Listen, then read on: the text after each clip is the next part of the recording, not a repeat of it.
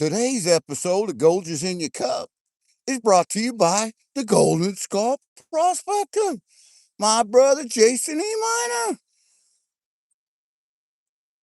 We back down on the river. We're in one of our favorite spots here. Water's still up and flooded. A lot of the debris has moved in. I just got here, just got my poles casted in. Don't know if there's going to be anything in here or not. We're going to find out, though. It's a beautiful morning here in the Ozarks. It was 61 degrees when I left the house. My truck said it was 59 when I pulled in down here at the river. We're here in southwest Missouri on the James River fishing today. Hey, Tomcat Josh, welcome in, my friend. Ringo and Czar, top of the morning to you. I hope you're doing well. We're having some Golges in our cup this morning, and we're fishing for some more channel cat.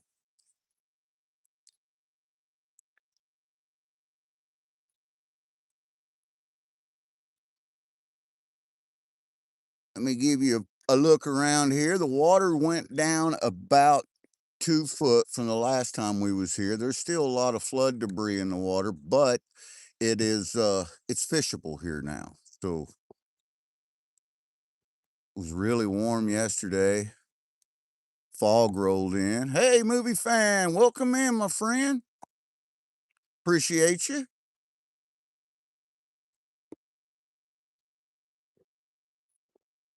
You can see that fog over on that field where that CRP's at. We just got casted out.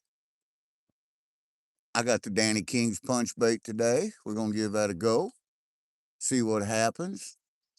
That pole on the left, when I went to cast it, I didn't get it out there very far, but it went in the water. So I thought, you know what, I'll give it a few minutes and see what happens.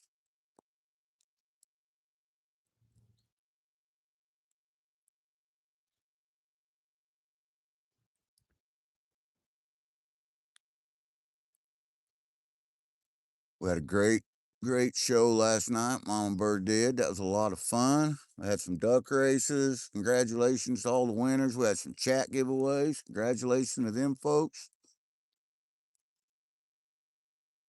Big movie fan, I sure appreciate you. You're awesome. You are awesome, my friend.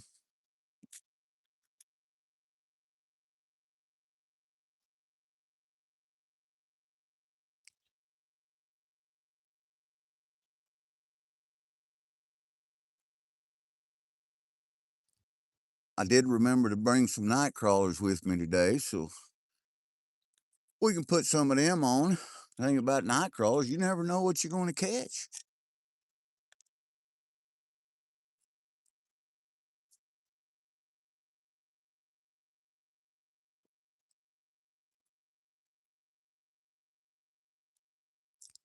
Got 23 amazing people in here right now.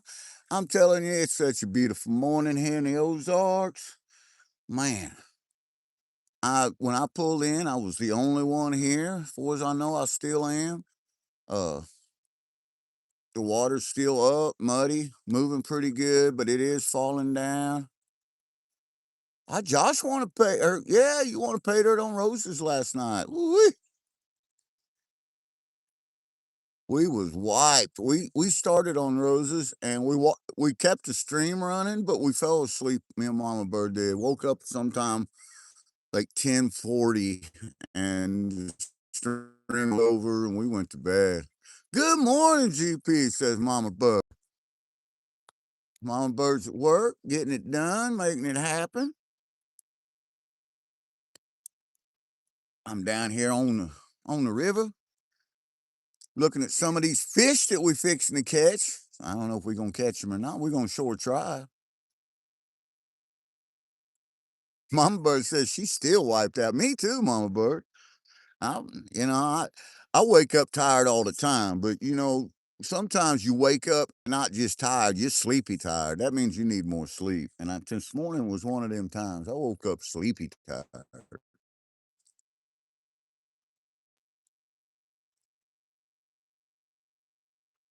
So the pole on the left that you guys are looking at is the one that I didn't get out to very far. So I'm gonna give it just a couple minutes and then I'm gonna pitch him back out there.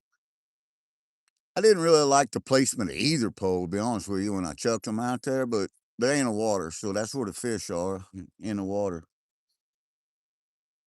So hopefully, we'll do some good in here.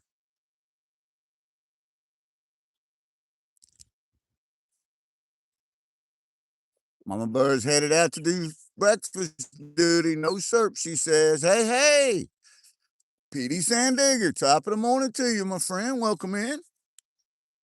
Hope you're having a terrific Tuesday. I know I am. I'm on the river. I'm on the river. I'm gonna check that pole on the left. I know I ain't got no bites, but I'm telling you, I think I threw it right in a tree root. I don't think it's in a very good spot. Let me recast that out there.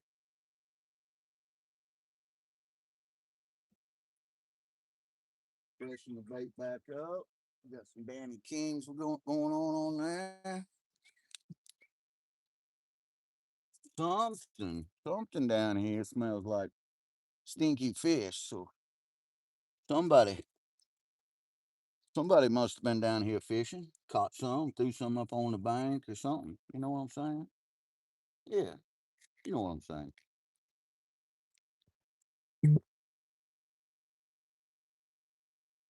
Get that Danny King's on there. Squish it on. Got some good gloves.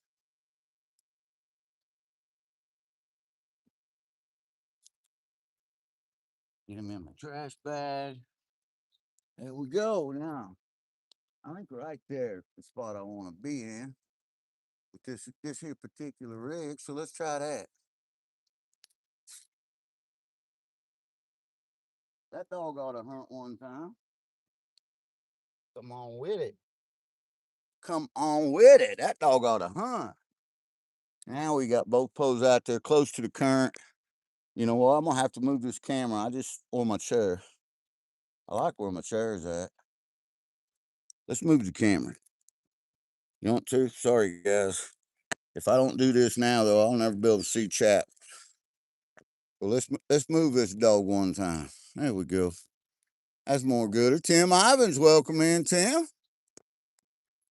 Modern Michigan Prospector, my pal Calvin, welcome in, Calvin. There's Crash.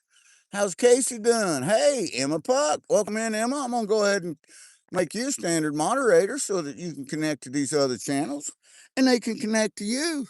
That's what we do here in the Gold Kingdom. We like to share the love, share the kindness. We're having some Golgers in our cup.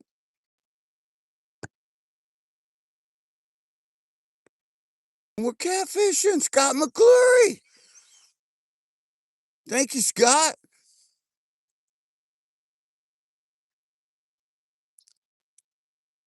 Today's episode of Golgers in Your Cup is brought to you by my pal, Golden Skull Prospecting, Jason E. Miner. You guys need to check him out on YouTube. Jason E. Miner is a great, great, great member of the Golden Kingdom.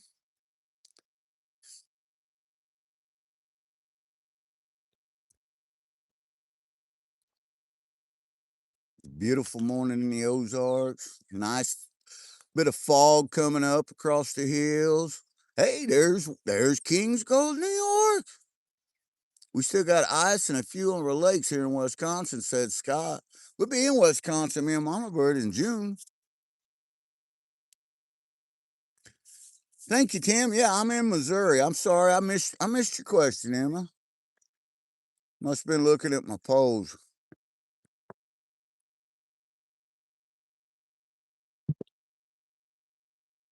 Well, big movie fan, I tell you what, I appreciate you so much. You have yourself a wonderful day. I know you're a night owl, and this is really late for you. So get you some rest. I appreciate you coming in and sharing us out. Hey, Lewis Outdoors, welcome in, my friend. Great to see you back in here.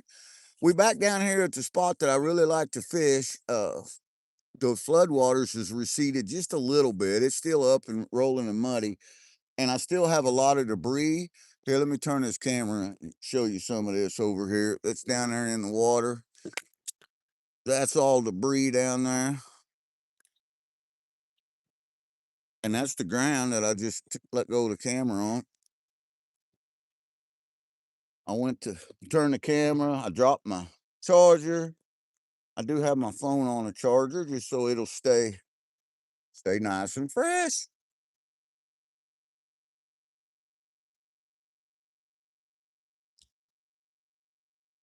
Yeah, I can see the camera now. I can see my pose in it. I got a bite. I think you're right. Dadgummit. Trucking 1266. Howdy, howdy, my friend. Welcome in. Let's make you a standard moderator so these other fine channels connect with you and you can connect with him. Make sure to hit that like button. And please subscribe if you haven't already. It's free. And anything free is worth saving up for.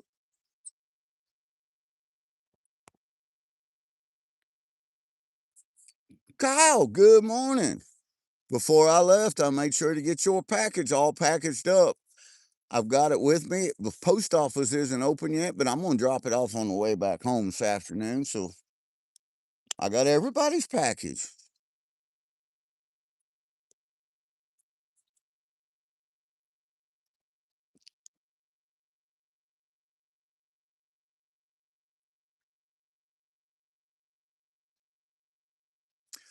Dan, welcome in, pal. Yeah, the water did go down. It's dropped here in the river about 3 foot, but it's raised in the lake because all this water, ran into the lake. And that's what we're wanting for our fishing trip coming up this weekend. We want the water to get up some. And it is. It's almost up to normal pool. And this is about normal pool for the river now. Oh, it looked like I might have got a bite there.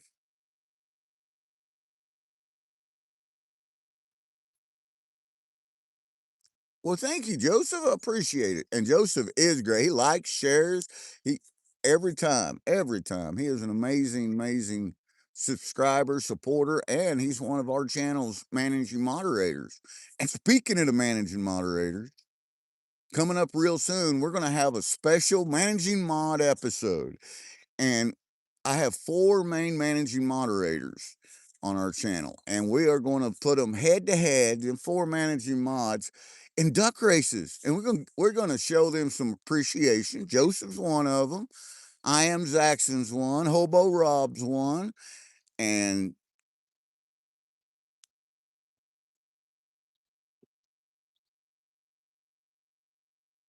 our rivers are still a little cold for my wall. Yeah, I bet they are. But we're going to get all them guys in there on panel, hopefully, and we're going to have some fun. We're going to give away some prizes. We're going to do some chat prizes as well. We're just going to make a fun day of it.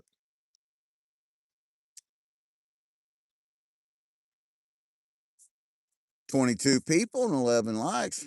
Thank you guys. I appreciate that. Big old hawk just swooped down out of the tree, out of the field, going down in that CRP field over there.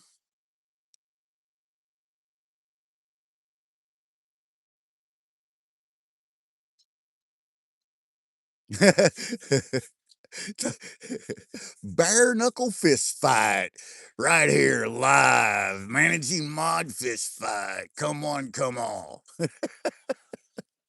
Yeah, that would be a sight to see. No, it ain't nothing near like that, but it's gonna be fun.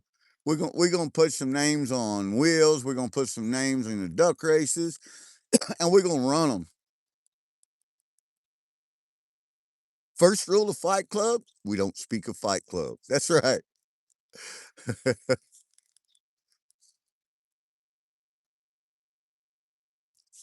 We're looking forward to our fishing trip coming up this weekend. We're gonna go down after Mama Bird gets off work on Friday. We're gonna stay till Monday. We're gonna crappie fish and walleye fish Saturday all day, and then Saturday night at midnight, snagging season opens here, and we're going after spoonbill at that point. Try to get some of them old big boys in the boat on camera. And then we got the week after that, we got a trip planned down to the mountains, and we're going to do some prospecting there. And then in April for Mama Bird's birthday, we're going to have Mama Bird's birthday bash down in the mountains, and there's some amazing people that's already RSVP'd through invitation, and they said they was going to be there. We're going to have a good time. We're going to find some shining. We're going to try to catch some fish, and we're going to celebrate Mama Bird's birthday and have a ball. Yeah, them big old spoonies are a good time.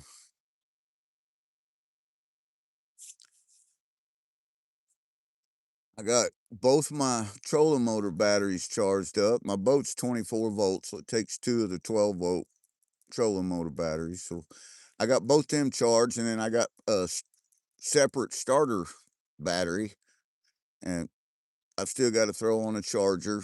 But they're all good batteries. They come right up. I just, want to make sure they're maintained. I basically got the boat ready to go. Hopefully it runs out, everything runs out all right. I have eat Kyle. I've eat them myself. I've only done it twice. Once they weren't bad. The second time that I tried it, it was the most horrible thing I put in my mouth. But it was a buddy of mine's the one that prepared him, and he didn't do so well. Charlie, what's up, brother?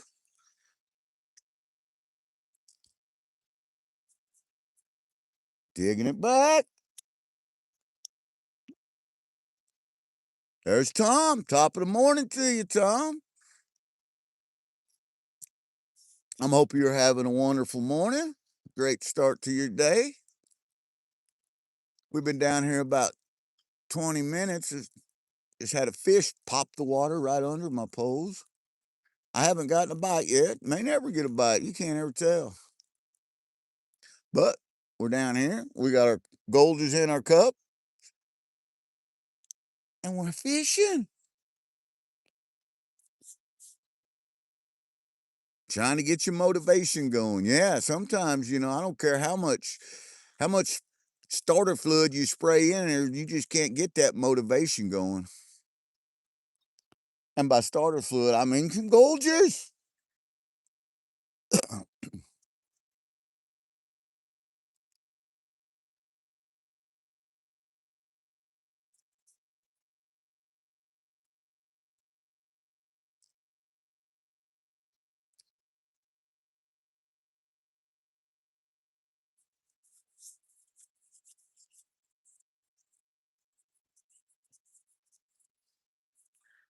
The starter fluid's not kicking in yet, right? Well, we get up early, like a lot of you guys do, and I already had a pot of coffee drunk before I ever left the house this morning, and I poured the other pot over in this giant cup, bring down here to the river to me. So my motor's running pretty good, but I'm not even gonna lie, I could still use about 3 hours sleep. But you know what? We're fishing, so we sleep later.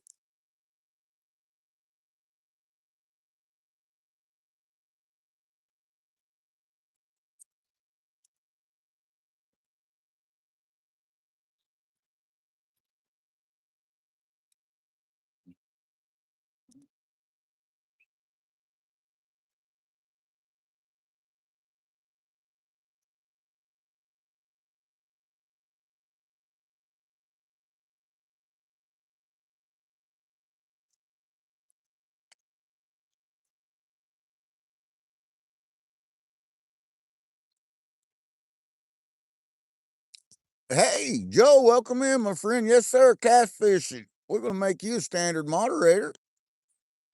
Appreciate you coming in. Welcome to the Gold Kingdom. Lady Sky, come on in, Lady Sky. We're going to add you as a standard moderator. These other channels connect to you, and you can connect to them. That's what it's all about: is sharing the kindness, sharing the love on this amazing, beautiful day here in the Ozarks.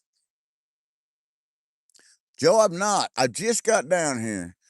I got down here about 20 minutes ago, and just got my pose in the water, and I haven't caught anything yet. But it's early.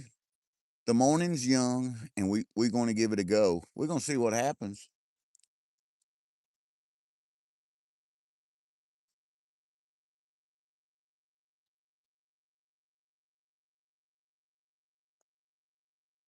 Going to go do some bass fishing yourself. Well, that's cool. I'm in Southwest Missouri. This is the James River in Southwest Missouri. I'm in a conservation area and public fishing area. The flood waters that we got over the weekend have started to recede just a little bit, and water's still up and muddy. And I thought, this might be a good time to throw some Danny King's punch bait out there.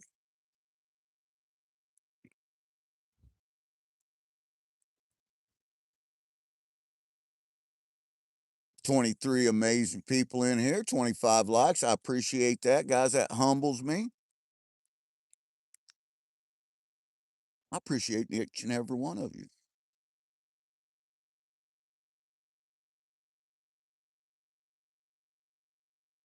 Exactly, Joe. And the thing is, King's Gold, I would love so much. There's some bedrock. I've showed you guys that in the past, just to my right, some exposed bedrock, and I'd love to crevice that, but in the area we're at here, we're not allowed. It's not allowed to any prospecting whatsoever.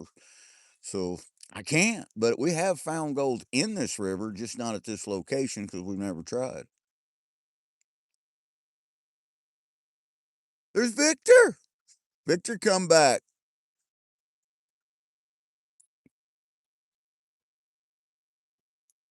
Victor is a trouser trout kind of person. He I'm not going to say it's a medical issue because trouser trouts, that's not such a bad thing, but hey, it all comes out in the end, Victor. That's right. And for those that you don't know, King's Gold is a managing mod, and man, I'm gonna tell you what, I'm excited. Mama Bird's excited about getting our managing moderators all together on panel, and we're gonna have a showdown. We're gonna have a managing mod contest. We're gonna do some duck races, some spin the wheels. We're gonna give our managing mods, show them some love because they show us love all the time. Yeah, Joe, it is got a good current here, and I'll tell you what, right out here, you can see. I don't know if you can see or not. I might zoom in where that water, that back current, that swirl is. Right underneath there, knock my charger off again, is a cave system, and that cave system flows water year round. Of course, this river's James River's never been dry. It's an ancient river, been here for millions and millions of years. But this backflow of this water right here, this pothole is really deep. It's about 30-foot deep on a normal day. It's probably about 40-foot deep right now. But it's a really good spot. About every fish that swims in Missouri lives and swims in this river. And at one time or another, we've caught them out of here too.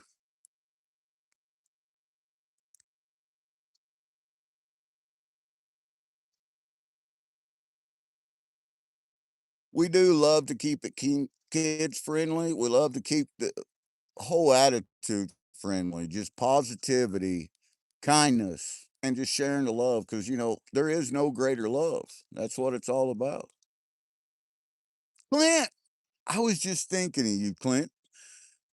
Glad to see you in here. Appreciate you, my friend. Welcome in. I hope that you had a great time in Arkansas. I hope the storms didn't rush through there on you. I know we had some good ones.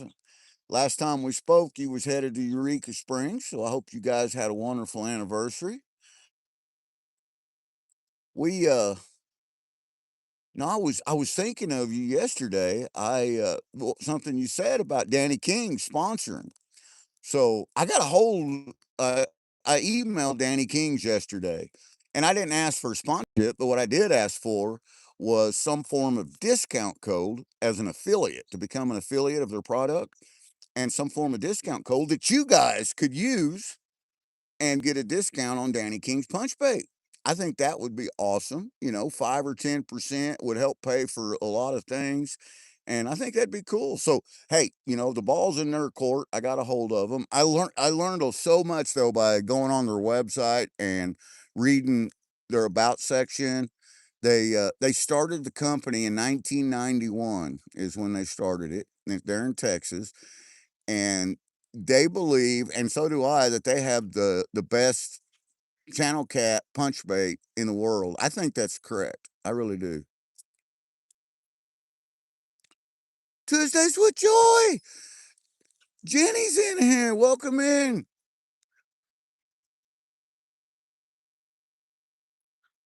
Jenny has got a wonderful channel. It is very positive, and on Tuesday mornings, she does very calming live feed. If you're having a rough day or a rough week, tuning in on there and just relaxing and letting all that frustration go. She's great at it.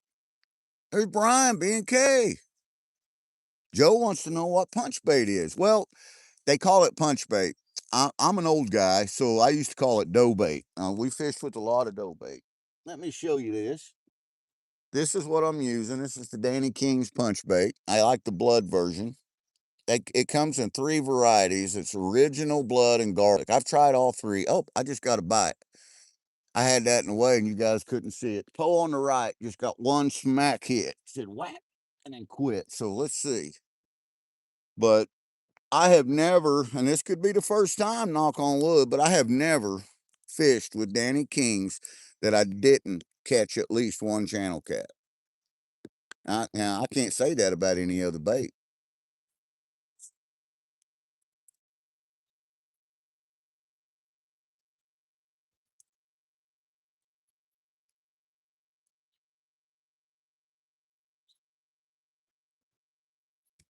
Happy birthday to all the March birthdays.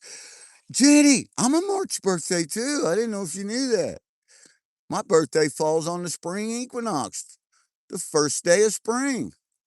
My pops used to say that I was a flower child, because I was born in that era, not area. He said, you're a flower child, a blooming idiot. Punch bait, rotten food that if you consume it leaves with a powerful 1-2 punch. No, now you lost. Yeah, I guarantee it. And the thing is you got to put that on the label. It says it right on it. Not for human consumption. Well, that always somebody must have tasted that. Bruce, top of the morning to you, my friend. I will try to catch Brewers a fish. Right there. He's the one come in and says, catch me a fish. So, well, today's episode is brought to you by the Golden Skull Prospector. The first fish, if we catch the first one, it's going to be dedicated to Brewers prospecting. My pal Jeff.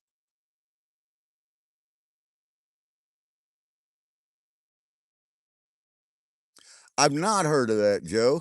I have caught channel cat on lures, on jigs and lures. I've caught several of them when I've floating this river doing some little bass fishing, and but I've never heard of someone taking a buzz bait and stirring them up.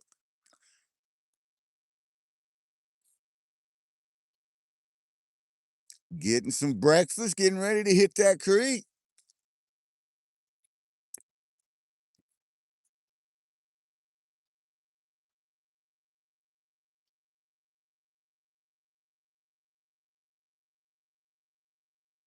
Oh, thank you, Jenny. I appreciate that, girl, and I will.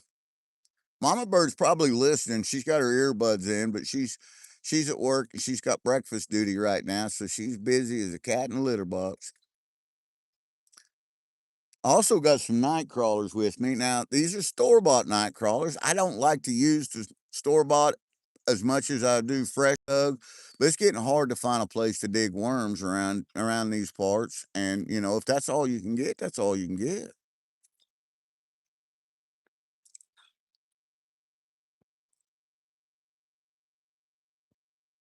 That's pretty crazy, Joe. That's pretty wild. I'll have to give that a try sometime.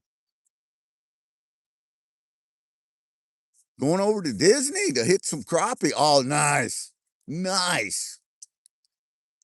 We're going to try to catch a big mess of crappie down at Table Rock on Saturday. We're getting down there on Friday, and we're gonna crappie fish and walleye fish Saturday all day, and then we're gonna start snagging at 12:01 a.m. on Sunday morning, the 15th, and we're gonna snag and try to get them old big spoonies up in there.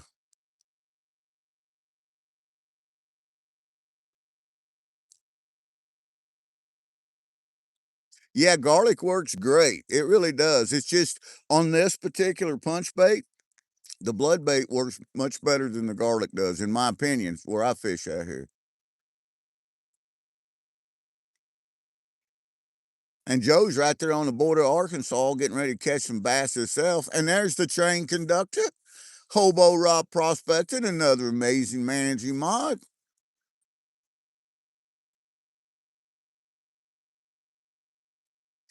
I've got an area in our backyard, Joseph, that I could do that with. And it's an old garden area that we don't use no more, so the soil's really good. And I've been thinking about going out and just digging a couple buckets full of worms and dumping them out over in there and creating my own worm garden. Yeah, me too, Rob. It does me too. I don't like it.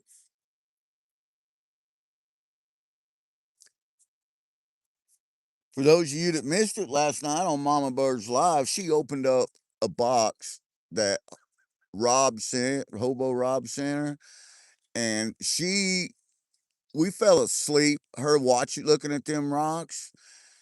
And when we got up this morning, she no more than got a sip of coffee, and she had that bowl of rocks back out digging through it.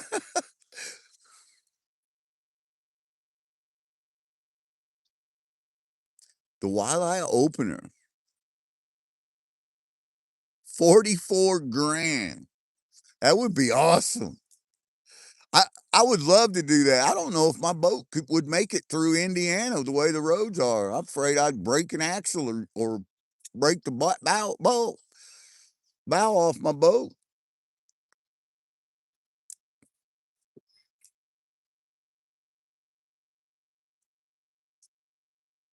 Hey, that's a good idea too.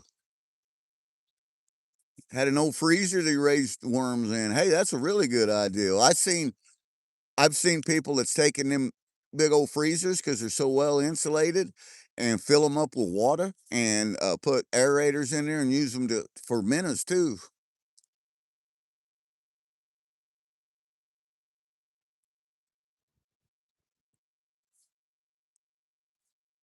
Yeah, and it's not what we've got there that I'm thinking about using. It's not a raised bed, but we did use it as a garden area for about 12 years straight or so, and it is all blocked off, and the dirt in it is just it's great dirt.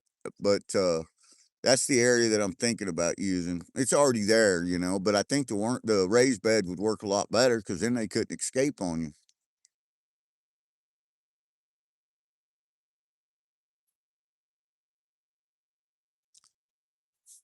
Well, that pole that got a bite, that right pole's the one that got a bite earlier. It hasn't hit it since, so I'm gonna reel that in and check the bait. Bus Betty. Uh, Very cool. I'm gonna check the bait on that right pole, and then we may put some night crawler on this other pole and cast it out too. Why not? We got it, right? That's what it's for. That's why we brought it.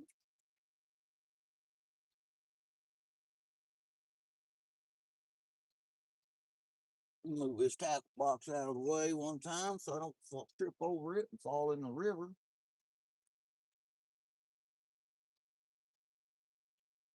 I am hung up.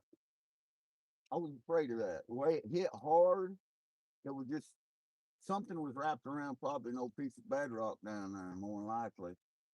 Because it was pretty easy. I popped it loose. And there is a lot of debris in the water because of the flood that we have. And so this here punch bait, here's the way I think you guys can see that. Here's the way that they recommend you load it. You use the stick and you just put your hook in there. I use gloves because this stuff really smells. And then you just give her a poke down in there, like so, and work that in there a little bit. And then when you pull it out, you got that glob on there. Well, I'll take that glob and then I'll mash that in around my hook real good. I'm using spring hooks, number 4 treble spring hooks.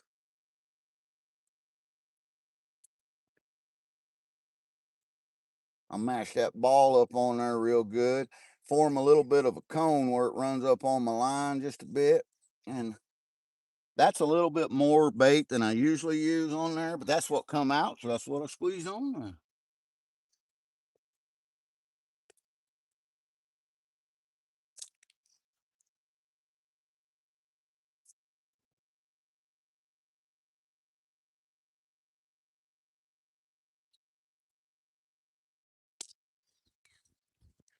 She's slick and muddy here. I don't want to fall in. All right, let's pitch him out there and see how that goes.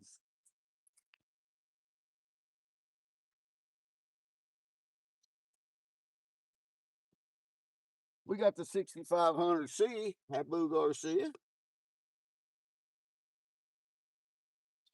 that we're using today. I can see Chad again. As long as they have organic material, they will grow and produce. Heck yeah.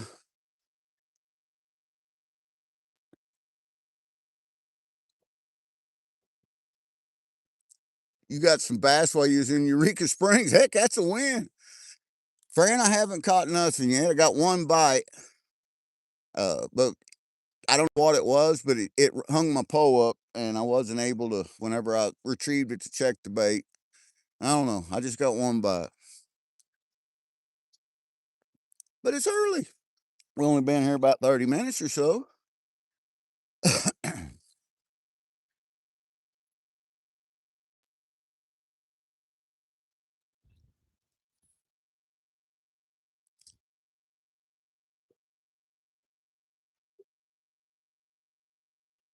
Bike mount another ambassador here.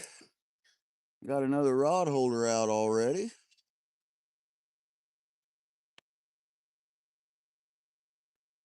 And I got some worms. I'm going to throw a worm on there. Clint says, do the Golders fishy dance. Yeah, exactly. Last time we did that, he come in. Oh, and he was 5.5 pounds. I weighed him. I'd got a little picture of it. It was hard to use the scales in my phone to take the picture, but I did get it. But he was a 5.5 pounder, so that's not too shabby. Not too shabby for late winter fishing, early spring, whatever you want to call it.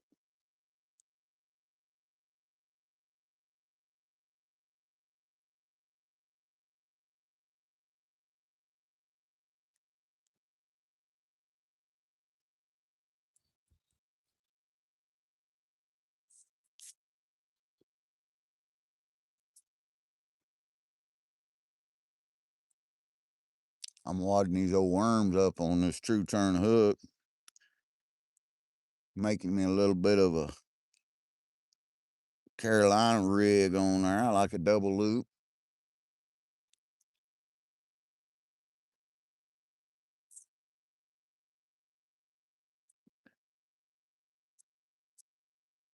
Well, I appreciate that, friend. Thank you so much. Big old crane just flew over. Got got a nice wad of worms on there. Give her a little GP juice. Get on out there and get you something. Let's pitch him out there and see how he does. I'll have to check them out, Rob. And Dan says, good, she gone. You two cracked me up. We love you guys.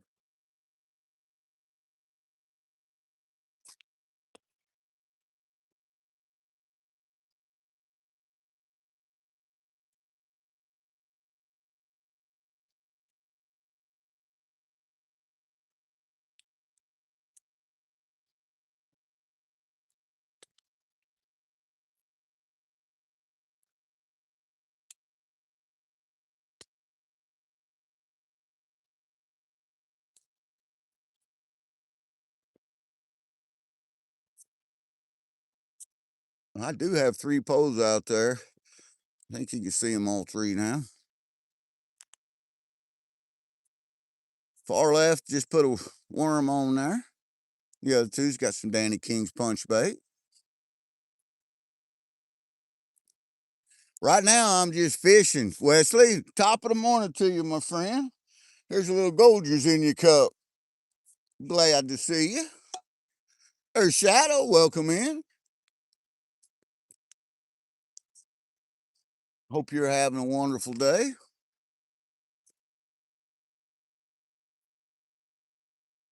Hey, that would be great, Clint. Heck yeah, man. Looking forward to seeing some of that. I'm hoping that the crappie are biting. The water's pretty cold here still. I mean, let's face it. It's March 10th, and the water's still pretty cold. It's about 38 degrees or so, but it's warming up every day because our temperatures. Well, today's supposed to be close to 80, and then we're supposed to get a rain again tomorrow, another big rain, which will be good, and it'll be a warm rain, so that'll help as well. I like that water to hit about 53 to 55 degrees, that water temperature. Man, that just smack dab perfect almost. Well, that means a lot, Clint. I appreciate that.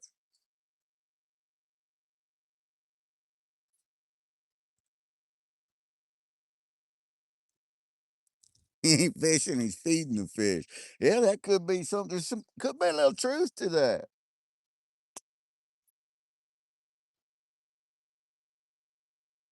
Well, I showed up today for the long haul, brung my phone charger, brung me a snack. Oh, there he goes. There he goes. And I was messing with my snack and I missed him. Did you guys see that? That stinks. And that's Danny King's punch bait. I missed him. That's 100% my fault. That fish was there bouncing.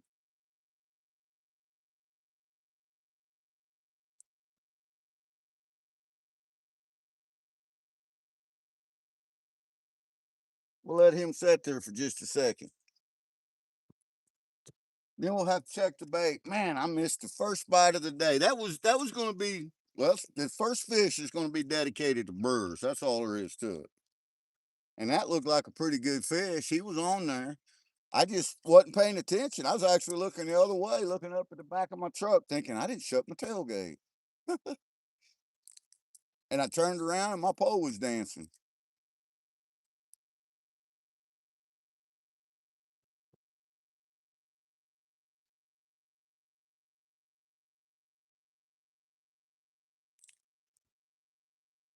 All right, let's check this and see the damage he did. That was a good bite. Dad, gummit. Stripped it. I can tell by the way it feels. He stripped it clean.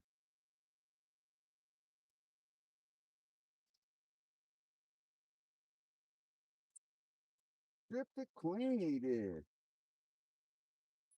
And again, nothing but my fault. Blue skies calling my name. Nothing but blue skies from now on. Blue moon over the sea.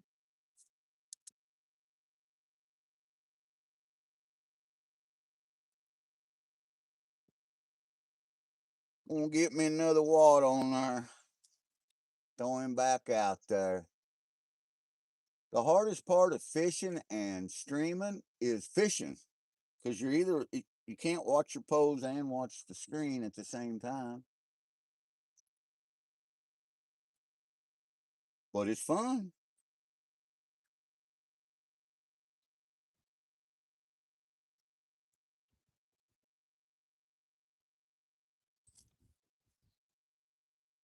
Got him baited up, pitching back out there.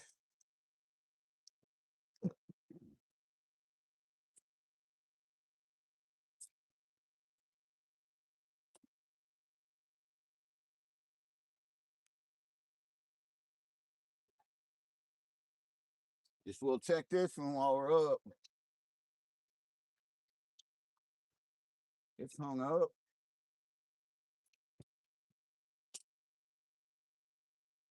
That's why it wasn't getting a bite.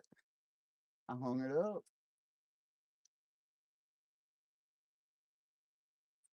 I don't know if I broke my line or if I pulled it off.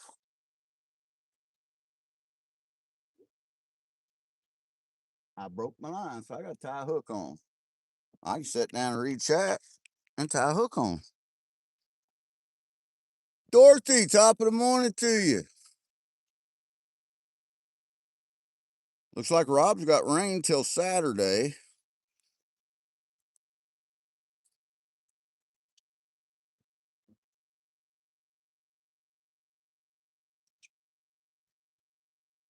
I do like that Danny King's punch bait. And like I said, I sent him an email. I got a hold of him, and I just had some questions. I asked him about whether or not they was going to offer an affiliates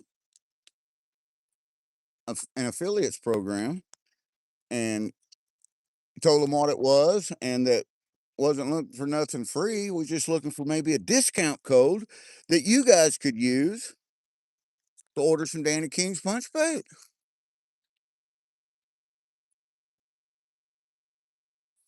What you say about a hookah? A hookah? I don't have a hookah. You got a hookah? Clint, I don't know. You know him better than I do. Uh, so I don't know, man. All we can do is wait. The ball's in their court. I know that other places do that. We're affiliates with Prospector Dream for all the Dream Mat stuff. You get a 10% discount using our code. We're affiliates of Craco Magnets for magnet fishing. You get another 10% on the Craco Magnets using the code. So it's something I could put on here and share the love. And Rob wants a hookah. He said, hookah? Yes, I'll take a hookah.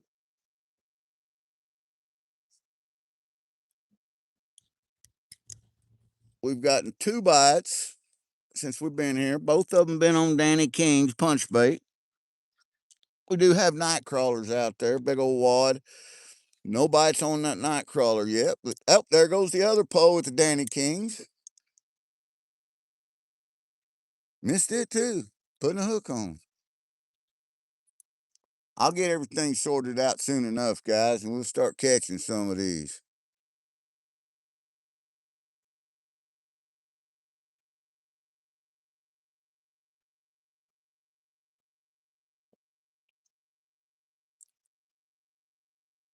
See you, Shadow. I haven't did the dance. I'm afraid Clint might be. There might be some truth to what Clint's saying there. I might have to do the fishy dance.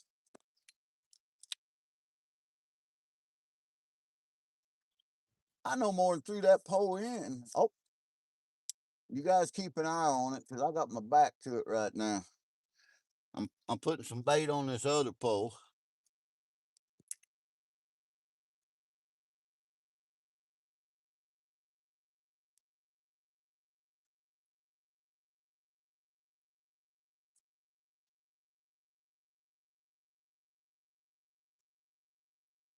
Scream real loud if it starts biting. 'Cause like I said, I can't see it. So somebody have to holler. Maybe turn your cap locks on or something. GP, you're getting a bite, one of them kind of things.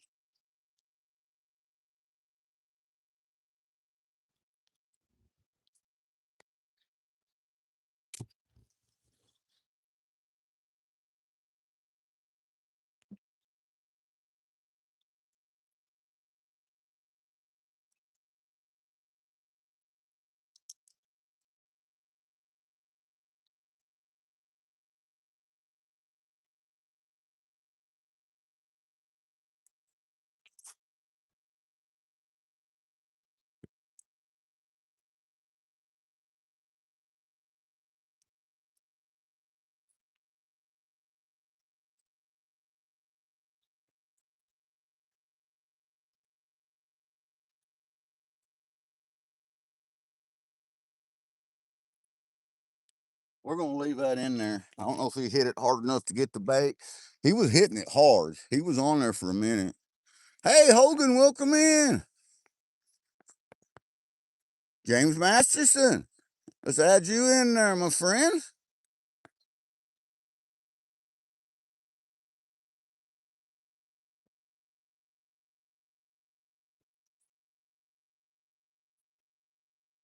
Yeah, exactly. I did it in 10 minutes. I had a fish.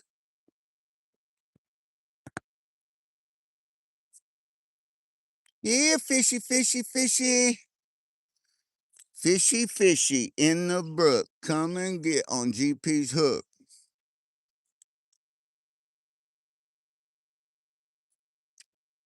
So let's give him just a little. Just heard a blast. Must be blasting up there at that mine. Give him a little drink of some gold is here. The best part of waking up is gold is in your cup.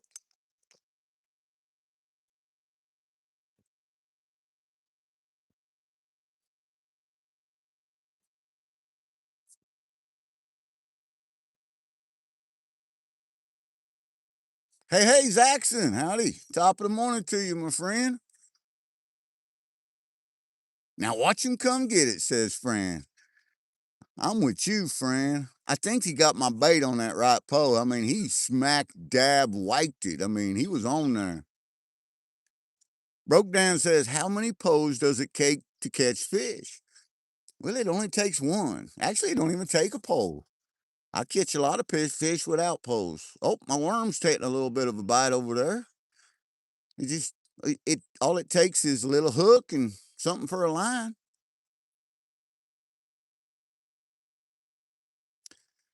Here in Missouri, we're allowed to have 33 hooks at one time in the water, and 3 of them are allowed to be rod and reel.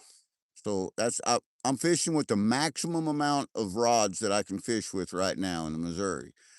Now, if I had limb lines and trot lines out, they make up the other 30 hooks.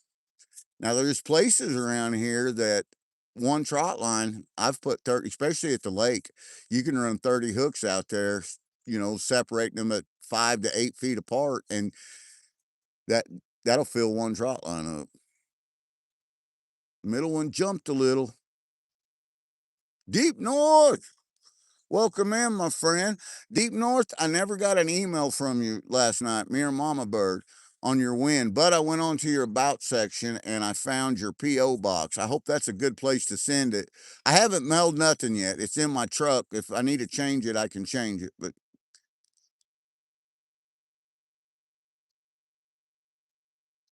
can't blow your eardrum, right? That hookah diving is the only diving that Mama Bird has ever done, and uh, we did it in Florida. She went in Florida. I'm Patty certified, being on the fire department and all, and they allowed me to run the hookah because of my certification that the uncertified divers wasn't on at that time. So she felt pretty comfortable and she had a good time.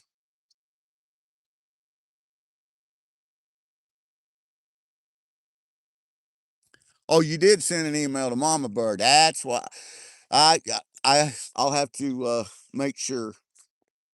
So I won't mail that to your PO box then if you've got a different address you want that going to. The PO box is right. Got it. Okay. Well, that's the one that I addressed it to. And since you sent the email to Mama Bird, I'll be able to have her to send you the tracking number when I get it mailed out this evening.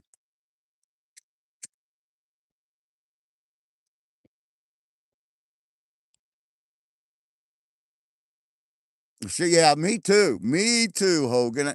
I'm deep sea certified, deep water certified, deep water rescue, but I don't want to do it no more. Not no deep water. I can't take it. The pressure's too. One thing, the pressure's too much, and for another thing, I'm getting so old, man. I don't want to do that kind of stuff no more.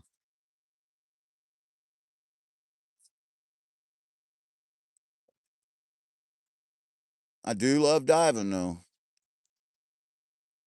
Oh, that middle pole just got a bump. Watch it wiggle, see it jiggle. Come on, channel cat. Hit that pole, that's where it's at. Just come on and grab that bait. Run it home, you won't be late. GP will reel you in. Come on and go.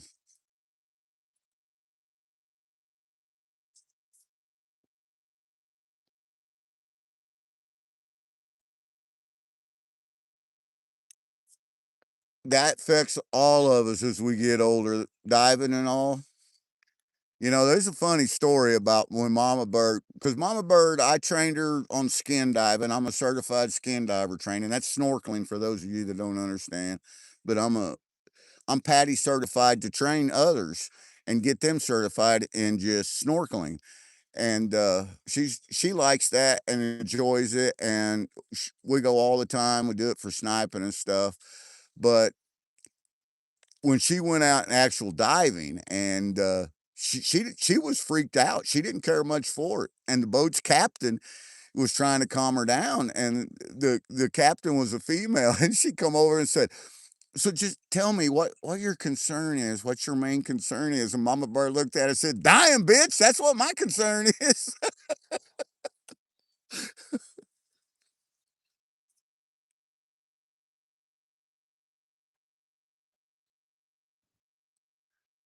29 amazing people still in here. I've missed, that was my fault. Two fish. I've gotten another bite that just, I think it was just too small and took my bait. But I may have missed more than that because I had my back turned for quite a while.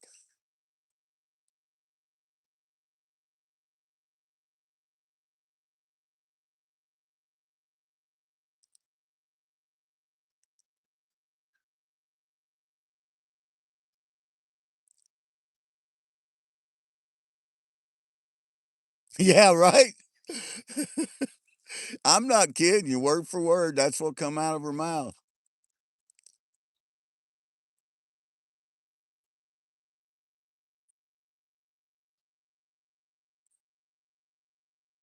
That's cool, Hogan.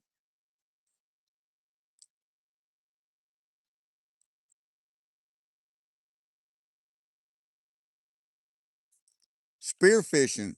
That would be a good time.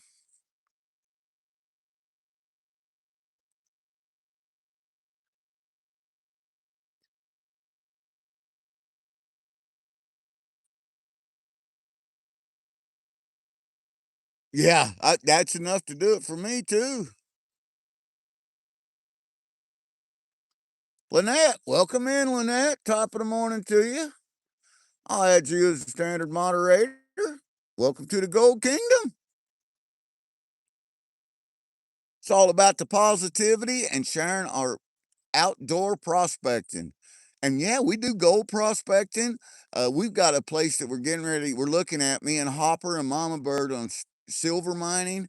And we also go prospecting every time we go outside. The prospect of catching fish, the prospect of hunting, the prospect of finding cool rocks, cool flowers, prospect of foraging, finding them mushrooms. We got mushrooms coming up here already. Already this early.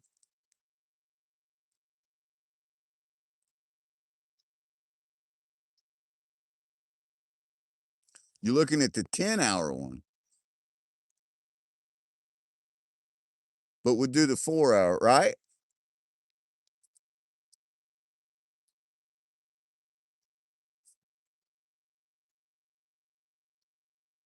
You got to get out there, Tim. You got to get out there.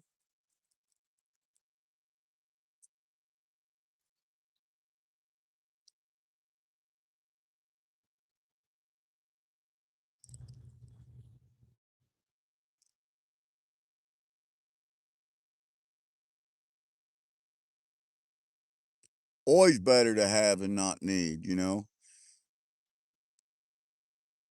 There's a lot of things that you can be red on, and you want to be green on everything. And I can tell you what, there's been times that I have been red on stuff, and by saying that, by being red on it means you're out of it. And it's my fault that I didn't take enough water or didn't take enough ammo or didn't take enough of this, uh, because I wanted to lighten my gear up. And yeah, No, no, that's 66-pound pack. You need to weigh 66 pounds for a reason. Need to get more pay dirt.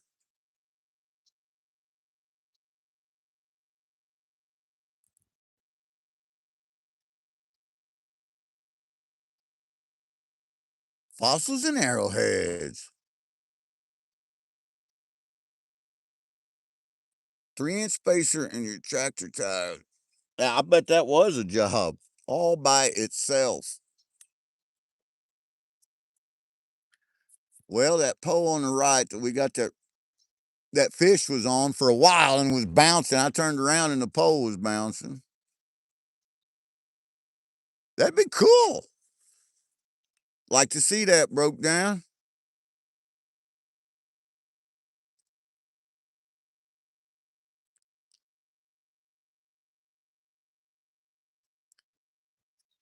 We find a lot of teeth prospecting, a lot of fish teeth, but we also find horse teeth and cattle teeth and just teeth in general.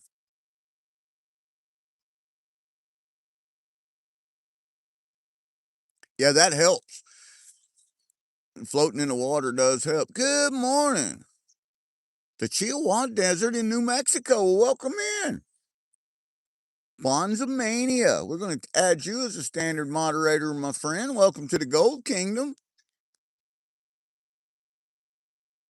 And top of the morning to you. I'm gonna check that bait because I think he got that. He was on that line long enough to got my bait.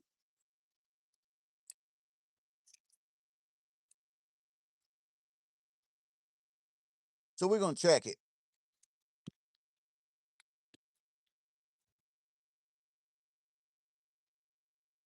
It feels like it still might have something on there. Little bait on there still, maybe. He did. Maybe I should have left it alone.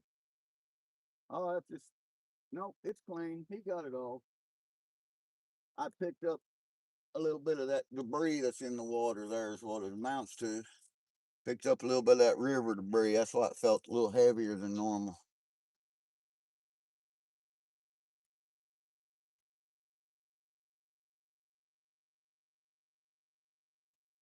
He stripped her clean. I mean, that old spring hook's clean right there one time.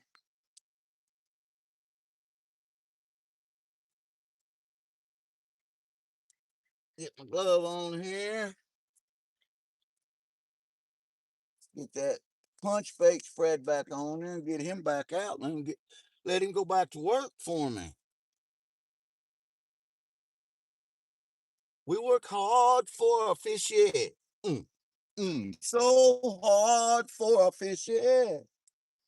We work hard for a fishy, but we like to fry 'em up. Uh-uh.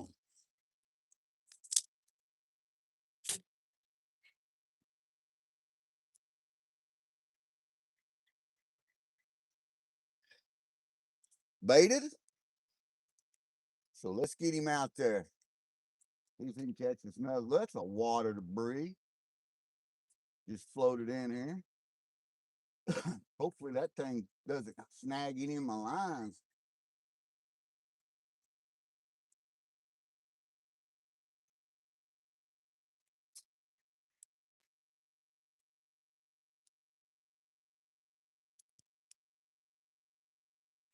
Let's see what that does for it. Y'all see that big old wad of debris that just floated under all my lines? That's crazy. Look at that thing. That's 6 in diameter.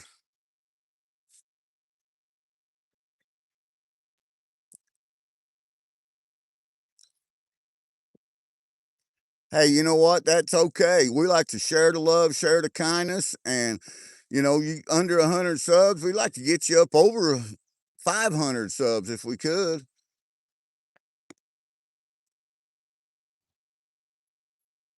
Yeah, mine does too. It just bounces around up and down, up and down. You never know. Beaver Dam floating down the river. I'm in Missouri. I'm on the James River in Missouri.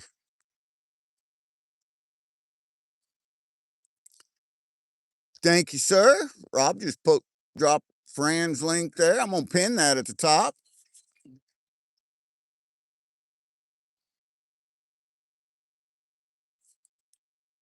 I just heard a deer blow over here to my right. I don't know if you guys heard that.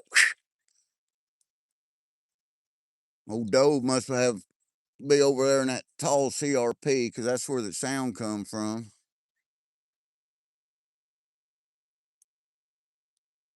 Boy, that current, I threw that pole right out in that current, and it has got that heavy, medium, heavy rod stiff down.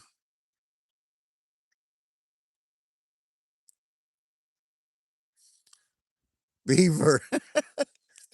I think that beaver might be King's Gold's favorite kind of meat. You never know.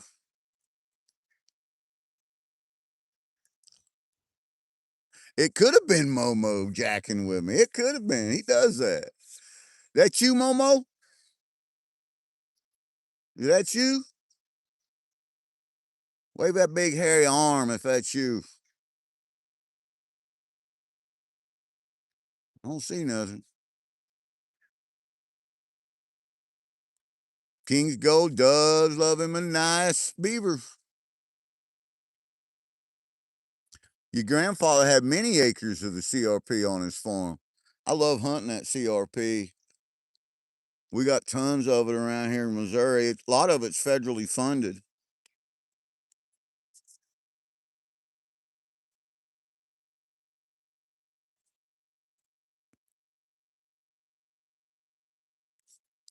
Fran says she's tried beaver, but she just couldn't acquire the taste for it.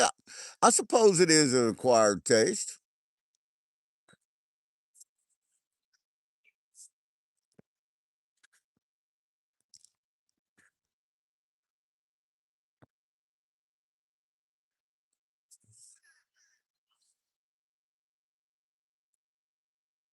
The Kansas, Colorado, up by Nebraska.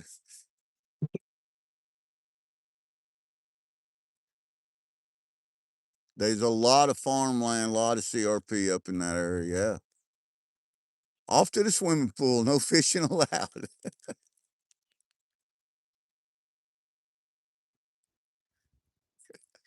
Joseph, well, Fran, at least you tried it. Was that in your college days? Fran said, no, it was back in high school.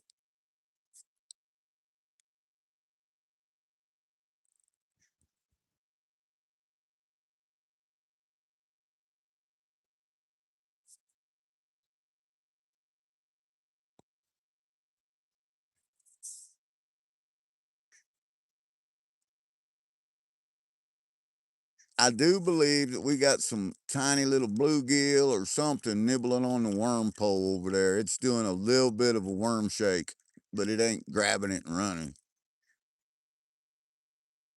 Muleys, whitetail, pheasants, and bobwhites.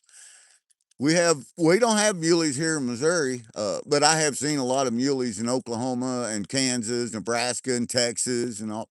But here in Missouri, we don't have them. But we got pheasants and we got quail, and we got the bucks. We got whitetails big as Buicks over here.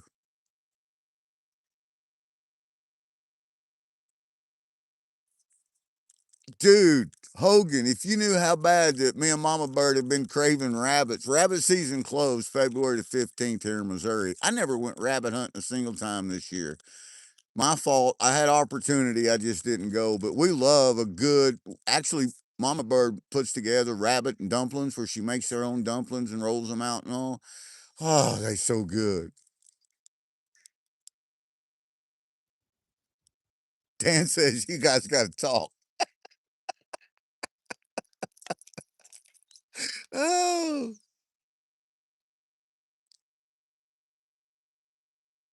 Momo pie. Whatever that is, it's getting out there. It's about to snag into my line, and when it does, it's going to stop, and then my line's going to it's going to be a mess. We're fixing to find out what the hell it is because I bet you it hooks into me, and I have to reel it in.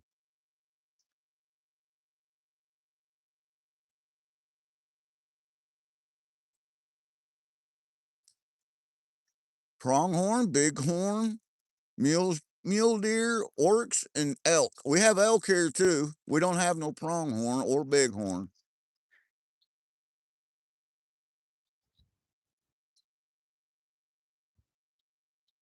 Right, right, Hogan.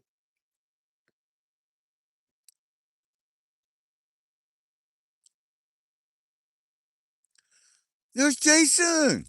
Jason E. Miner. And today's episode of Gold is in Your Cup is brought to you by the Golden Skull Prospecting. My pal Jason E. Miner.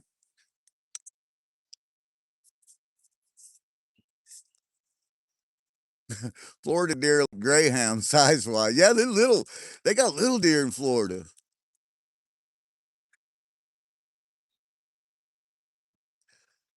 Back when I was, as I've told you guys before, I had the opportunity to do some professional bow hunting, to be a TV bow hunter. And, well, at the time I turned it down. My career was too important to me. So, but I got an opportunity to travel around and do a lot of turkey hunting and deer hunting. Oh, there we go. Right pole. Come on. Oh, I think, yep, it's hung up. My right pole's getting hung up on that damn cluster. I'm gonna leave it alone and see what it does. See if it unhangs itself. That's where that jerk was. But I never went down there. I wanted to go to Florida and get me a Merriam turkey. And I never got down there and got it. So that was the only turkey that I didn't get with my bow. I've killed all the others with my bow. I just wasn't able to make it to Florida to make that happen. Solid brass, large skull pendant. Like stupid big. That's awesome.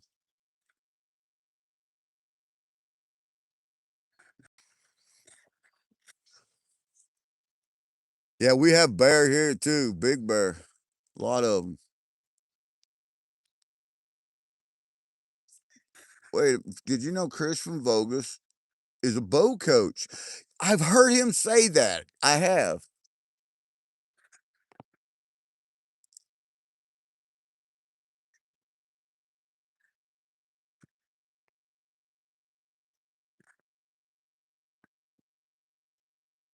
Don't threaten me with a good time, Hogan. You know it. And the thing is from here, from where we live, from Springfield, we can fly to Florida. That's the cheapest place there is for us to fly to. And we used to go down there every year, me and Mama Bird, and spend some time down there. But it was just vacation. But I'd love to go down there and hog hunt and turkey hunt, man.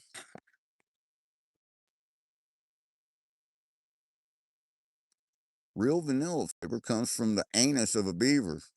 That is something I didn't know. I just learned something. Thank you, Rob.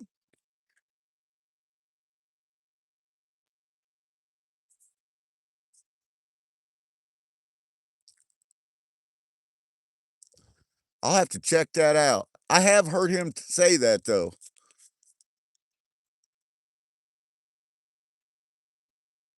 Guess that's why I like the imitation vanilla.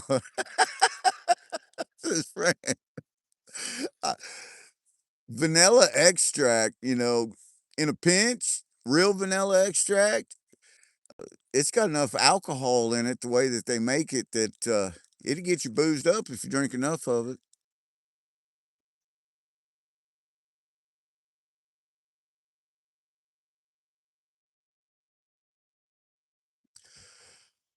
You know what, Hogan? We was sitting here wondering what we were going to do with the vacation time Mama Bird had in May. You're bringing some things up, man. We're going to have to talk, brother.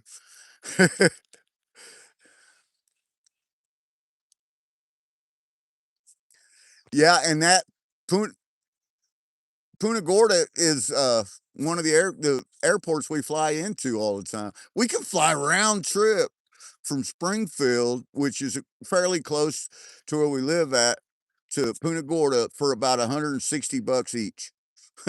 So yeah, we spend more than that in fuel. That's just to go prospecting.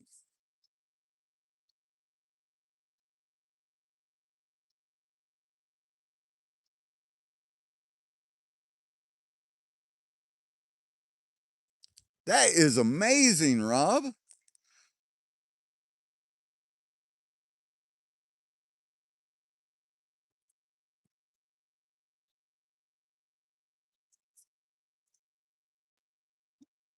So Mama Bird's probably still listening to this. So I don't know if she is or not. I know she's at work and she gets busy between 9 and 10. Just like you ain't. I mean, like it's nobody's business busy.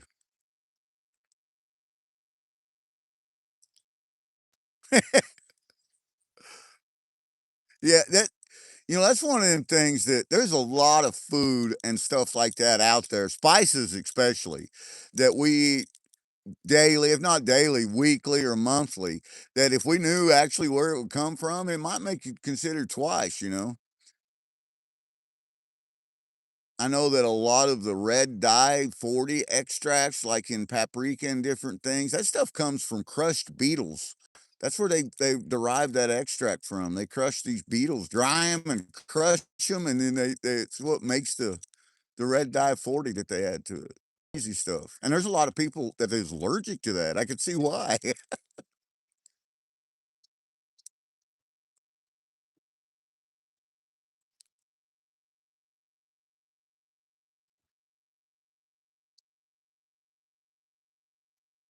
Yeah, Mama Bird was here just a few minutes ago, Clint.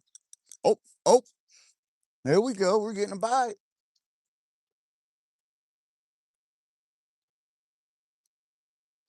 We do have him. We have a fish on, guys. He's hung up in that Momo turd.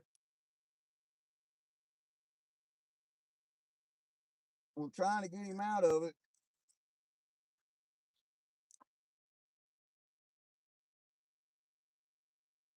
I'm gonna have to.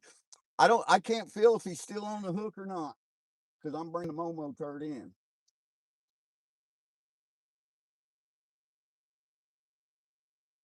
But there absolutely what is a fish on this line. I can feel the fish. If he doesn't come off,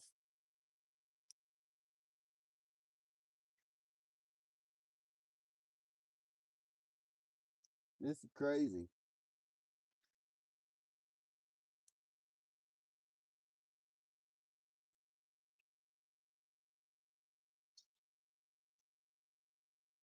So what I'm gonna have to do is I'm gonna have to put my pole back in a holder and take my net. Let me turn the camera down here. I don't know if the fish is still on or not. This is crazy. See that? My line's hung up in that mess, and there's a fish on the line, or there was.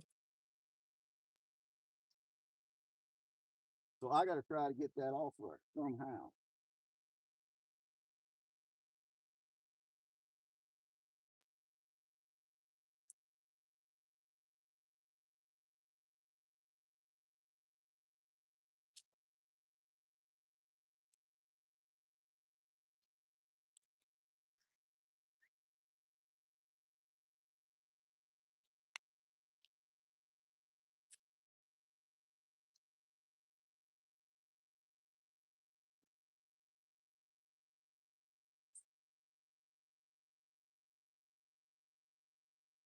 Yeah, this ain't working.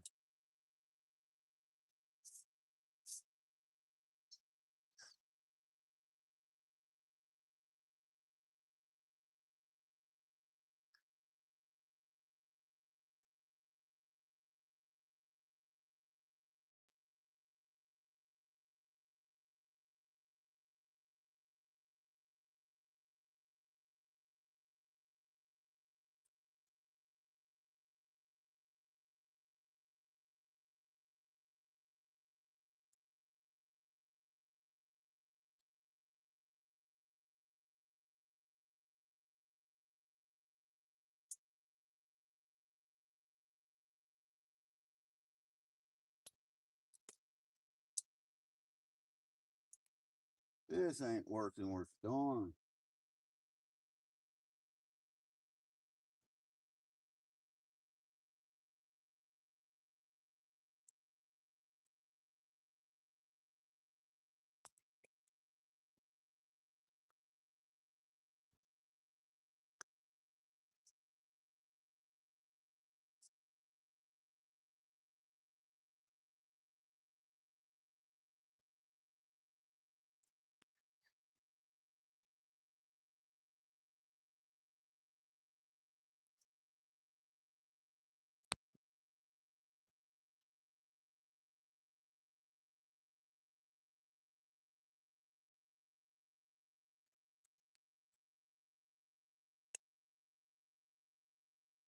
Broke it. After all that, snapped my line finally. Which that was probably going to happen regardless. That's what happens when you're fishing the debris. Bye, Mr. Fish. We had one. We just couldn't land it. In all honesty, I don't think he was very big.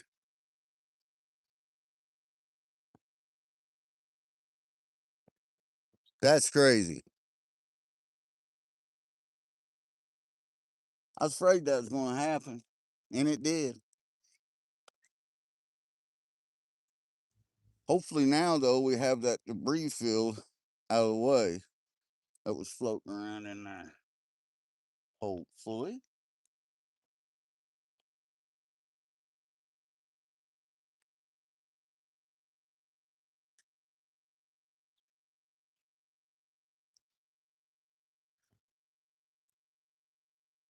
Yeah, I got the Momo patty out of the way. I still think that fish is still hooked to that on the though.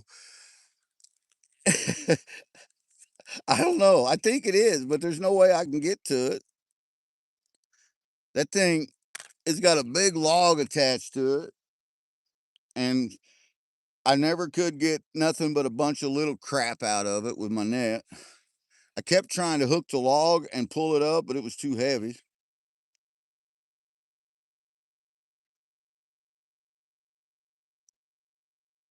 And when I pulled aggressively, I snapped the line. Yeah, Momo had plenty of fiber. That's a fact.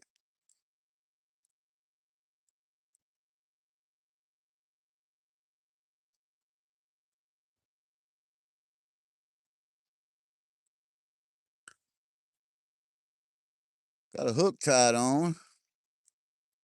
Trade that net for a garden rake. If I had a garden rake, I probably would have worked. That probably would have worked. And there's another big log laying over here to my right, a big limb, and I almost grabbed it and tried to use it like a rake, but I knew it was going to be a failed thing. I had to try it. I mean, I could feel the fish fighting me the whole time. We had to try it.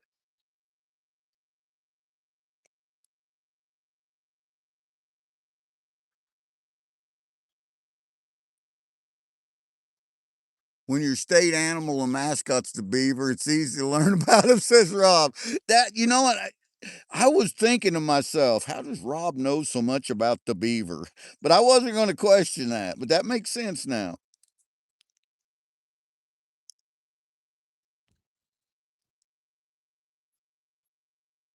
He stand on that island, says Dan.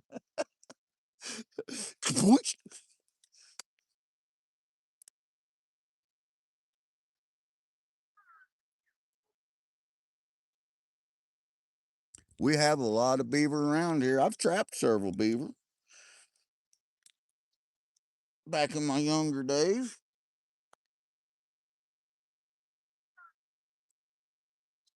Hey, Chase, welcome in, my friend. Add you as a standard moderator.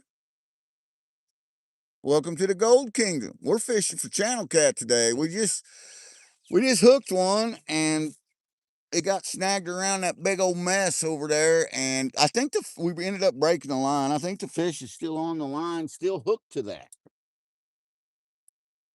There's nothing I can do about it now. It's all over but the crying for him.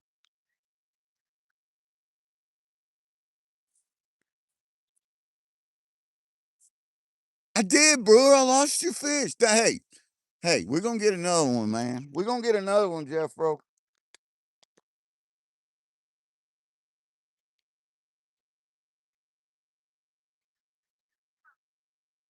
That one obviously wasn't big enough to be named the official Jeffro. That's all that amounted to. So we're gonna throw it out there and get a bigger one.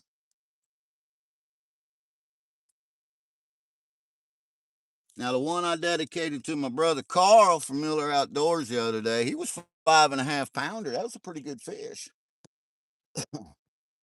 Pretty good channel cat.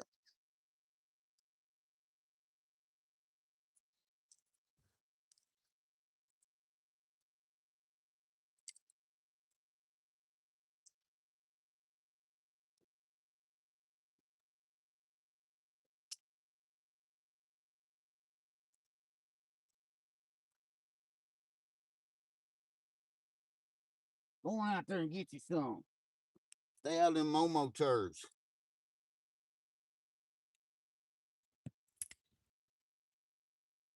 I said, stay out of them Momo turds.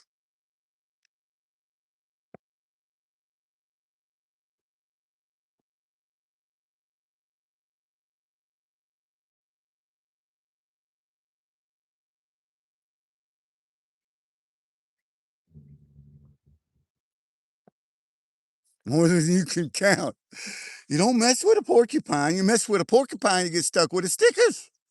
You get stuck with the stickers if you mess with a porcupine. This is the same spot, Clint. It is. And it's a good spot. I'm season's a little early for these old channel cat, but this right here is a really good spot. And I figured I'd already have 2 or 3 in a basket, and I should have. I should have had. It's my fault I don't have.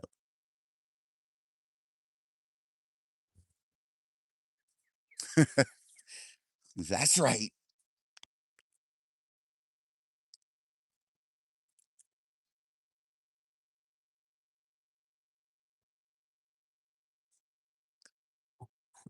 Something is still on there because it's pulling it against the current. So that fish is still hooked to that big old pile of crap around that 20-pound test line that I have that I snapped on a number 4 spring treble hook. Yeah, it's a good spot. And there's plenty of room. It's a smaller spot, but there's plenty of room for at least 2 people to sit side by side and fish, with a couple poles each.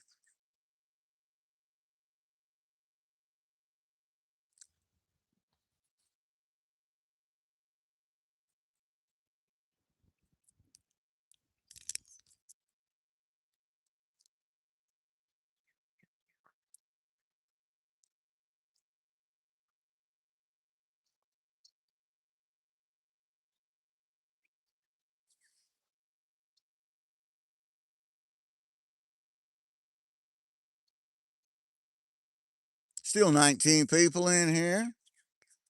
Got 49 likes. I appreciate that, guys. Yeah, I'm hoping it will too. Look, let me show you. Let me turn this camera back again. It is going up current. The fish is pulling that up current. Oh, he can't fight that current. It's getting ready to hit it and bring it back down here to me and then get snagged up. And we're going to do it again. Watch.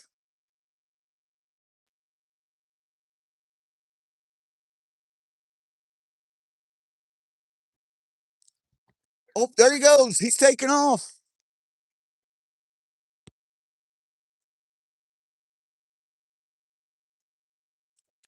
Got him. Oh, yeah. Come on.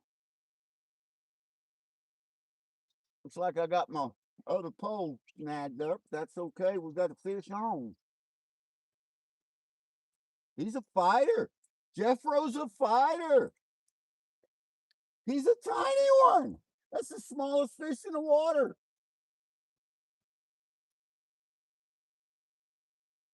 That is the smallest channel cat in the river.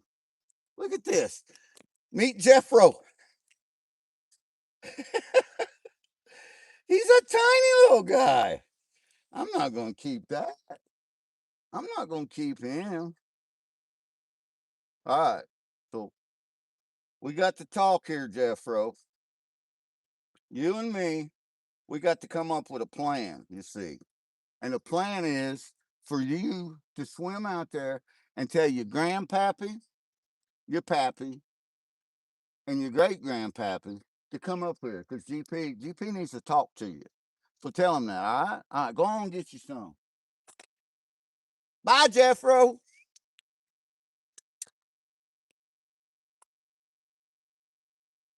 We got reel these worms in because I was all snaggled up on the worm.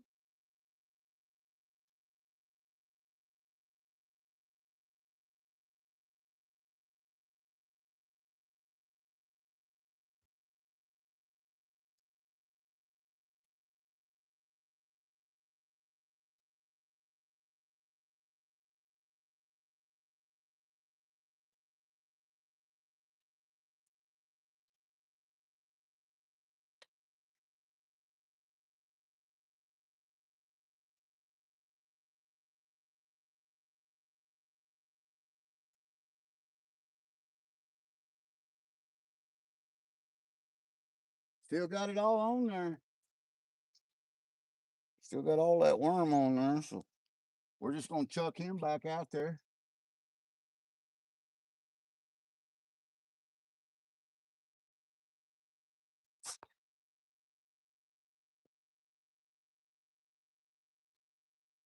And hope that something gets on it.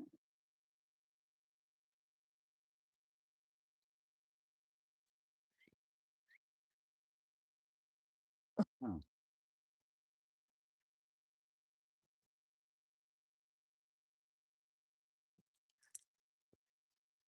Do you guys see that? Do you see the size of Jeffro?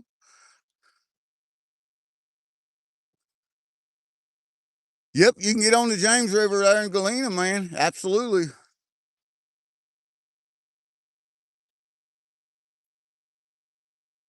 Don't touch me, the water's cold.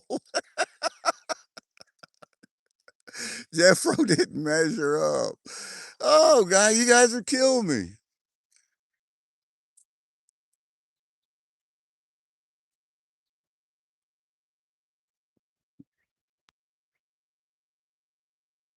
Well, we had a talk, and hopefully that little Jeffro, he listened, and we'll be reeling in Jeffro Senior here shortly, hopefully.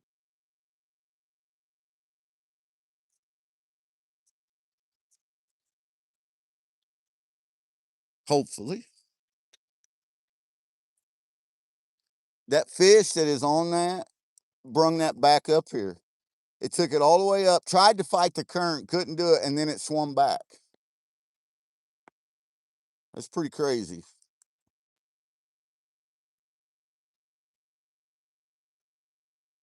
Yeah, it's a little squeaker cat.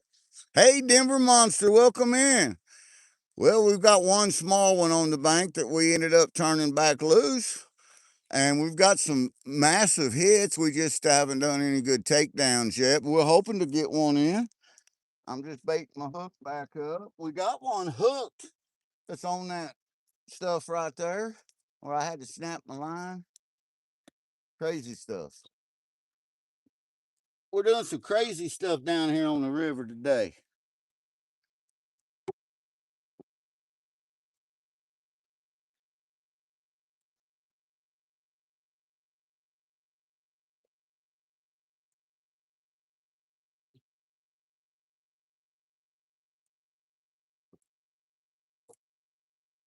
Wasted days and wasted nights. All right, let's get this other line back out there.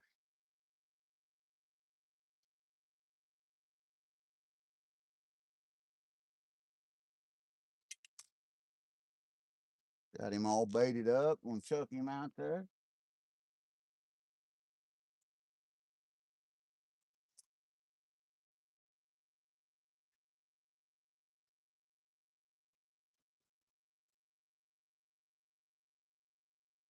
Pull some slack out of that one. There we go. Now we can sit back down, talk to chat. Wait for our pose to go bounce to bounce to bounce to bounce again.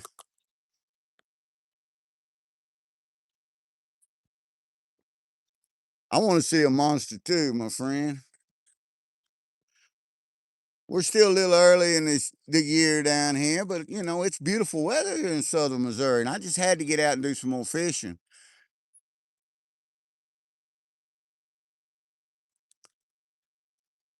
We got some monsters in here. I've got the gear that I should be able to bring them in too, as long as they don't hook into some of that them big logs floating around like that last one did.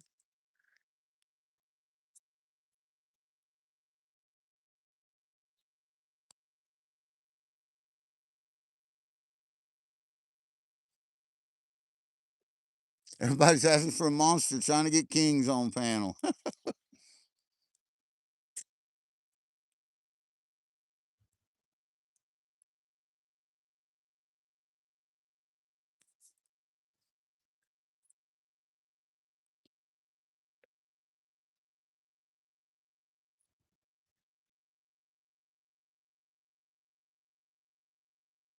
Oh, my worm just took off. I got a little bump. Anyway, that could be a perch, could be a bass, it could be anything. It's worms. Peer coops, welcome in. Let's add you as a standard moderator. You can connect to these other channels and they connect to you. Sub around, guys. You know, subbing to other channels is free. And anything free is worth saving up for. And that worm pole just got smacked again. It sure don't act like a catfish. The head on it, I'd say it's an old bluegill perch or maybe a gar or you never know.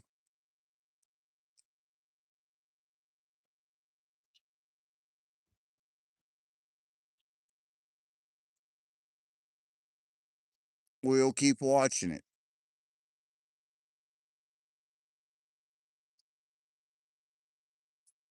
Could be Jeffro again, says Clint.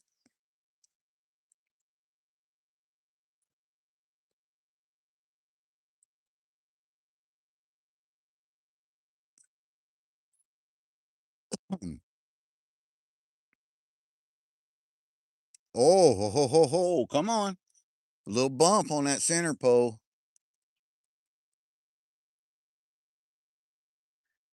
You can do better than that. Come on with it.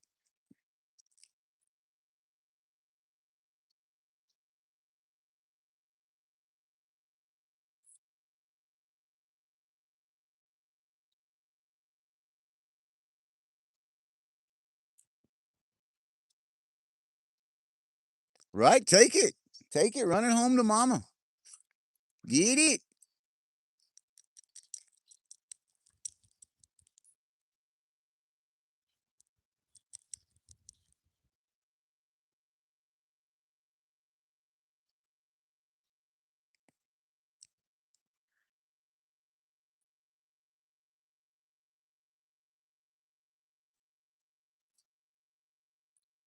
Come on one time with it. Come on, fish.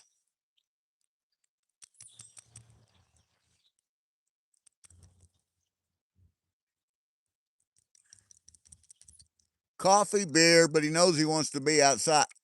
Both are very enjoyable as an outdoors beverage. I can say that. So you know what? Either whatever you choose there, man, it's win.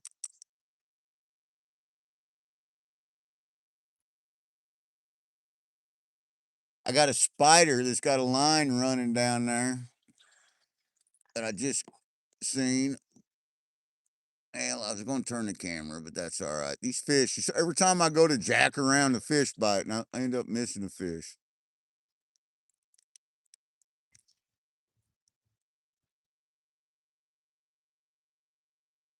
I was honestly hoping to catch enough today to have a little fish fry tonight. I got some in the freezer already at home, but I'd like to catch 3 or 4 or 5, have some fish tonight. If not, I'm going to hit the grocery store and do some pork tonight.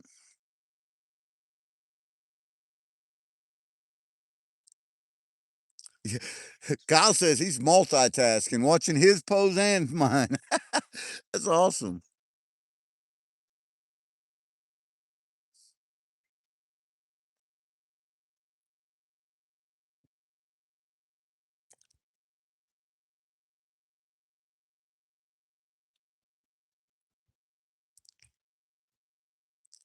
Oh, here it comes. Here comes the Momo turd back in action.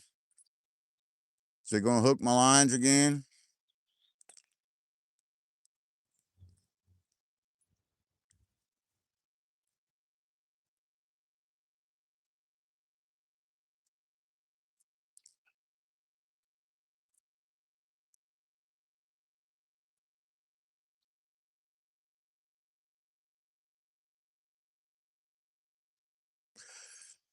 Denver, my biggest catfish.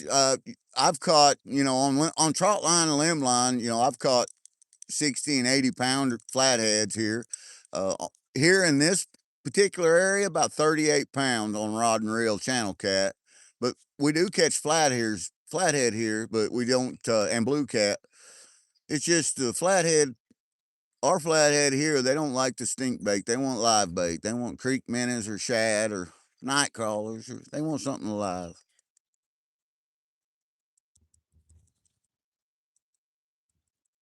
Did the beaver leave her?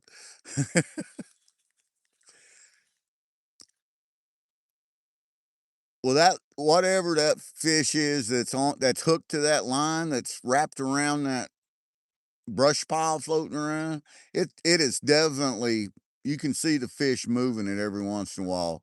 It's not just the current.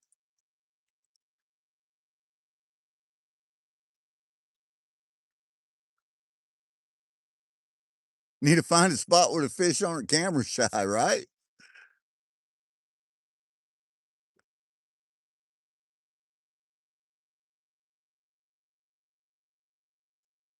Biggest fish I ever caught was 78-inch halibut. Nice.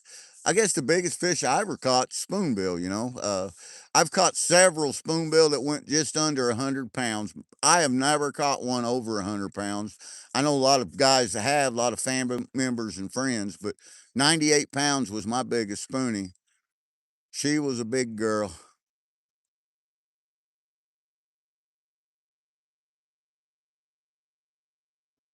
Dang, that is nice, Denver. The beaver, the beaver truck stopped right by his house. Imagine that.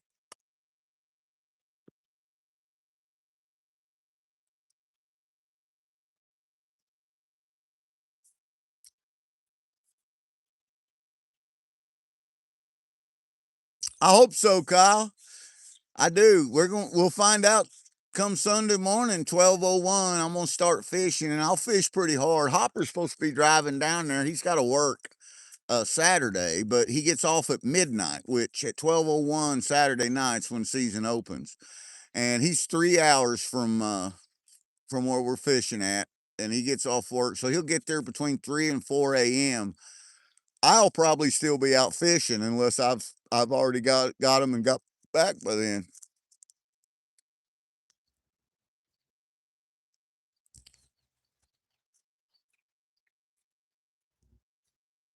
33-inch black surgeon. That's amazing. When you was 5.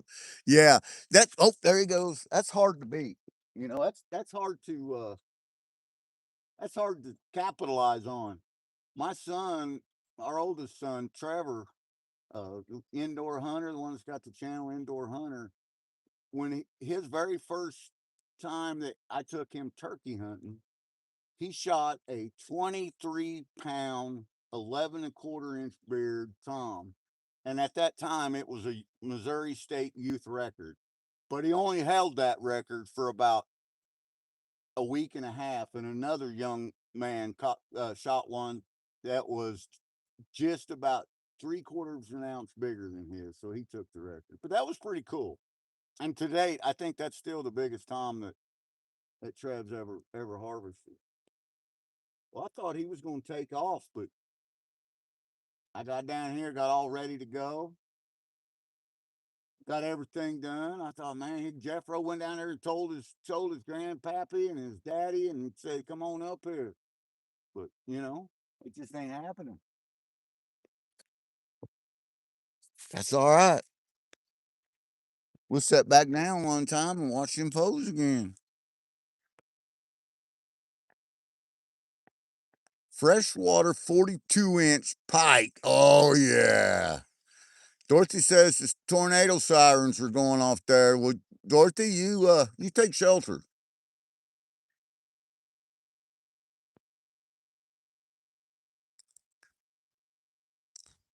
I know what that's all about. We get them. Well, we had them Saturday here. Them tornadoes is nothing to mess with.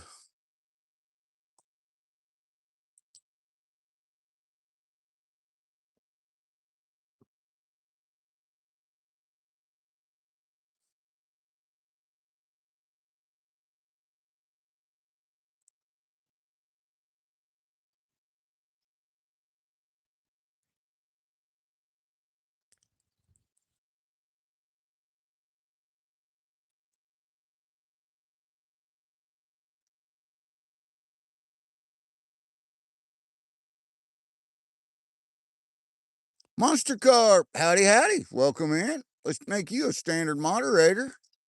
Welcome to the Gold Kingdom, my friend. And connect around to these other amazing channels, 20 other amazing channels in here, and I'll tell you, they'll connect right back to you.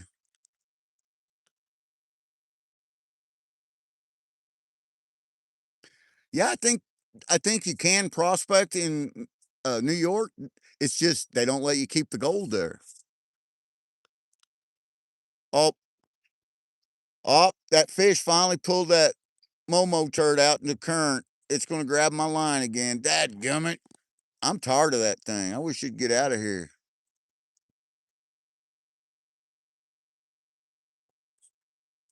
It's caused me to lose one fish and have to tie on two hooks now.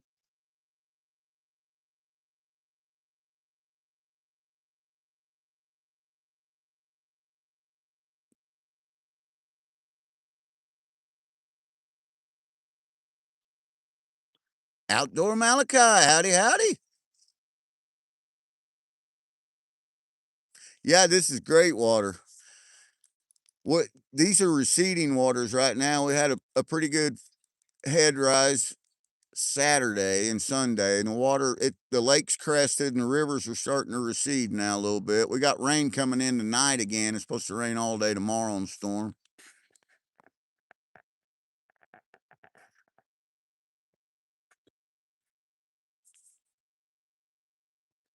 Clint, I'd like that, man. Shoot me an email and we'll see if we can get hooked up.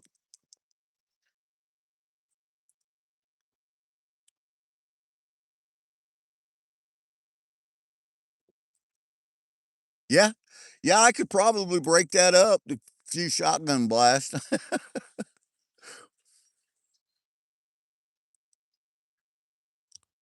Derbyshire, England rivers are great. Very cool.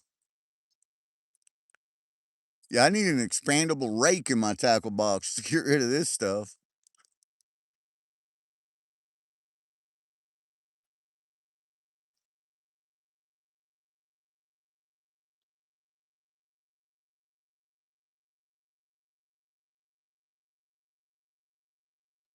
Send some of that rain out west. Yeah, I wish I could. I got fish popping the water out there.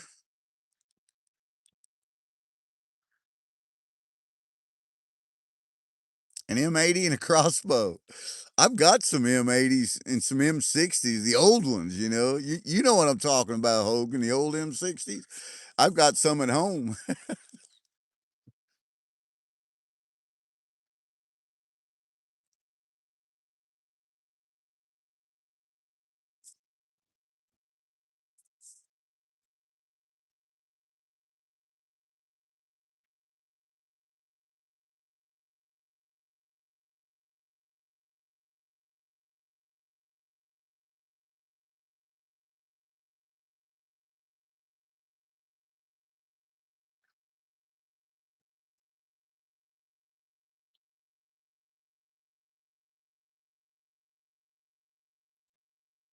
Just oddballs, yeah.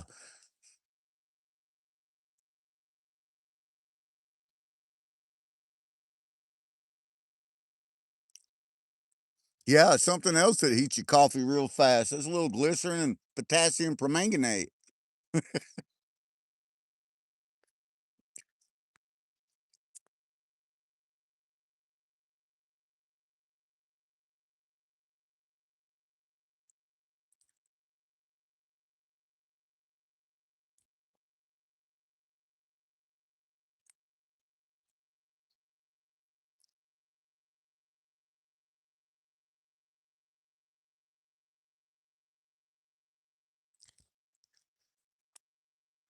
That Momo turd's about to hook into my worm post, so I'm gonna reel that in before he does.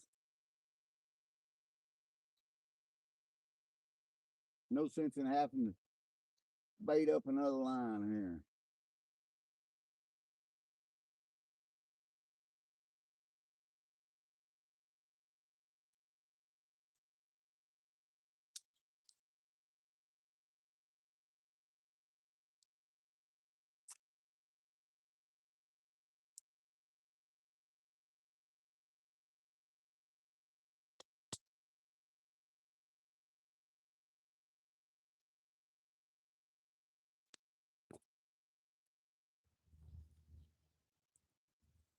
Wish I could get that out of the water, but I just can't. It's too heavy.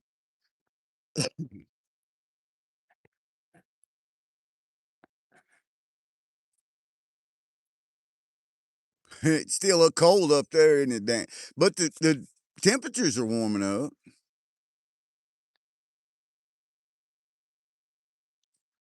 Black powder, yeah. You know, there's some old hacks about mixing a little bit of gunpowder in with some hot sauce and different things for a hangover recipe. It actually works. I've tried it, and it does work, but I wouldn't recommend it to nobody. Hey, Fishy Fingers Jackson, welcome in, my friend. Make you a standard moderator.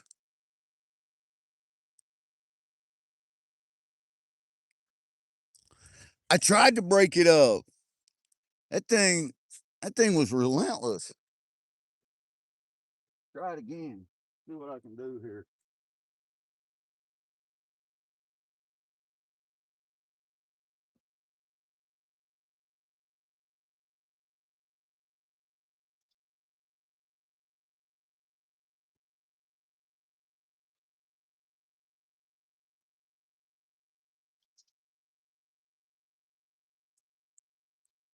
Well, I broke it up some.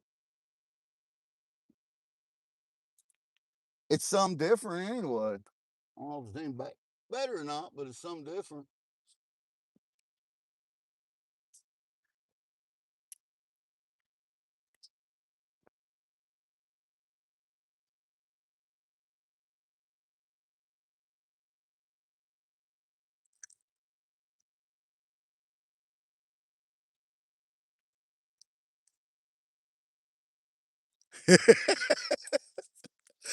Oh goodness. Yeah, we got me and my pal Virgil. We've experienced that rock salt as boys too, and yeah, it's no fun.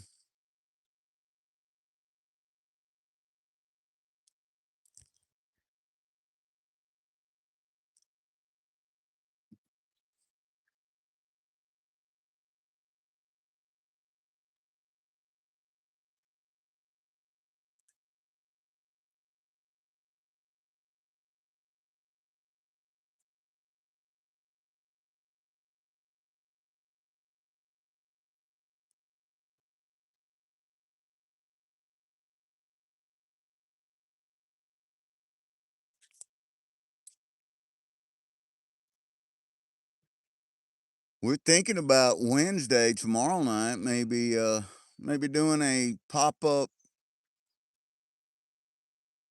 game night, maybe doing mash or I got to get a hold of everyone, Zaxon, Joseph, Jason, and Rob, and we need to coordinate a time that I can have them four guys on panel because they're awful great managing moderators, and we want to show our appreciation. Me and Mama Bird does, and we want to have a night dedicated to them and do some racing and some giveaways.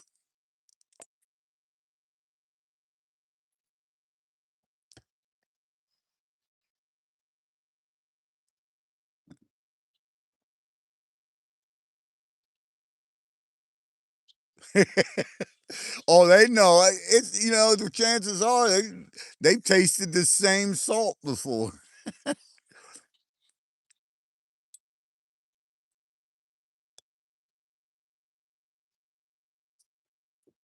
The mass trivia is pretty fun. That's a good time, man.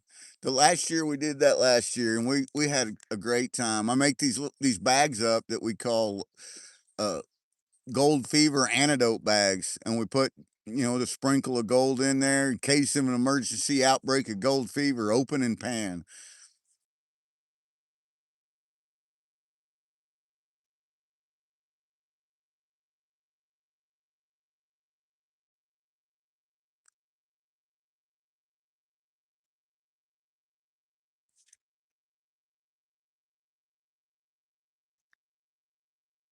Well, Petey, I appreciate you coming in here, my friend. And yeah, get some yard. I did a little yard work yesterday. That worm pole just got a hit. Oh, got another hit. That looks like a perch hit. like a machine gun Kelly.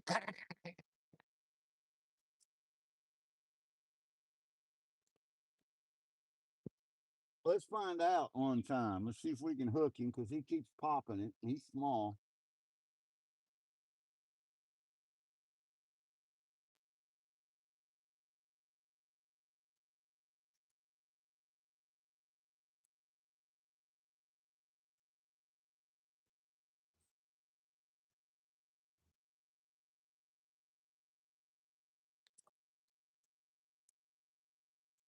Well, I'm going to say it was a crawdad and pulled it up underneath one of them old rocks out there because I felt nothing but hang up when I tried to set the hook. I felt it pull. You know how them old crawdads will pull it up underneath one of them old rocks laying under there?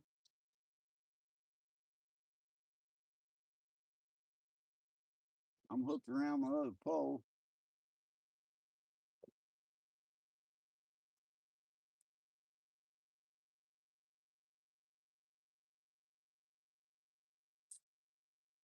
We're going to leave that worm out of it. We're not doing no good on the worm, so we're going to just leave it out. We're just going to chuck it right there.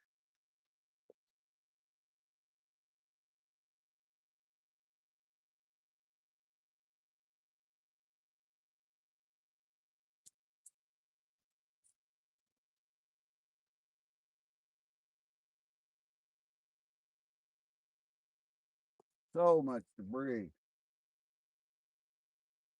This stick is wrapped around there 417,212 times.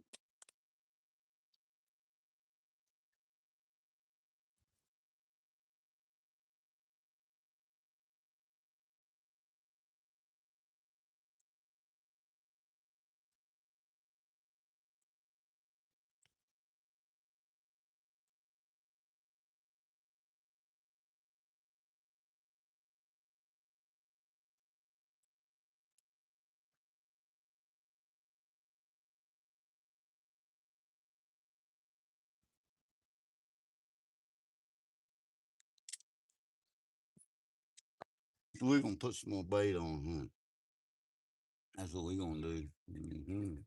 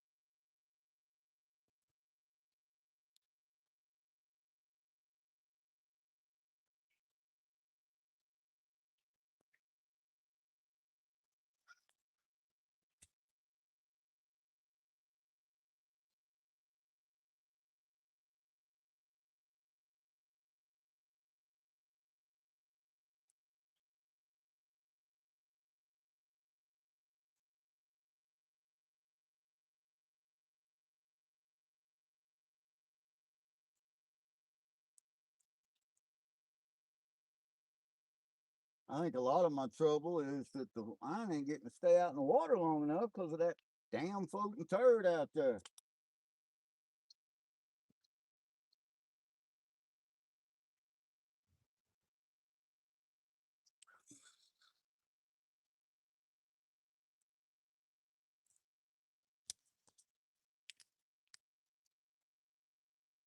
And now I just cast it out and that turd's headed right back for my line.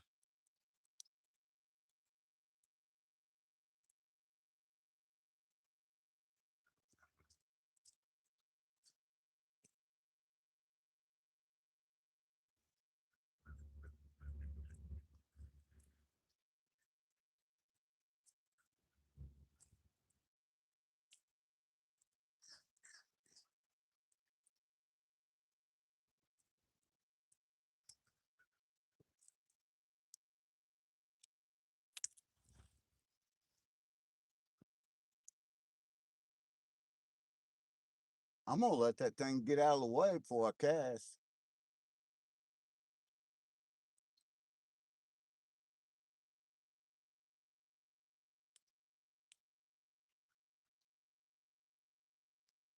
I'm just gonna set that pole right there. It's baited, ready to go. It's headed towards my other line. That thing is.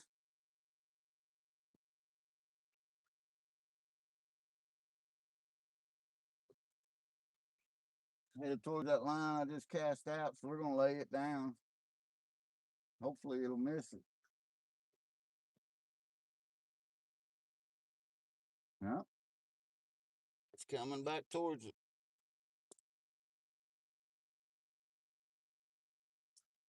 That thing.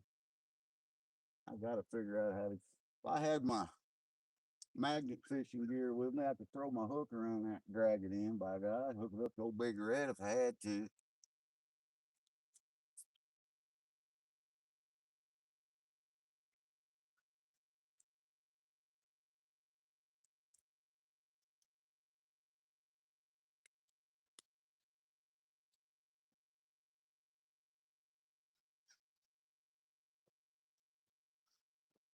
It's part of it. It's aggravating, but fishing after a flood, part of it.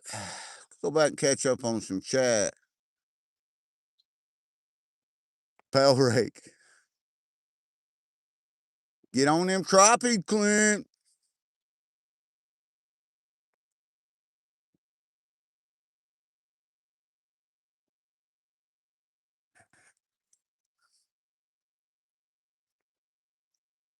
The early bird gets the worm, but the best things come to those who wait. That's right.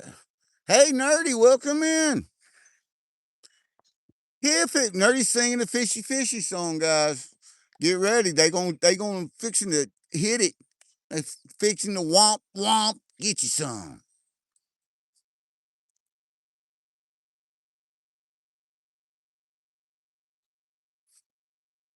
Having some Golgers in my cup. Today's episode of Golgers in Your Cup is brought to you by the Golden Skull Prospecting. Jason E. Miner.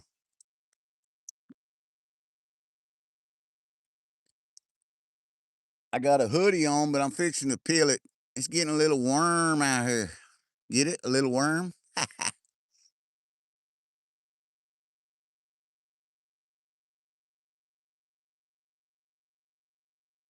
Get up bright and early, eat worms. But if you're lazy, you get filet mignon. Tux Destruction, welcome back, my friend. Glad to see you in here. Rob got his new stickers coming. I can't wait, Rob. That's awesome, brother. Some golden fish nuggets. Hey, that gives me an ideal fishy Jackson.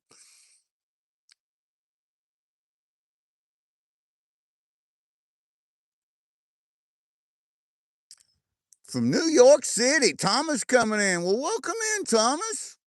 Let's add you as a standard moderator, and welcome to the Gold Kingdom. And we got some fellow New Yorkians in chat right now. King's Gold, New York. My pal Joseph's in here.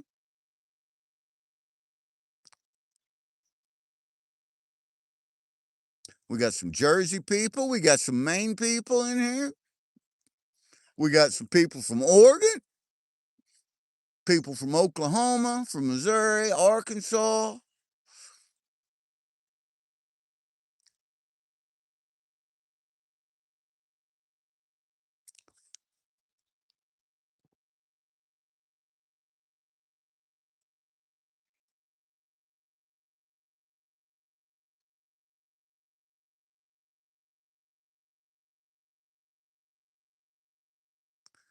And I forgot about New Mexico depth. Sorry, Bonsai, I forgot about the New Mexico desert. Chihuahua.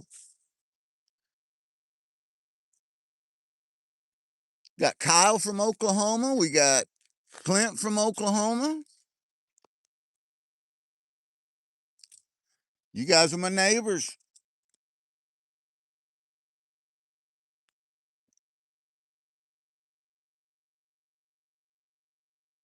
Well, I appreciate that, Thomas. And Thomas, I will subscribe back to your channel if you've got a channel, my friend.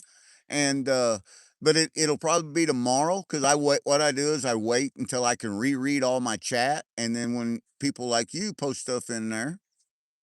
Thomas McGee coming in from Houston, Texas. I bet you Thomas knows what Danny King's punch bait is. I'm going to add you as a standard moderator. Welcome to the Gold Kingdom. So, yeah, what I do is I go back, and whenever someone says they subscribed, I make sure to go to their channel and subscribe to them. I reread it all in chat on the next day. It usually takes between 18 and 26 hours for YouTube to make the chat visible again. Sometimes sooner, sometimes later. Lake Herfner.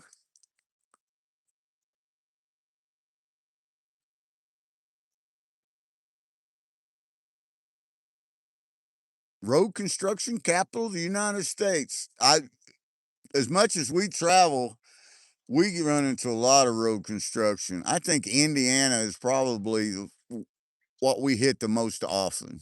I know they got the roughest roads. I sure hope Dorothy's okay. She said her tornado sirens were sounding. I said a little silent prayer for her a while ago, guys. That's just the way GP is. I pray for all you guys, me and Mama Bird does all the time. It's all good stuff. Better to have someone praying for you than have someone praying on you. Momo Patty's gone, and it might be.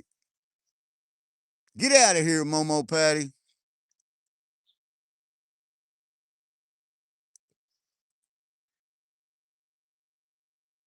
Thomas, I'm in Missouri. I'm in Southwest Missouri.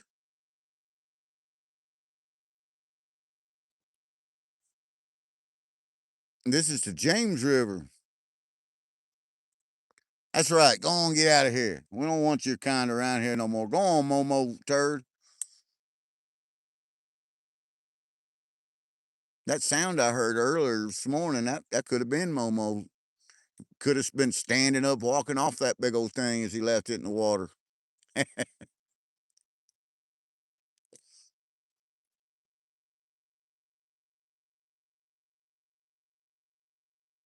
The three rowdy squirrels that live in your head. I love that, Rob. I think I got some of them squirrels that live in my head too. Ah, Brewers and Scout. I'm jealous, guys. They got their bucket in there running it down the sluice right now. Get it, boys. Man, that gold you guys are on right now is some good looking shiny. I ain't kidding you.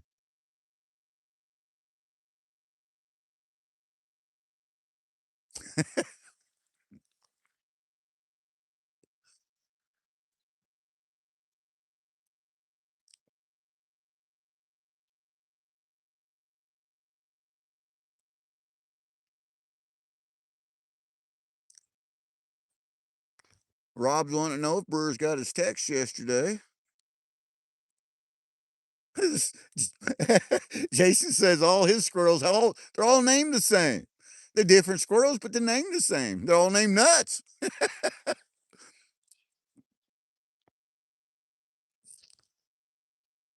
Yeah, I watched you guys. I watched both. Well, I've been trying to watch all of the stuff you guys are putting out. I'm jealous, like I said. I'd love to be there with you.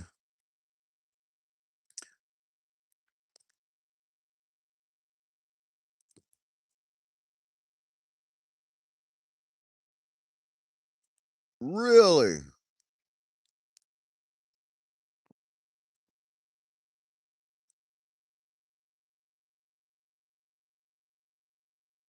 Got one drum last night. Hey, you know what? You didn't get skunked. Drum, drum, drum, drum. Man, I tell you that, we catch a lot of drum around here as well. And if you got an aluminum flat bottom boat and you're out in the evening and you're in a no current, you're sitting there fishing, you have a school of drum that are hanging out around you or under your boat, you can actually hear them through your boat, that whoop, whoop, whoop noise they make. I used to have a lot of fun cutting that calcium rock out of their head when I was a kid, cut them open, we'd clean them out.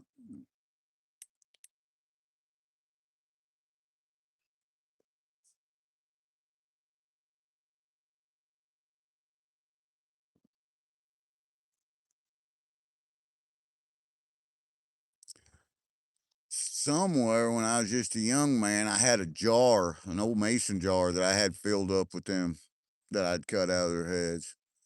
I don't think I kept it over the years, but it was fun.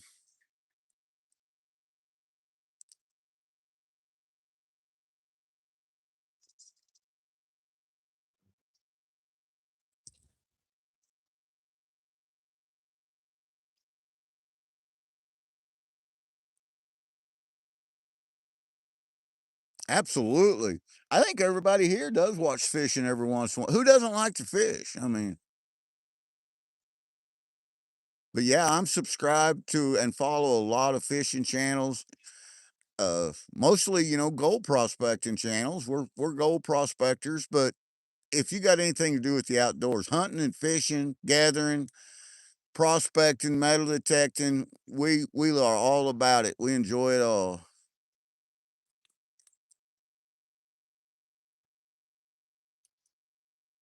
His accent says I'm the only fisherman he likes. That Hey, that says a lot.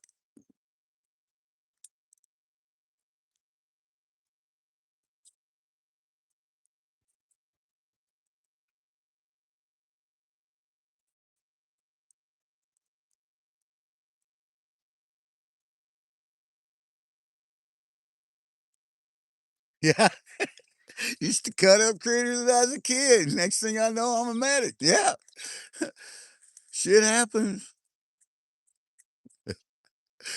Nerdy says I don't like fish sarcastically,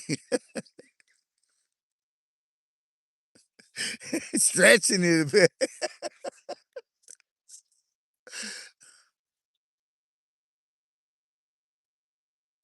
And Rob's done some commercial fishing. I know that because of the stories that I've heard him tell. Uh, I've never done any kind of commercial fishing or anything like that. So my hat's off to them guys. And this fishing is just, it's something I do recreational around here.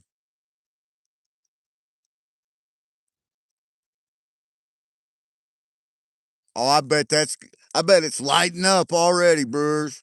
Every scoop, I bet you're seeing it light up. I love that. There's nothing like feeding the river sluice. I love my high bankers, love dredging, love sniping, but each of it has its own aspect. And sitting there feeding, coming out of a bucket that you just classified out and worked for, and feeding it and watching them indicator mats on them sluices and listening to that, seeing that V and that dirt roll off. There's nothing like it. It's great. I hope so too.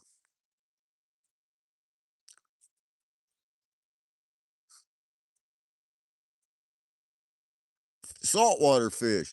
I did a little bit of that when I was younger. I've not done very much saltwater fishing at all.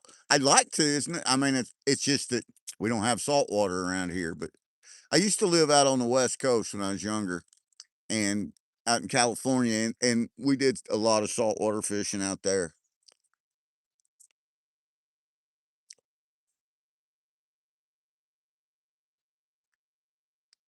Few poles back, kick back, and relax. That's the great thing about streaming this with you guys, is because even if I wasn't streaming, if I had nothing to do with YouTube, I'm still doing this stuff. I'm not out here doing it for YouTube. That's like our gold prospecting. We did that for 30 years before we even knew YouTube was around. And I'm going to be doing this stuff regardless of whether the camera's on or not. But down here in this spot, it's just something about it. When I'm alone and I'm not fishing with nobody else, I enjoy having you guys in here with me, listening to your stories, your successes.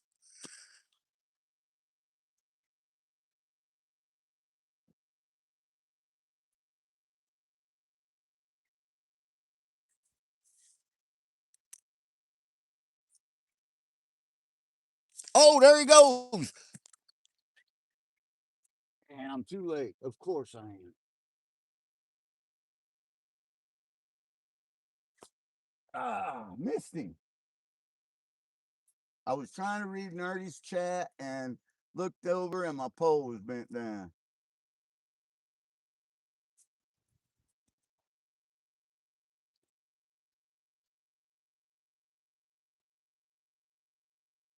Missed him.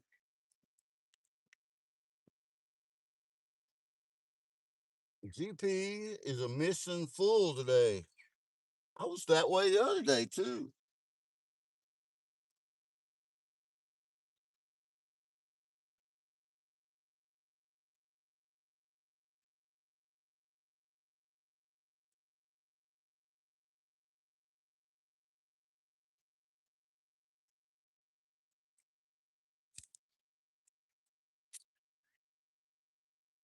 But I haven't got skunked.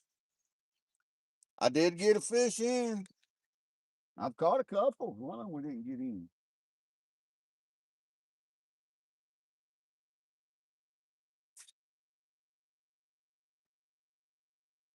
Got him right in the spot.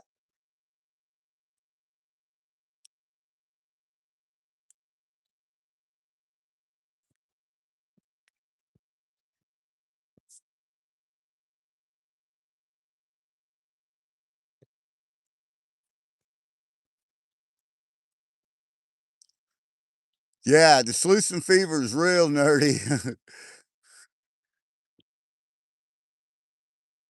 I should have listened. I know it, Clint.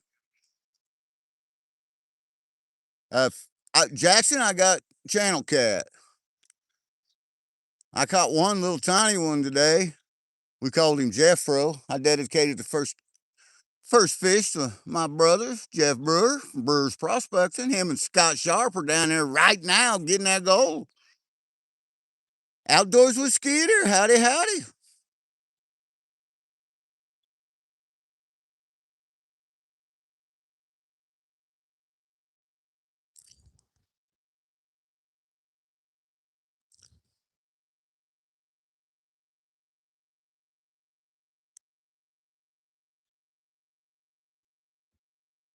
I need to pay more attention to my pose. It's about 5,200 of ounce right now. About 165, 167 a gram, Clint. Give or take, it fluctuates. The market fluctuates, but it's been right around that 51, 5,200 now for about 3 weeks. It got a little higher than that there for a while, but I think when I checked this morning, silver was at 87 ounce and gold was at 51.67, something like that. Evening's always better here.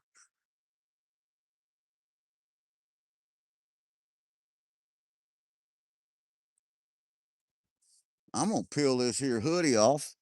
Well, I got just a minute of downtime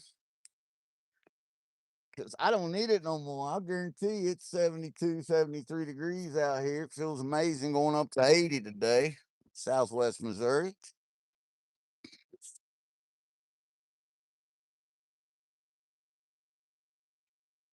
5220, says Rob.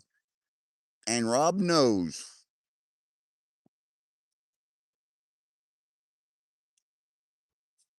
Hey, Raspberry, welcome in. Hope you're having a wonderful evening.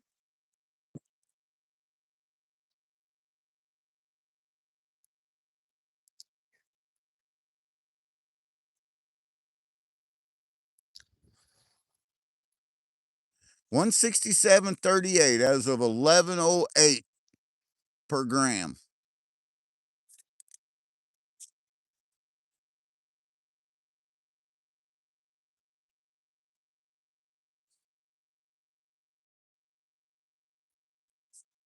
We like to prospect so much, and we enjoy sharing the love and sharing our krill, our prospecting krill. And don't get me wrong, we like to keep some gold too in the safe, and we sell it sometimes. Oh, there he goes. Big takedown. Oh, big fish on. There he is. Oh, this one, Jeff. Burrs, this is your fish, buddy. Holy cow. Holy shit, guys. Oh, I ain't kidding you. Mm, mm. I, I don't know how big he is, but he feels like he's at least 6 or 8 pound or bigger. Oh, goodness. Come on with it one time.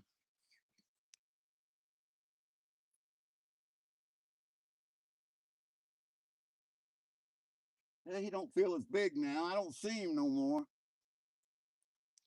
Oh, no, he's a 3 pounder. He was just a fighter. He was in that current fight, and he'd probably go 3 pounds. He's a keeper. That's more like it. Oh, he might go big. Hey, I got a scale. How about we weigh him right here? I brought my scale with me today. That's not a bad channel cat.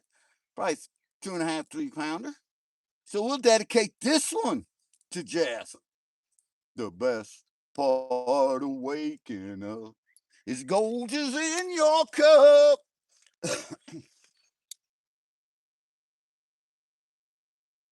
That fish felt way bigger than what he is. Got off in that current and was stripping that drag, doing his stuff.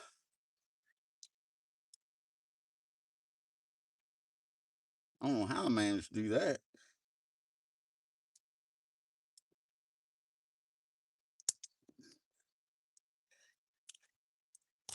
I'm gonna have to tie another hook on. I just broke it. That's all right. That's all right, because looky there one time. That's not a bad channel. I'd say he go 2.5, 3 pounds. Let's just find out here. Let's turn these scales on one time.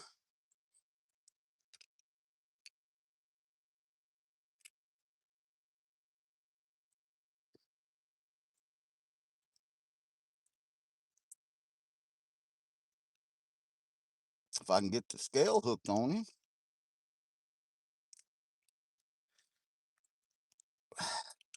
Got it.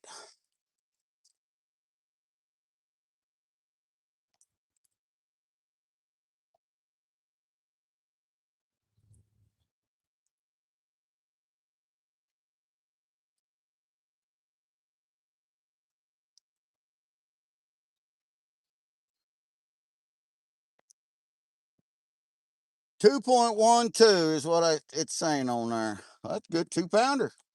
2.5 pounder. Oh, if I'm in the camera or not. He's big enough to go home, though. He's big enough to make some fillets out of. Yes, he is, too. Got him in the fish basket. And the basket's in the water. There we go. There we go. Now we got to tie a hook on. Because I went to pull that hook out of his mouth with these pliers. And I busted the hook. Broke it. Mama Bird would say, "It's your gorilla poles that did it, GP." And she'd be right.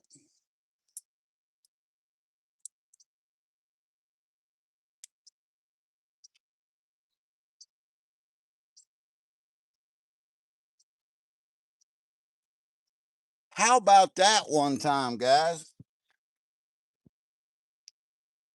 Whew.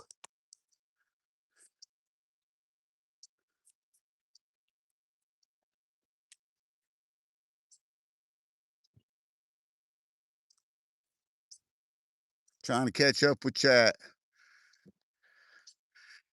Nick's fish is Clint's.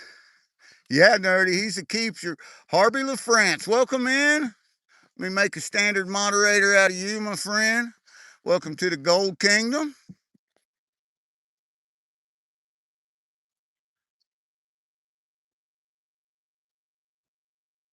We got to get another hook out of here.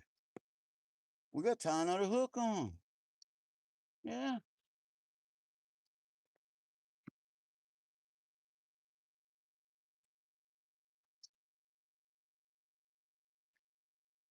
I looked up and thought my pole was moving. I haven't been watching it since I landed that 2.5 pound Southern Missouri late winter channel cat. I'm missing something in chat, guys. I'm sorry. I'm trying to tie the hook on. Jason said something I'm missing.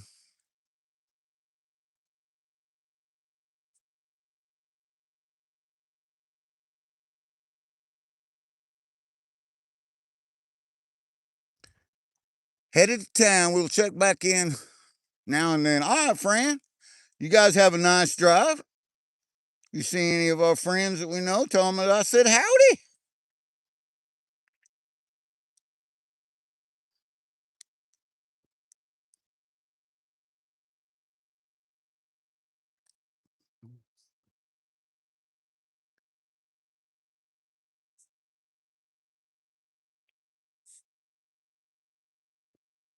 22 amazing people still in here. So you're good. You're good then, Dorothy. Good. Good. I told chat a while ago that when you said that, I said a little silent prayer. I do that quite often for all of you,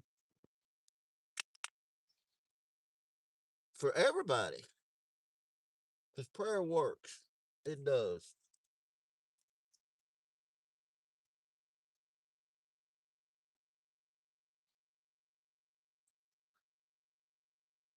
Man, that old dude was a fighter. If I hadn't landed him, I'd have bet that was way bigger fish the way he was fighting in that current.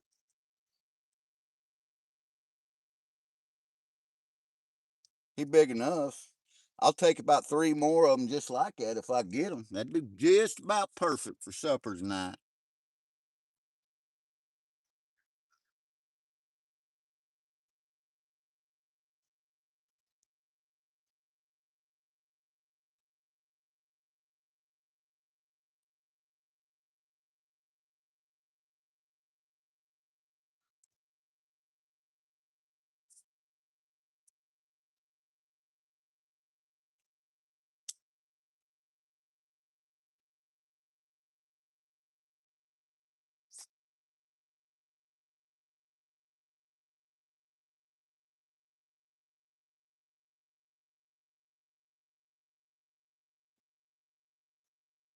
Let's do it again. And again and again and again and again. All right, gotta catch up with frustrated friends. Took me 10 minutes to get you. Yeah.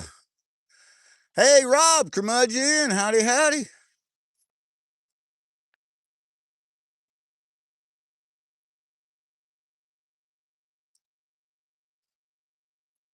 Them eels are fight. Yeah, eels are fighters. We have freshwater eels here, and we, we don't catch them very often in this river. But on down, one of the rivers that runs into Table Rock is all called Kings River, and we caught a ton of them out of Kings River there.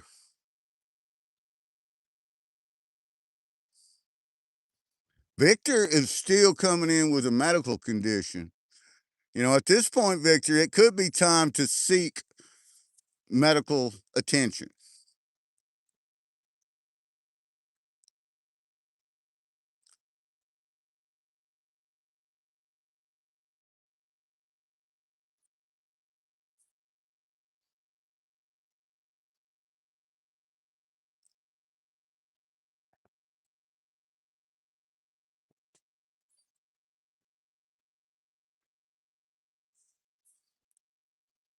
Well, that's two that we've got on the bank so far this morning. Should have had 5 up here, but we don't. Oh, and it looks like we might be getting another one. It's got another hit.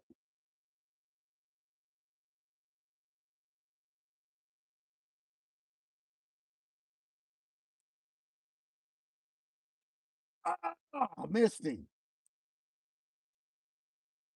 Missed him. I just threw that out there. He didn't feel like he was any bigger than a popcorn fart, though. You know how you feel him just for a second? He felt small, so he was probably another one of them little ones like we got earlier today. That's all right. That's all right.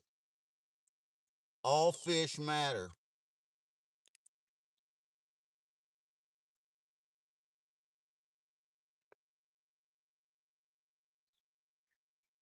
Bait him back up here.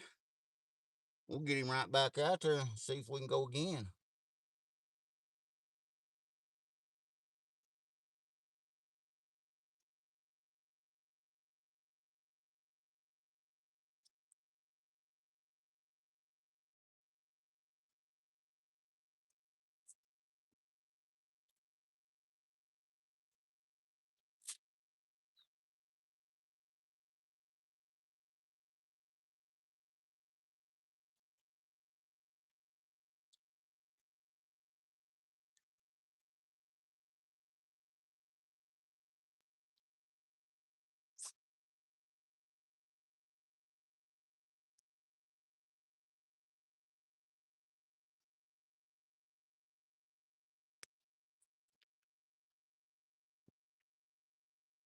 Ooh, now this is fun. That's right, Tim. We got some nice tasting.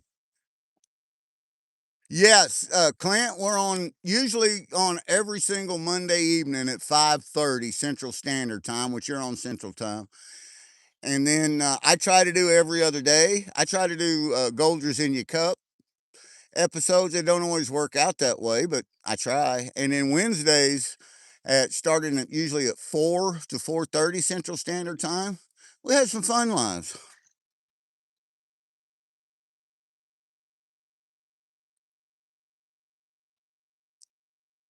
Yeah, I'm watching Viking, and I promise you, Rob is watching him too. Victor.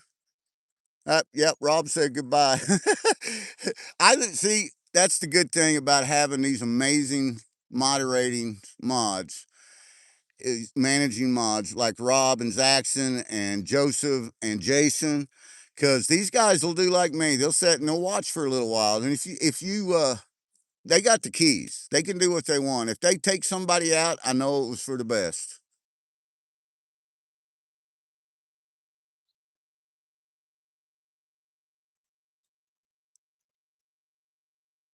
I trust them men 100% explicitly. I know that they're going to do the best thing.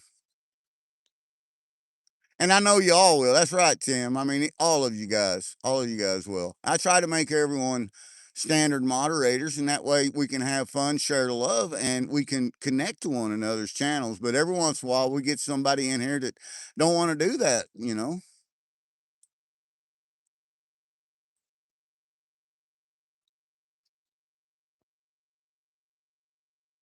Well, yeah, that's right, G. That's right, Joseph.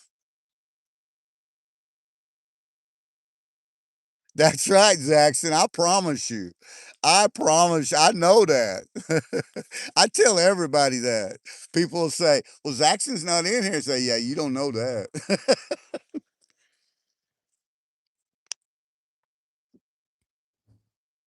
Excellent evil gift, says Jason.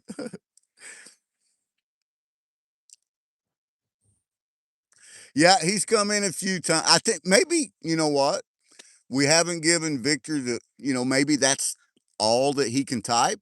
I don't know. I mean, always try to find good. There's good in everyone. There's good in everyone. Hey, Brewers, did you see that big fish? Hey, that's the new Jeffro, 2.5 pounder, man. That one I dedicated to you. The next one's going to Clint. I'm going to dedicate the next one to Clint.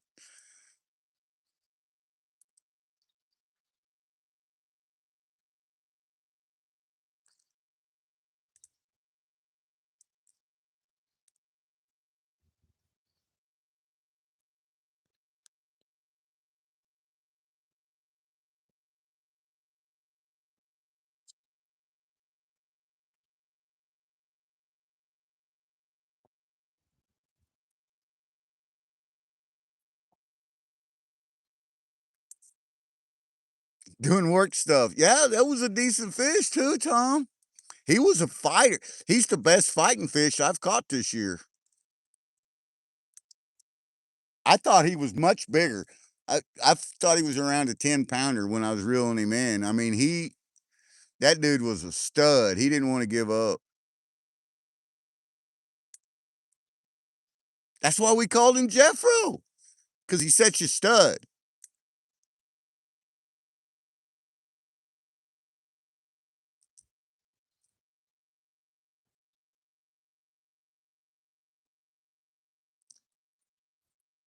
There you go, Clint. Let's hope that big one does. Yeah. And the thing is, Danny Kings could be watching this too. He could be in here watching this because I give him the information to the channel when I sent him the email and talked about, give them a proposal so they could be in here. Name yours Jed. All right, Rob. Thank you, my friend. I'll be hollering at you. I need to get you, Zaxon, Jason, and Joseph all on panel if I can, because me and Mama Bird are wanting to do a managing mod appreciation night. It's gonna be fun.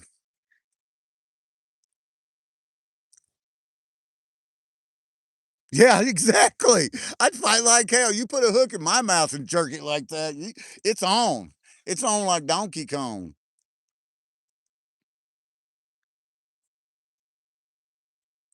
Jason's got an Uncle Ed, an Uncle Jed. So that's it, nerdy. Sing that fishy fishy song. Last time you did that, you know what happened? It did,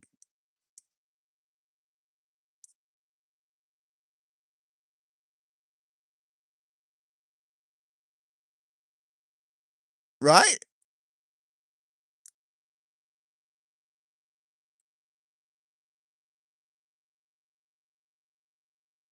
And the thing is I don't know if they even do that. I know that they do travel around and they do sponsorships and stuff. And I really wasn't looking for something for myself, a sponsorship. I approached them with I wanted to see if they had an affiliates program that I could get you guys, the subscribers, the viewers, a good discount to try it bait out. Tight line is what happened. That's exactly what happened, nerdy. You just sing all you want, girl. You come on down here to Missouri. You can sit right beside me and sing.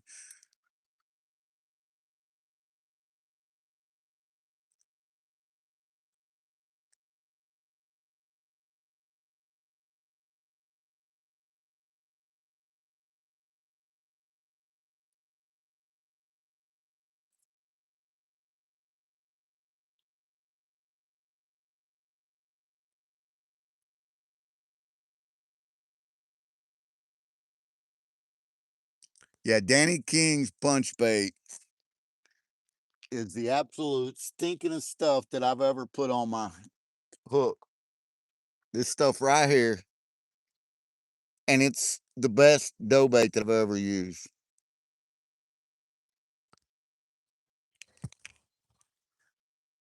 And I'm an old man. I've used a lot of dough bait. My tackle box has got dough bait in it now. I always carried Catfish Charlie with me.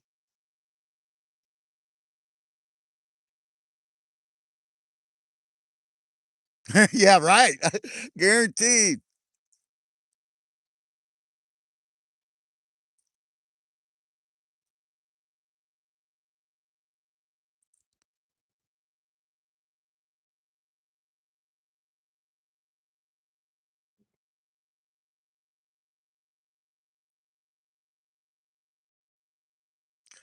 And the dough balls, like the magic bait and different ones, I've used them and I've caught some channel cat on them in some ponds and different places. But yeah, on the river, I've just not been very successful with it.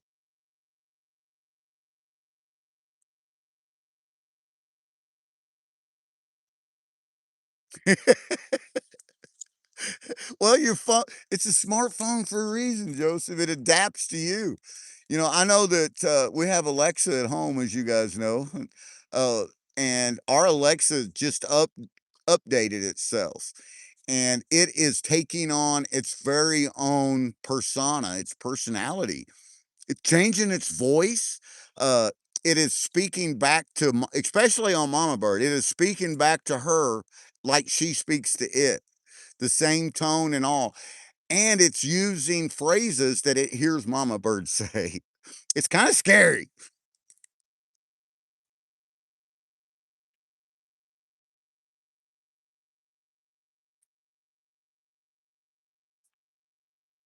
Oh, won't you fly, you beautiful eagle? Come on and fly. up in the sky.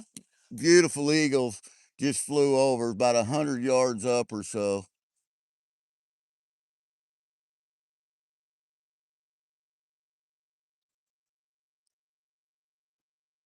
So our mine bosses sleep with us, our two doggies, Hazel and Nugget, and they're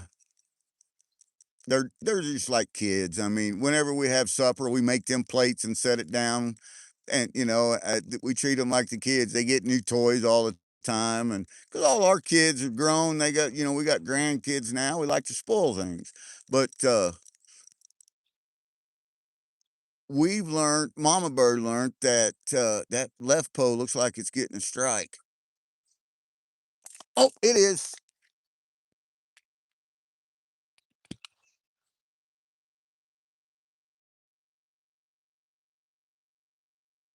So Mama Bird found out that if you tell Alexa to play some uh, dog calming music when we lay down at night, she plays it for 30 minutes. That stuff works. Our dogs just lay down and like to listen to it and go right to sleep. There he is. Now that's a takedown. Takedown. Oh, yeah, he's a keeper. He's not as big as the other one was, but he's a keeper. He feels like.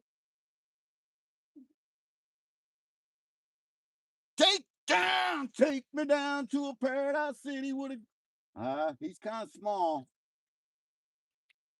He's kind of small.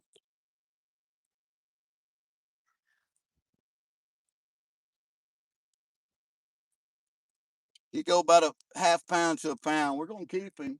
He'll make us a couple little fillets. So there you go. There's Jed, dedicated to Clint. Yeah.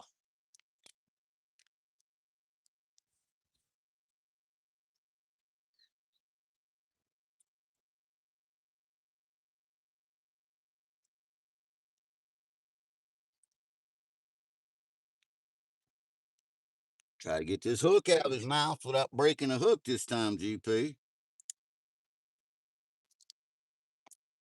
And we got it. Yeah, he'll make us some fillets. I don't generally keep these little ones like this, but you know what? I'm down here trying to catch supper, so that's what I'm gonna do. I'm gonna try to catch supper. Jed, meet Jeffro. Jeffro, meet Jed.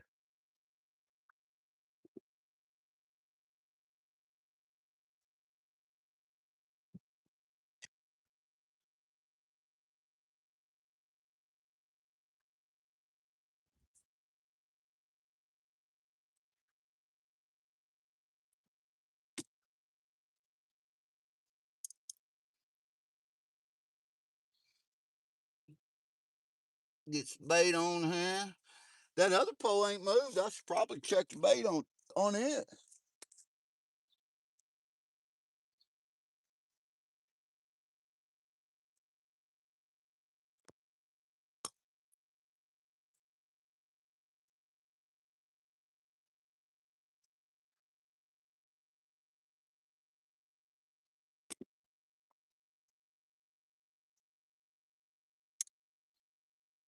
He could be down there hung up. Some debris or something, that other pole. I've been getting bite after bite on this one.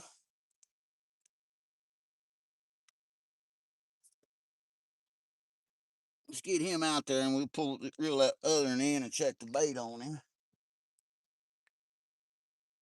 Here cars pull in, gravel popping up behind him.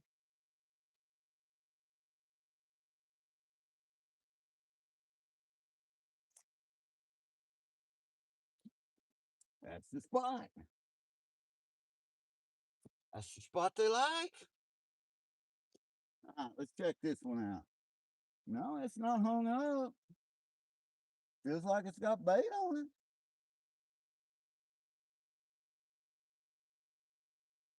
All right, we're freshening the bait and throw him back out there one time. No bait. Just had some moss on it. That's why. That's why I wasn't getting a bite. I cut myself somehow.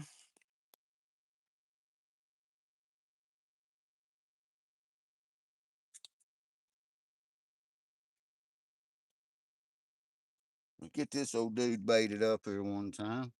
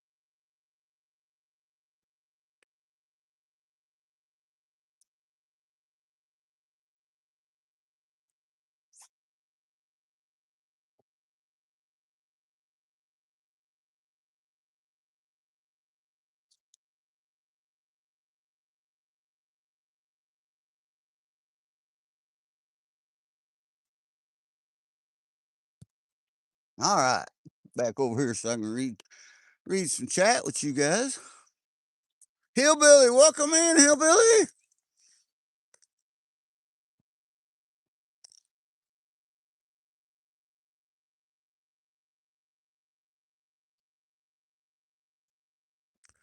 It looks like YouTube Studio's not working right from what Rob and Nick Molnar. Hey, Nick, welcome in, is saying.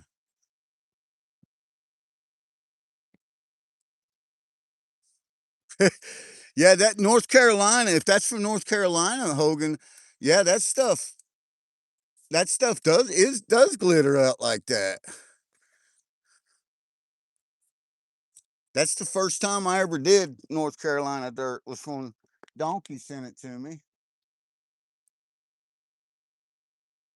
I need to switch these pole holders before I get a massive bite because they're going to get hung up if I don't.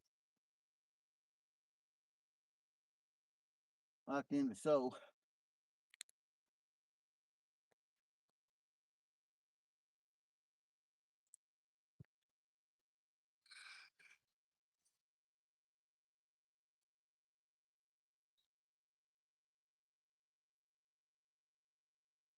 Hillbilly says she can finally take her jacket off. It's going to be 60 today. It's going to be 80 today here, Hillbilly.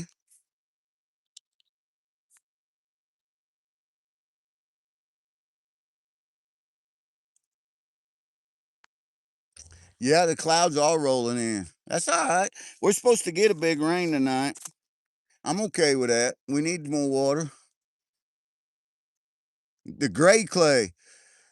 Well, if that's like it is here, that gray layer, man, that's good stuff, especially on decomposing bedrock. You can't beat it. That's a win-win.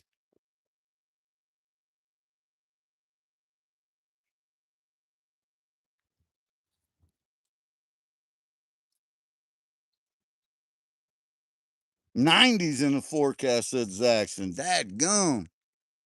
He lives 3 feet from the sun.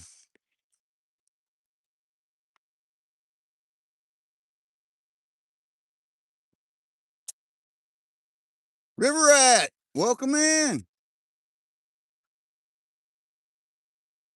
You guys want to see some big old flathead and channels and blues, man. That River Rat, he tears them up.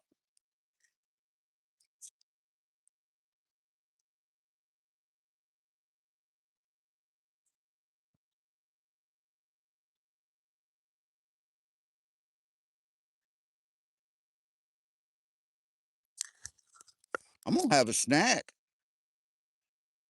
I got me some Vienna sausages. I got me some apple chips. And I got me some Golges.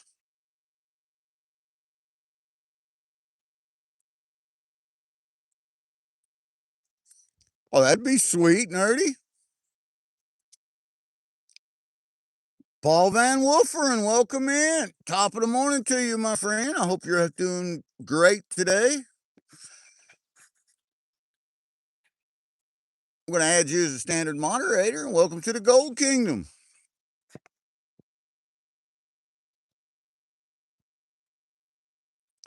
We're catching a few. We got two in a basket. I've missed way more than I caught, though.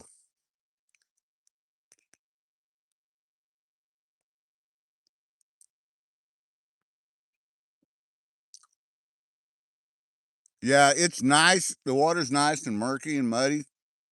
It's receding from some floods that we had Saturday.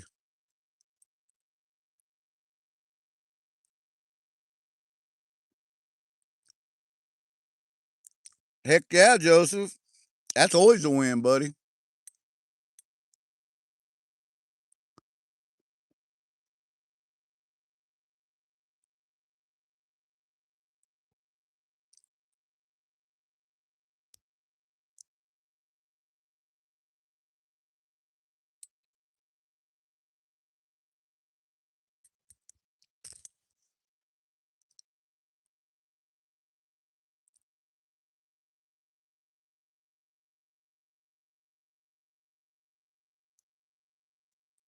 Oh no, Hogan.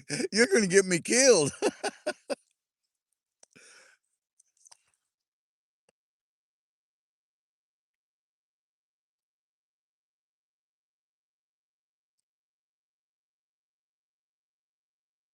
Last Friday fishing sturgeons. Nice.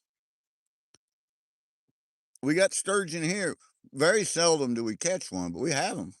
We're not allowed to keep some of them. We're allowed to keep the shovel nose sturgeon, but we can't keep the others.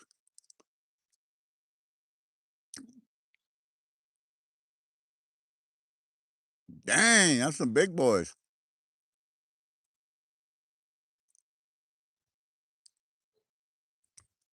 Nerdy wants to know if she'll open it live.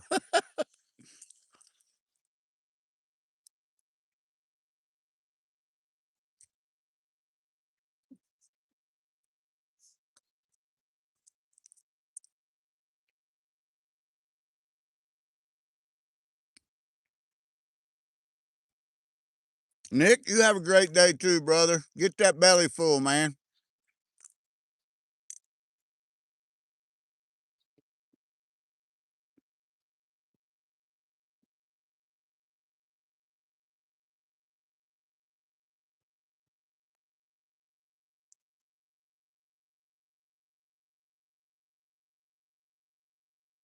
Whoop, 75 likes. That's awesome. Thank you all. Man, that humbles me. This old country boy, I tell you what.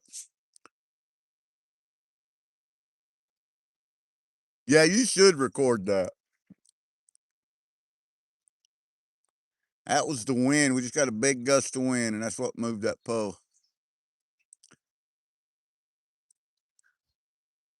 Paul, thank you for that. Thank you for the subscribing, and I will make sure that get your channel right back when this live is over, my friend. Thank you, thank you.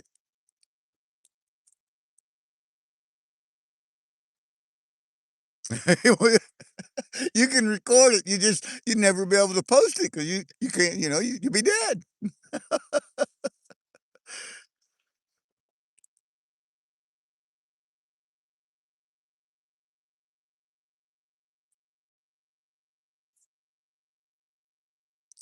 That is awesome, Paul. I'm gonna have to check that out. I'm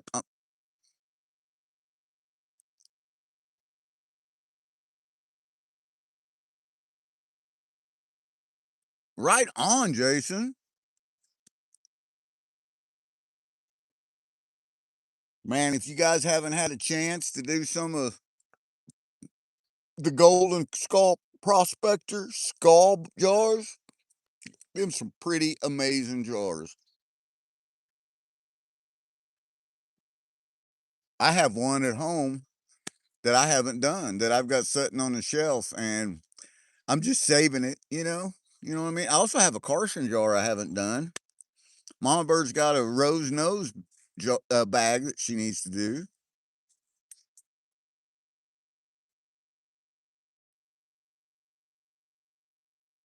Oh,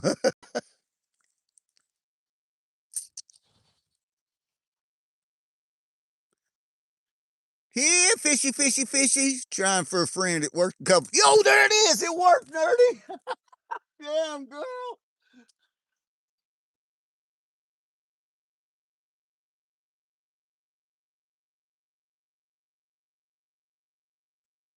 Get back on there.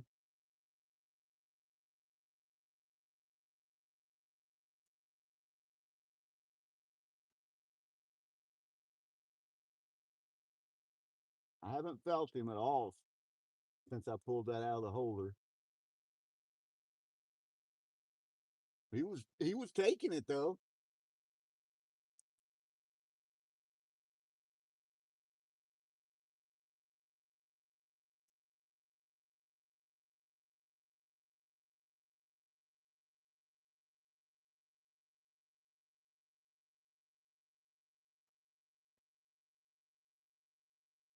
He was taking it. I don't feel him now though. Nope, no fish. He got my bait, but the song worked, nerdy.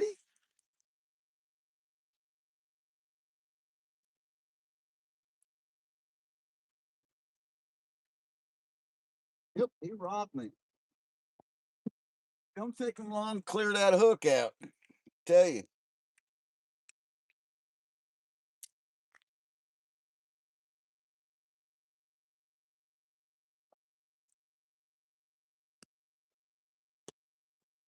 You just keep on singing, nerdy. Because they like it.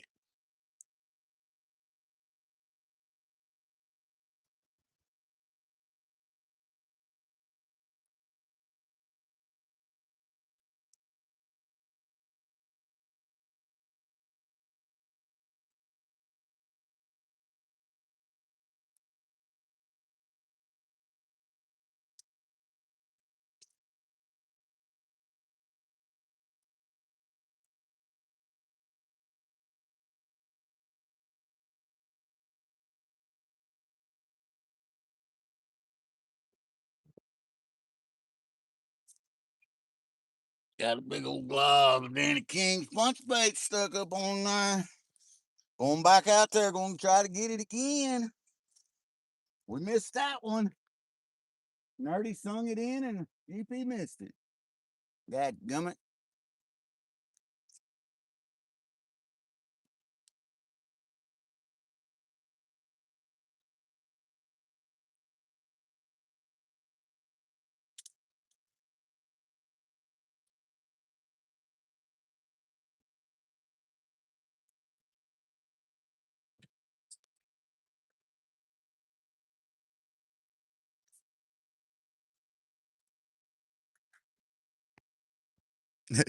Jason does free refills, said Hogan. There you go. That's the way to do it. Video chat once you open it.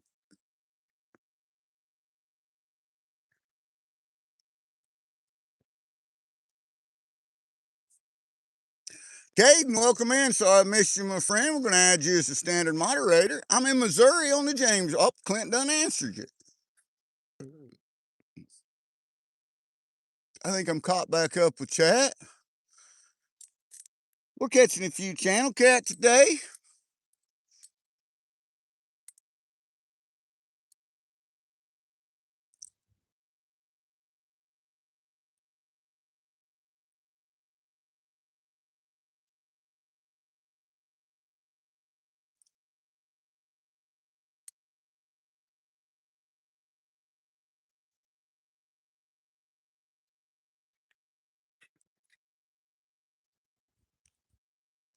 I bet that wind dragging your line bit helped too. Maybe this time we share the Golges. Here we go, fishy, fishy, fishy. Womp, womp, womp. Oh yeah. We're gonna take Nerdy's advice. Fishy, fishy in the brook. Come and get on GP Took. Have a little Golges. Womp, womp, womp. Run, let's go.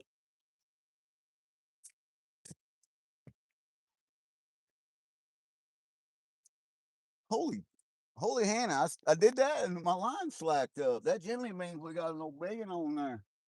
Back trotting, but we'll see.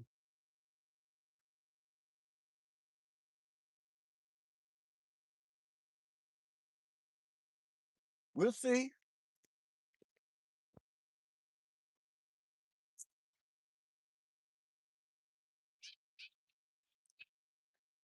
That was my advice, sir. Yeah, that me too, Rob. That is, I'm the same way. You know, I don't do the VA thing no more because of that. You set an appointment and it's months out, and then you show up and they don't even tell you that the doctor's not in. I just do private sector now, and it ain't much better.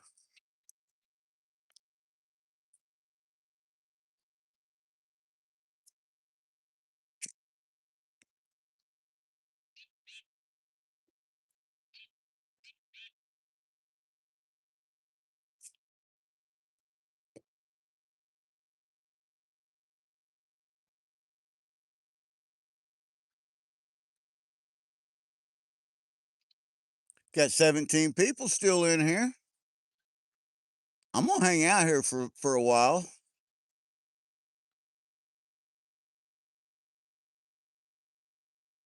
I'd like to get at least two more in the stringer, but you know how that goes. Maybe I will, maybe I won't.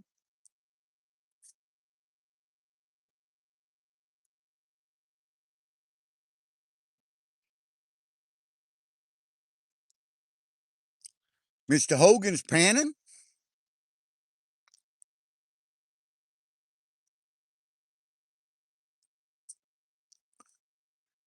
I like to pan every day. It keeps them skill sets right where they need to be.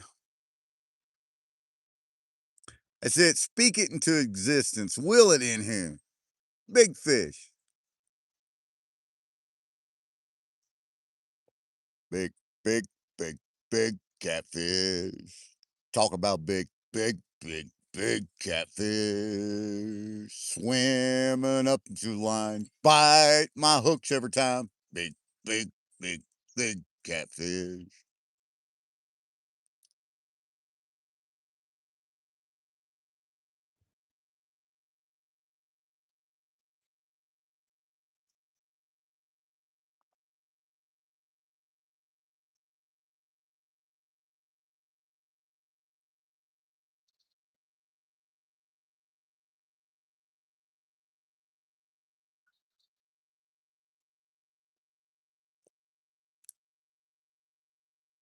Willie Riggs, Willie Riggs. Yeah, that's a good.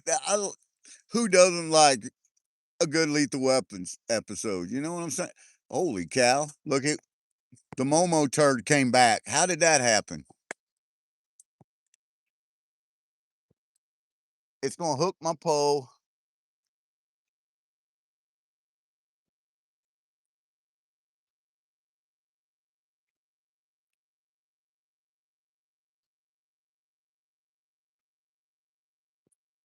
Yep, it got it.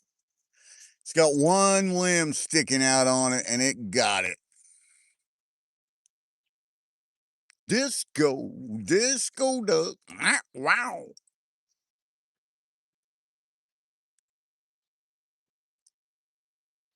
We got a big old bag. Mama Bird does of that for them for you too. Oh, it came off. Did you see it bounce? That pole on the left, it was on that Momo turd and came off. Damn it, Carl.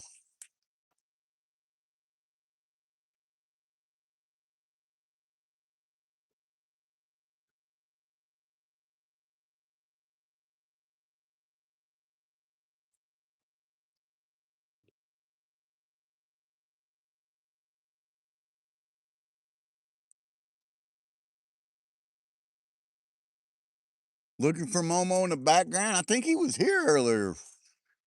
I heard something blow like an old doe does, but over in that area. Never seen nothing though.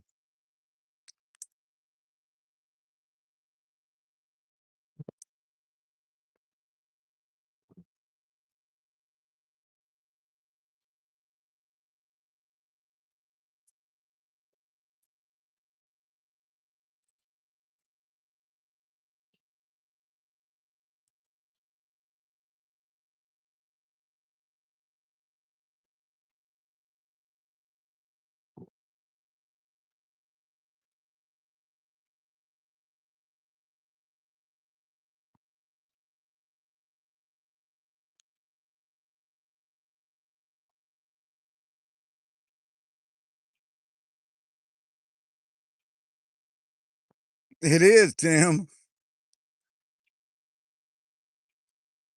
The lucky flying pig, right?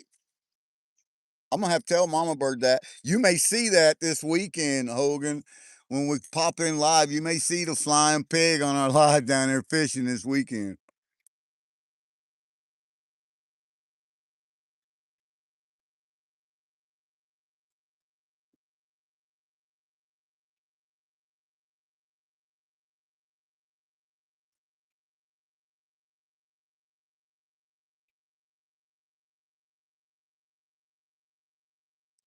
Run with it, little guy. Run with it. Well, I had that little can of Vienna sausages, and I'm gonna tell you that just aroused my appetite without bedding it back down.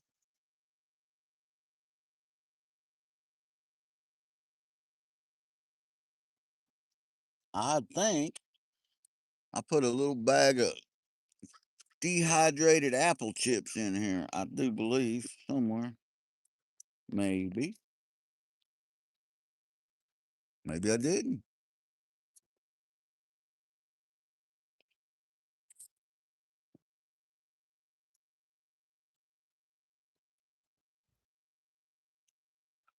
No. But I did find some protein bites. Put one on the hook. I got some chocolate salted caramel protein bites. 16 grams of protein, 3 grams of sugar, and 4 grams of carbs. And as most of you know, GP here, I am type 1 diabetic, and I do need my sugar.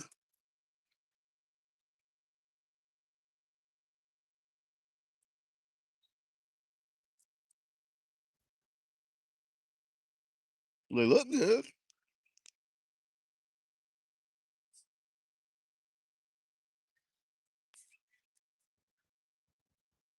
Rob's wanting you to check your DM there.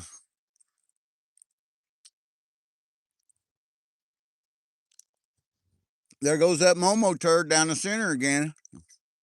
Did that earlier, and we thought we lost it.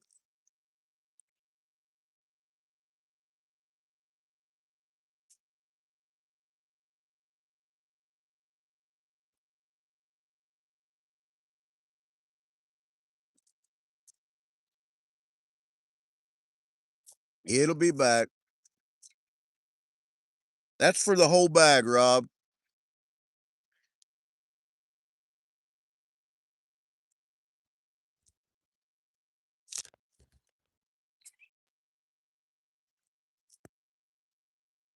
I don't know if there's more or not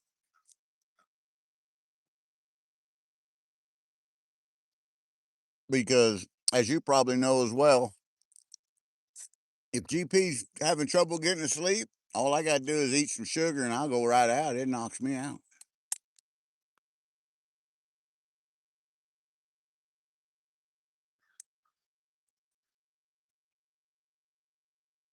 We're only going to have a couple of them. I don't need to be falling out into the river. Hey, Real Monster Hunk, welcome in, my friend. We're going to add you as a standard moderator. Welcome to the Gold Kingdom. We're fishing for channel cat today. We're catching a few. We're in southwest Missouri on the James River. We got a small squeaker cat in the basket, and we got a decent 2.5 pounder in there. But we've missed more than we've caught.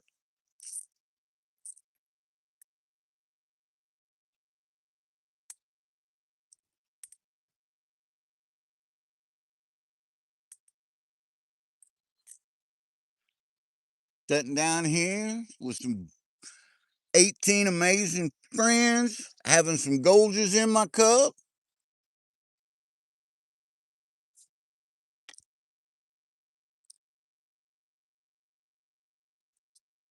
Right?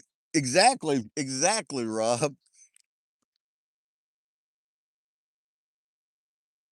We got Jeffro and Jed in the basket. That's right. So the first fish of the day we named after Brewers Prospecting, and the second fish that we kept, we named after my pal Clint.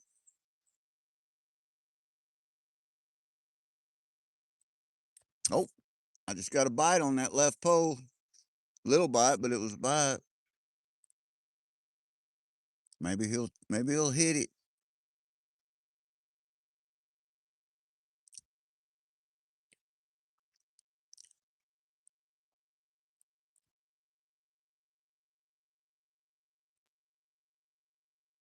That's right. That's right, Nerdy. You got that right, girl.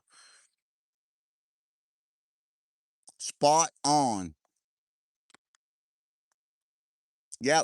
See, Mama Bird may be listening, but if she comes in stream just on the off chance that she's not. We ain't missed a thing, man. We've caught every fish that jiggled GP's pole.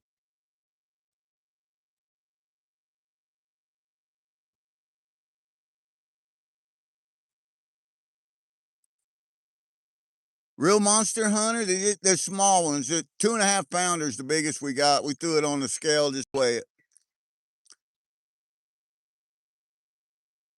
But they're good skillet fish, and that's what I'm doing today. I'm trying to get. We're gonna cook these up tonight. I'm gonna fry them up. Me and Mama Bird.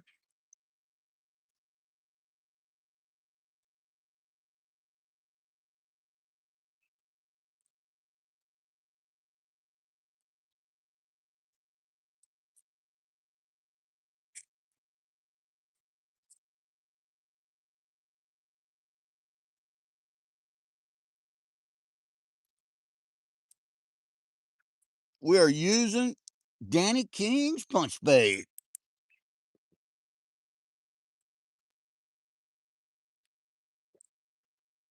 It's never let me down.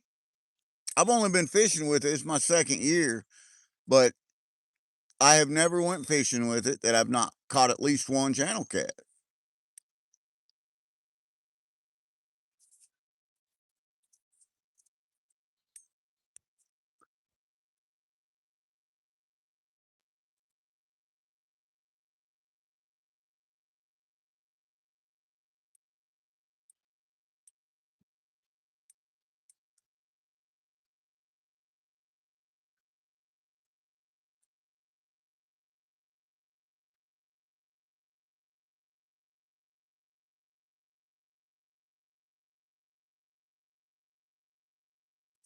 Ontario, welcome in, Matthew. Let me make you a standard moderator, my friend.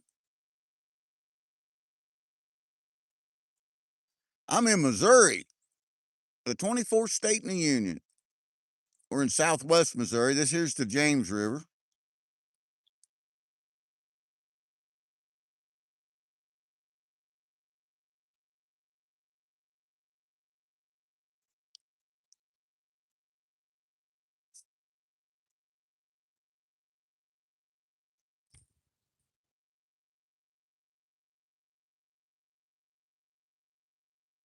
We haven't, Nerdy, but I certainly would. It sounds delicious.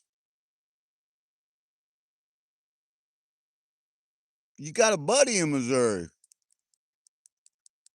This this pothole right here has got a cave system that runs under it. It's about 30 feet deep.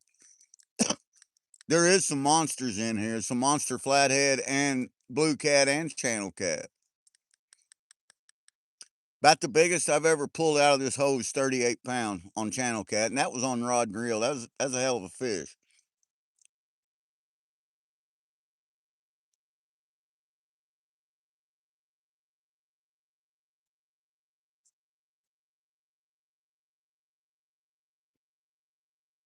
Um,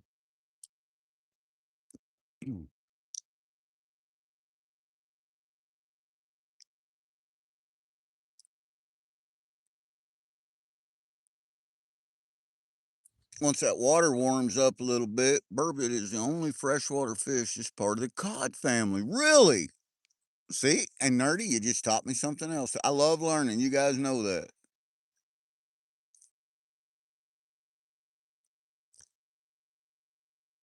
40 pounder for the record. That's a hell of a channel cat. You know what I mean? I've caught lots of flatheads and blue cats bigger than that, but channel cat, that's That's about the size of that big as they get in this area.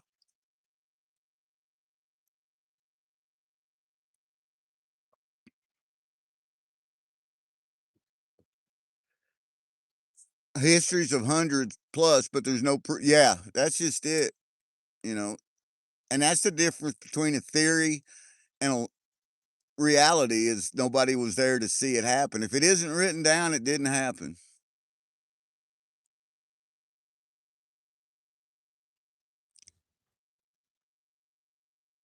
Man, it's nice out here. It's probably about 78 now. It's supposed to hit 80 today, 80-ish. And it's nice and warm. I love it.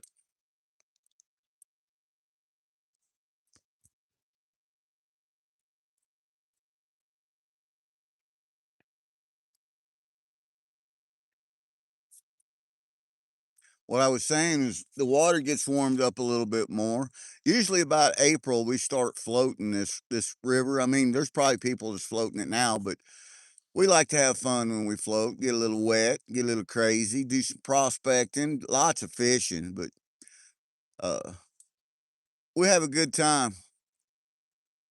I like catching nice goggle-eye bass and them brownies while we're floating. Storms moving in to Grove, Oklahoma. Yeah, and I think that's the same system that are supposed to move this way later this evening.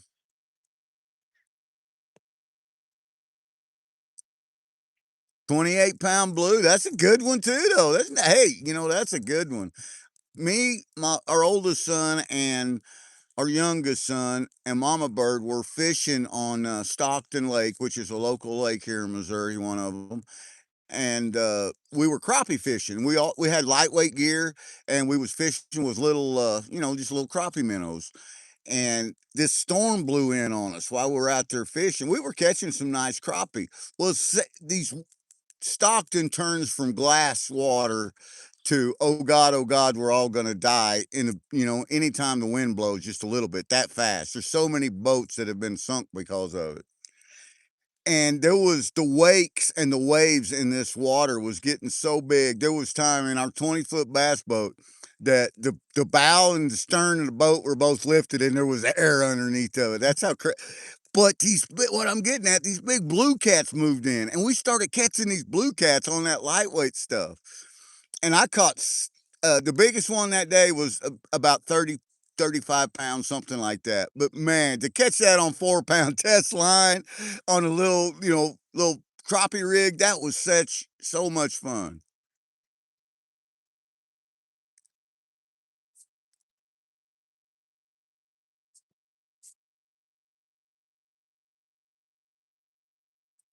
Yeah, it's supposed to be bad tonight. They're talking more tornadoes coming through. It's that time of year. Between March through May, we get so many tornadoes here in the Midwest. Hey, Bill Sims, welcome back, my friend. You're getting some on I love shad gizzards. I can't wait to go out and shad and get a bunch of fresh shad so I can get their gizzards and guts out. Anything on the water is a slice of quiet. I like that, nerdy. Matthew, if you're targeting channel cat and you're in Ontario, give this a go. Danny King's punch bait. This stuff is amazing. If there's a channel cat in the water, this is going to catch it.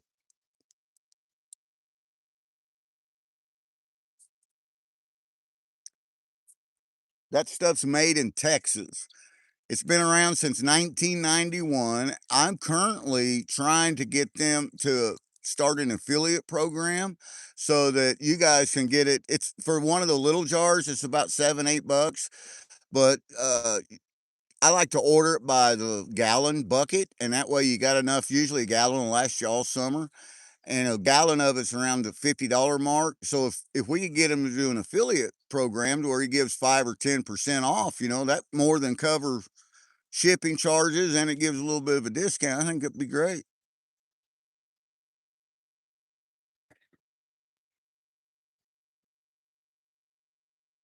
Clint, you have a great day, brother. Chicken livers and cut bait. I like to fish from channel cat with cut bait too, and livers.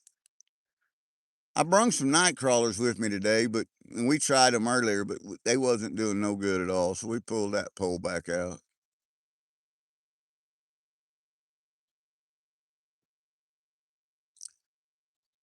We like to share the love here, man. That's what this channel's all about: sharing the kindness and sharing the love, experiences, just real people doing real stuff. And if we've got something in this part of the country that's working, we're gonna tell you about it. And if you got something that works, let me know about it.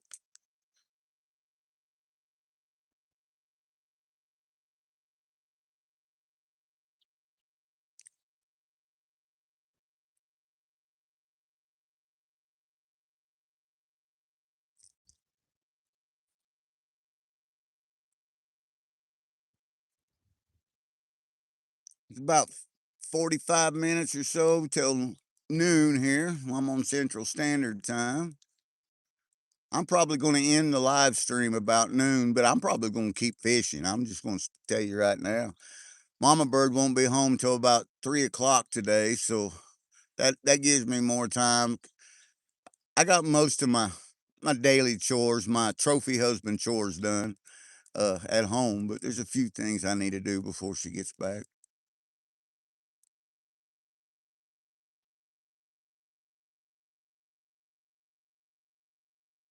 Hey, thank you, Matthew, and I'll make sure to connect with your channel as well. It's great having you in here, man. And you're going shopping. Hey, that could be a good adventure too. That's prospecting. Shopping's prospecting. You go out there on a prospect, you're going to find a bargain. Shiners too, yeah. Creek minnows is my absolute favorite. If I had creek minnows right now, these poles would be doing some different stuff. You guys, they'd be dancing. And I get I do all that myself. I trap and net my own minnows. We're allowed 100 minnows per person here in the state of Missouri, and I like to use my throw net. Uh, Years ago, we used to use glass traps, and they were the best, but we're not allowed to use them anymore here in Missouri. They've outlawed them.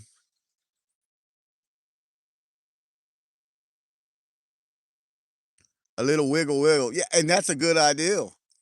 This old dude though, I guarantee you, in that current, that bait's down there, and it's doing this, and it's moving.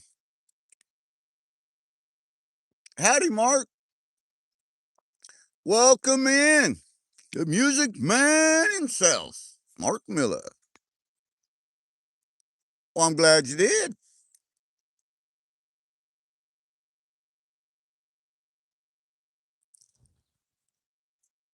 Thank you, Matthew.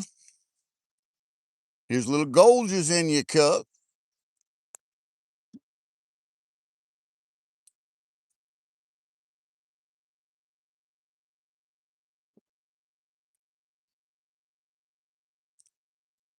The One of the places that I capitalize on to get my creek minnows is an old low water bridge here, and it runs out of a tributary that dumps into this river here. So it's the same.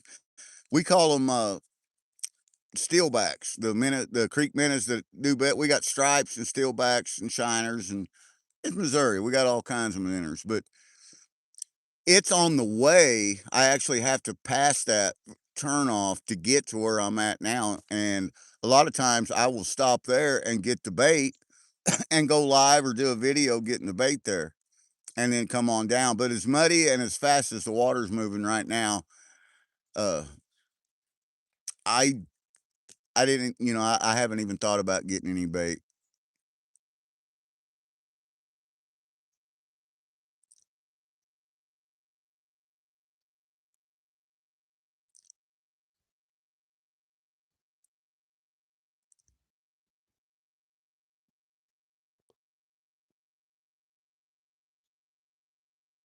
I have not used bullheads as bait. I've caught a lot of bullheads. I've caught some big bullheads. There's a couple ponds down here in this area that I know about that there's some of the biggest bullheads I've ever seen come out of that pond.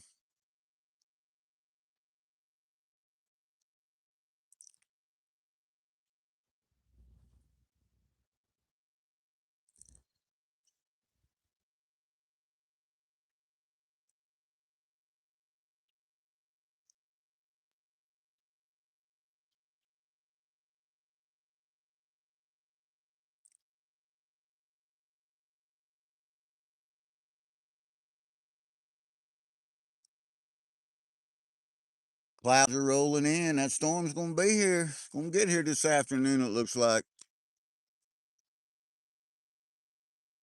If we get the rain, they're saying that this water, it's going to all be flooded back up just like it was Saturday. Me and Mom Bird went driving around Saturday. I think she posted some shorts or something on that, but it was really flooded out in places. And I wasn't sure I could fish here today. I stopped here this morning and it was like, yeah, I think I can manage this. But there was another spot I was going to, but I couldn't have done any lives there at the other spot. It's down by a place they call Hootentown and don't have enough signal to do a live there. I hope that Momo Patty stays away too. I haven't seen it since the last time we seen it go jetting down through there, so maybe. Now last year I did something and a lot of you guys really seemed to like it. I didn't bring any bait with me. None. I just came down here to the river and I caught my own bait and then we turned, I was bank fishing for bluegills and stuff. I had a few minnows that I used my throw net for. Caught some tiny little bluegills put on there, and we whaled the hell out of big old cats. Fat cat fishing. Welcome back, my friend. Top of the morning to you. But that's a good time when you just don't bring no bait to the river and you just what you can get's what you can get.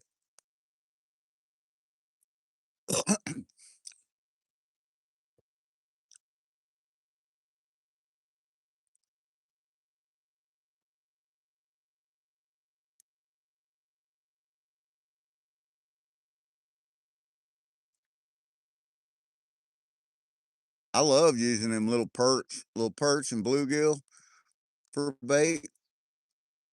Love it. And the next time I do that, I think I will bring like a little dock demon or something and just pitch a bobber out there and just catch a few perch to put on the hook. Ain't no reason why not to, yeah.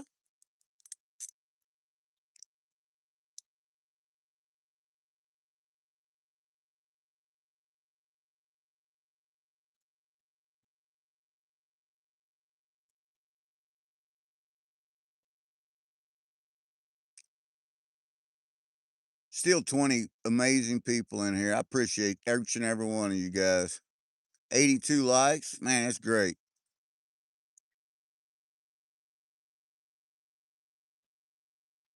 That wind's got them poles moving around a little bit. It's just picking up. There wasn't hardly any breeze at all when I first got down there this morning, but we got storms coming in, so that wind's pushing something in. It feels good, the breeze does, because it's nice out here.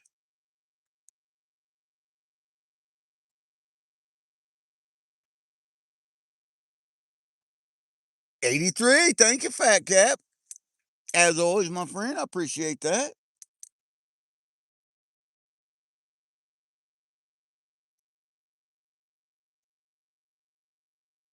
So we'll be leaving Friday late afternoon, early evening, headed to Table Rock. We're going to spend 3 nights down there, and we're going to crappie fish, walleye fish, do some night cat fishing, and we're going to be snagging for spoonbill.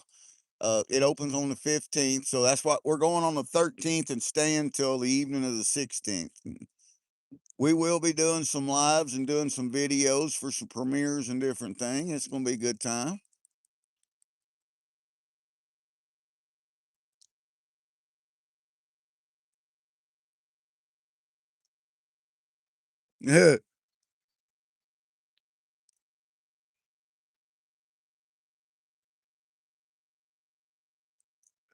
Awesome, nerdy.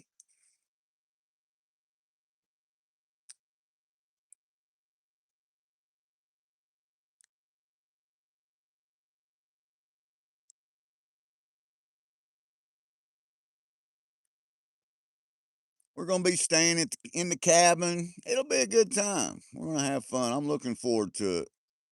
As long as the boat runs out all right, it'll be the first time I've had the boat in the water this year. And anyone that owns a bass boat knows what that's like. That first time putting it in, you're doing system checks on everything, making sure your water pumps are working right, making sure your oil feeders are working right, and your lights and all that. You're gonna go do your trophy husband thing. Well, Hogan, you have a great day, brother. Thanks a lot for coming in, and I'll be hollering at you later. I got to know about this snake thing too when it happens, man.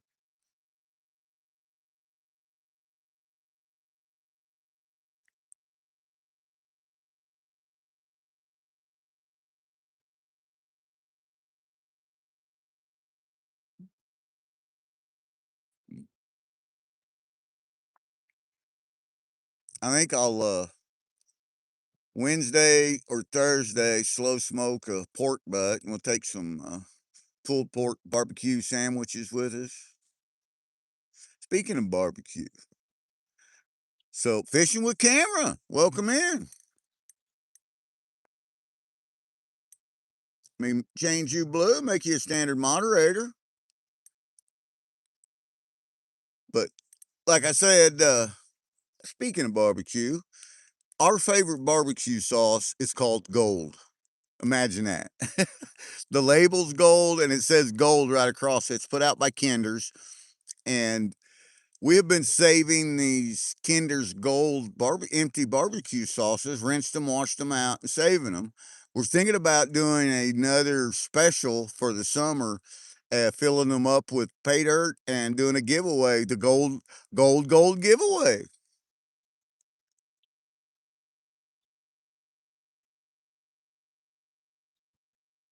Oh, the snake thing, fat cats. What snake thing? So Hogan, the real Mr. Hogan, is going to take one of the pop out jars, put snake in it, and put a GP sticker on it, and then give it to his wife and tell her it's from me. She's deathly afraid of snakes. He's going to get me beat up. Is what he's going to do. But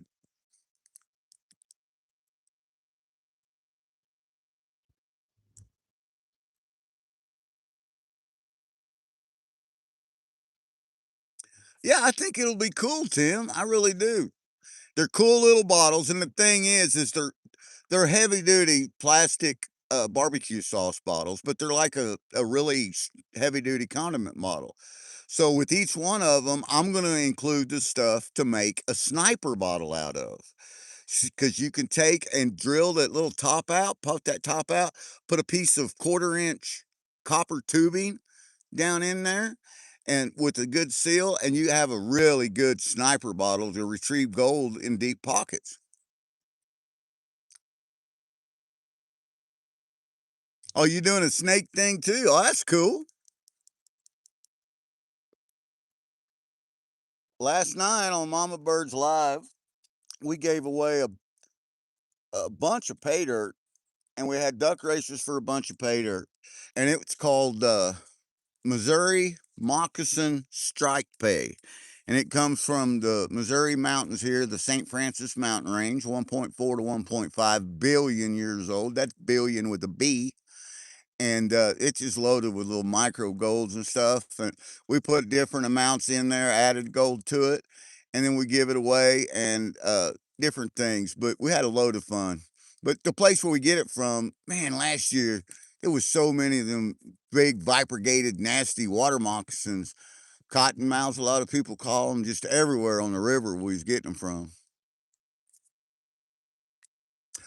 I got to see that. When are you going to guys doing the rattlesnake roundup? I was hog hunting in Texas years ago during a rattlesnake roundup, and that was a lot of fun. Caden, you go have fun. Don't work too hard, buddy. He's going to split some wood. That's a lot like work.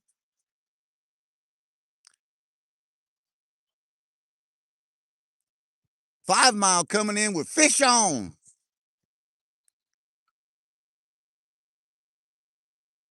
Wow, 4,000 pounds.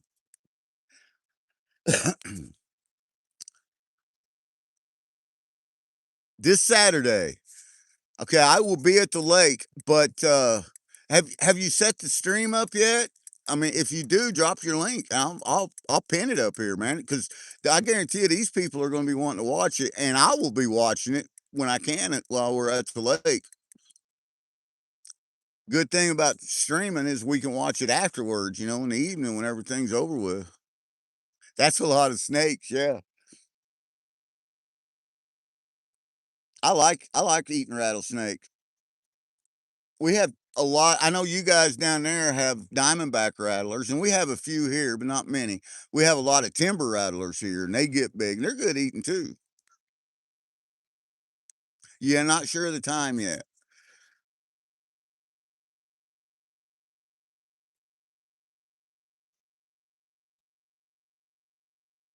Well, Fat Cat, I'm taking a screenshot right now of so I will remember this. Got it. And yeah, I'm gonna help promote that for you, my friend. Oh no, gotta give blood, Rob says. Man, that's I'm not looking forward to that. I have to do my annuals every year and I gotta go in there and then, you know, if they need to do it more often, they do, but once a year, and mine this year's in July. I'm not looking forward to that at all. You know, being a former medical professional, I can take blood from anyone. It doesn't bother. I can stick you with so many needles, pump you up full of whatever you need to make you live. But when it comes to poking needles in me, I don't want no part of it, man. I don't like it.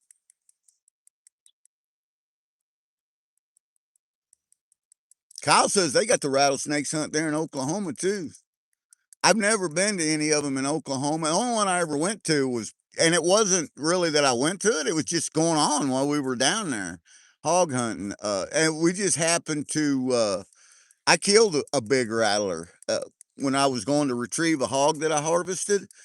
Uh, One of the guides that was with us, he was walking with me, and all of a sudden, man, this big old diamondback curled up, and before I knew what had happened, I pulled my revolver out, my sidearm, and shot it and blew its head smooth off. That it was luck. I'm gonna tell you right now, but that guide said, "Holy crap, John Wayne! I ain't never seen no shit like that."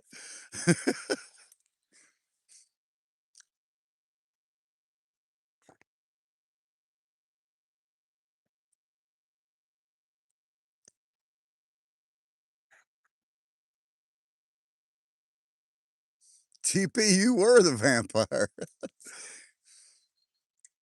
Daredevil, welcome in, Roger. Top of the morning to you. It's afternoon where you're at. It's still morning here by about 30 minutes. Well, little Golders in your cup.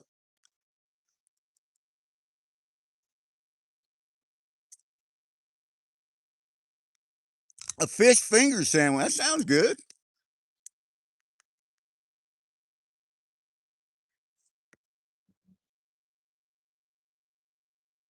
I bet you do up there on the River. That the Red River, of course, that Red River's a big river, but that's where we were hunting at. That's where it flowed through there as well. 60 years rattlesnake roundup. Gold Prospecting King says they got some more snow going to New Hampshire. All our New Hampshire friends, except for maybe Heath. Heath probably like the snow because it makes him a lot of good money. But all our New Hampshire friends don't like to hear that at all. Right? We all got new equipment we want to try out.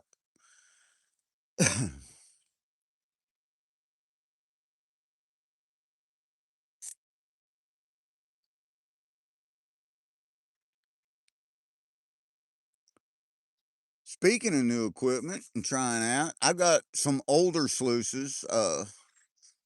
They're still good. Everything works good on them. And but I just never use them no more. Dream Mat, you know, my favorite. I love Dream Mat. But I got, you know, people say you can't never have too many sluices. You know, a sluice stack. I've got too many, guys. Now I don't have as many as my brother Carl does, I don't believe, but I got plenty. And I got a couple of cleanup sluices that are not doing me any good. I'll probably never use them again. They work great. It's just that I have go to like the Dirt Devil. sluice. That's one of my cleanup sluice go-tos now. And the switchback sluice, that's another. And the Flower Gold Wizard sluice. Them are my three main cleanup sluices that I use. And the other ones I haven't used, and I've got sluices I haven't used since I've been on YouTube. And and the 23rd marks 2 years on YouTube. We're gonna have a big party on the 23rd, guys. You guys are gonna it's gonna be great. I didn't know that, Zaxxon. I didn't know that. Today is Wrench's birthday. Well, we're gonna have to send Wrench some love. Yeah. So what I thought about doing was wrapping up some of these cleanup sluices that I have and giving them to some of you guys, that need a good cleanup sluice because they work good.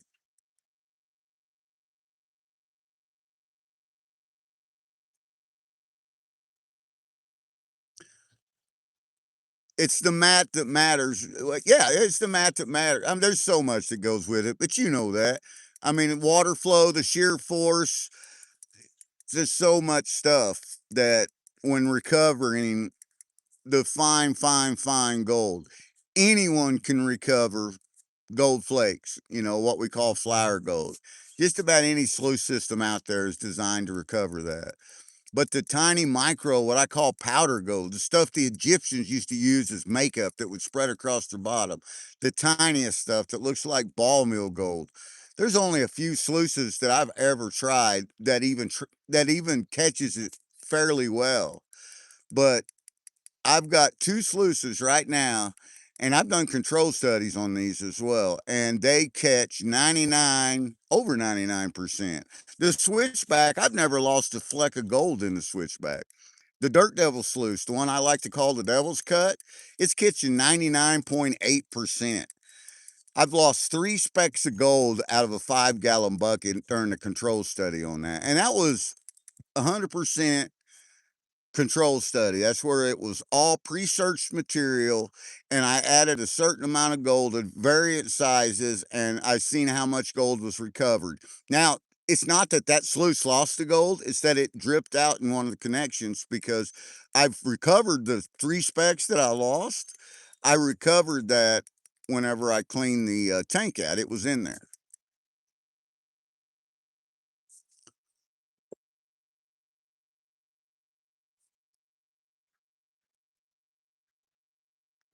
Lisa, welcome in, Lisa. Top of the morning to you.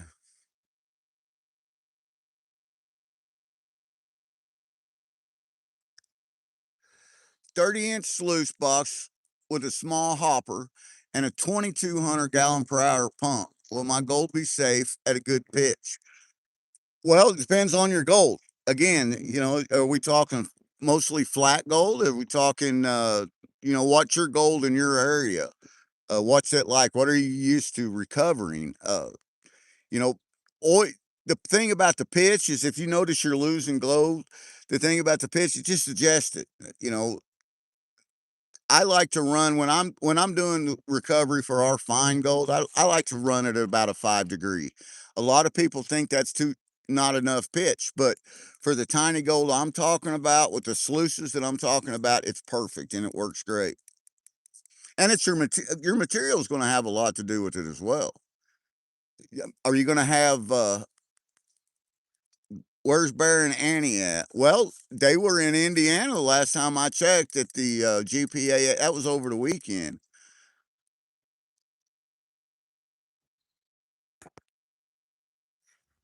Gazelle, welcome in. Let's add you as a standard moderator and welcome to the Gold Kingdom.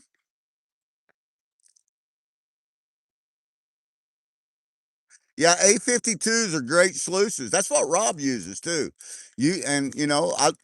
I've used the A52 a lot. I've used the A52 sluice right there on the Swift River in Byron and caught a lot of gold with it.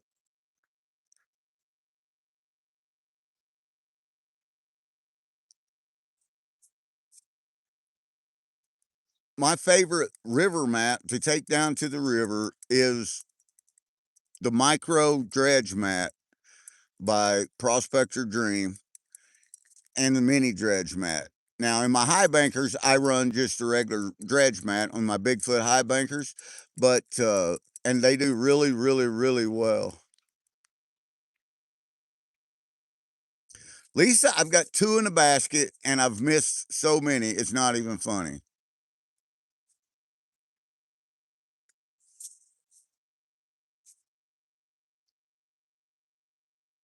Little everything looks, but location this year straight in bedrock, nice spunny, orangey clay. Well, if your clay's orange, it's mineralized. It's got some iron in it, and gold rides that iron horse. We all know that. That's one of the things that I love about that switchback cleanup sluice, and it's brand new. It only come out last November. I got one in December from Dream Mat. They sent me a Mama Bird one as a Christmas gift, and we've been using it since December. Now that it has two areas that work as a boil box. One works as a boil box and a classifier, and the other is straight boil box. And where you put it in, and you cannot overload that thing. It just as fast as you want to feed it, it'll eat it. But it'll take and swirl that clay around. It does an amazing job of busting that clay up.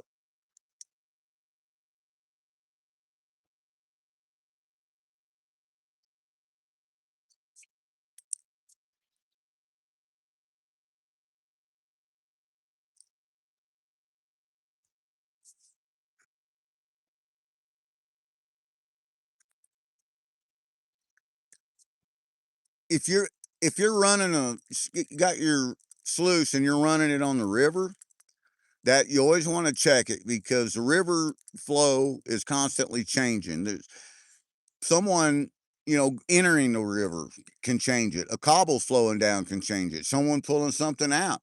The river's always changing. And what the flow changes is the shear force. And shear force is what's moving the gold because the gold is the densest thing that's in the water. So that's why it always settles to the bottom, and that's why it's easy to catch and easy to pan out because of the density.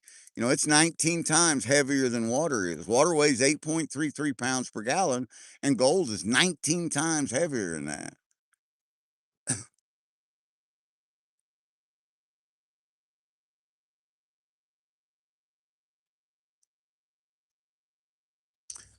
You found the hose. Well, that's a win. That's absolutely a win. Them, dredge hoses, any of your water hoses they're super expensive. I like to go to being a retired firefighter paramedic, I like to go to the local fire departments around here because we run hose tests every year. And a lot of the hoses, they will not pass the test to run the fire, so they discontinue the hose. Well, they keep them and donate them to other departments that don't do hose tests, that can't afford it, and stuff like that. But if you go in there and talk to them, a lot of times you can pick them up for a little bit of nothing or free. They'll just, yeah, take that 200-foot inch and a half. They'll take the ends off of it, and you got to put your own ends on it. But hey, that's still a win. Pretty shallow, all bedrock. Are you the sluice you're using? Does it have a legs kit on it, or are you building a bed for it?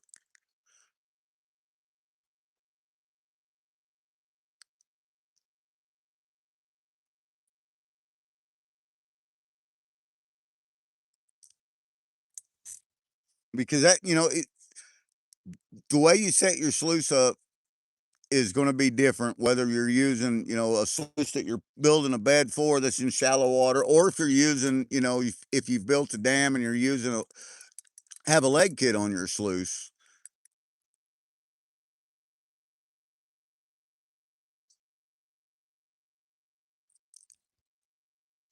Always, that's great advice. It's a Royal, came with the legs. Royal puts out a good sluice, yeah. So yeah, the leg kit, that's gonna help you, the leg kit is, to set your sluice better. You still are gonna need to build a bed of a bed to make sure you don't have any water running under your sluice. You want to trap as much as that as you can, and you can use some of your tellings for that as you go along as well. But you adjust that to where the top, the head where your flare is, where your indicator mat should go, the head of that where you feed the sluice should barely be in the water. I'm talking barely. And the bottom of it is going to depend your pitch as you go down. And watch that V. As you adjust that leg kit to get that bottom down, watch your V, and you'll see it go from all the way down to the bottom of your sluice sometimes up to the top. And you want your V at the top of the sluice. The first 6 inches is where you want your V to be. If you're running a 6 inch sluice. If it's an 8 inch, you want it within the first 8 inches. That's a little GP hack that I haven't told a lot of people. A 12 inch sluice, it's okay to run your V down 12 inches. The longer your V is, that's the more flow you have in the water. The shorter your V, the less flow.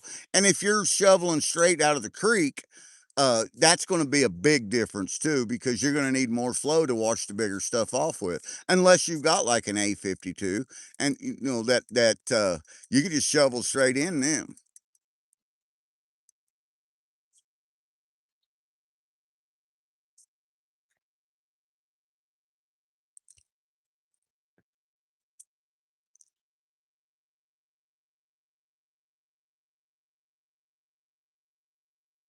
The hopper takes place at a fin.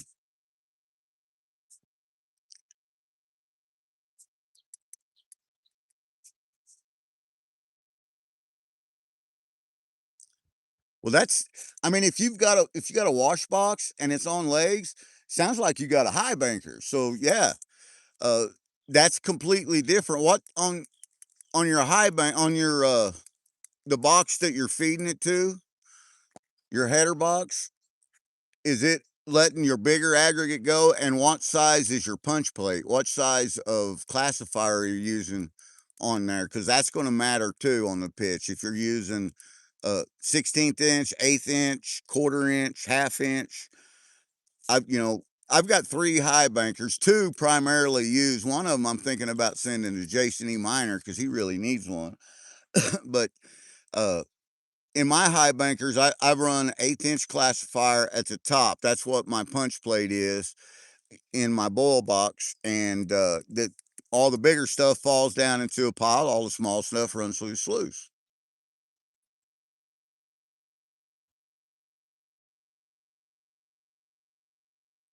It is a YouTube issue. Gotcha, Rob.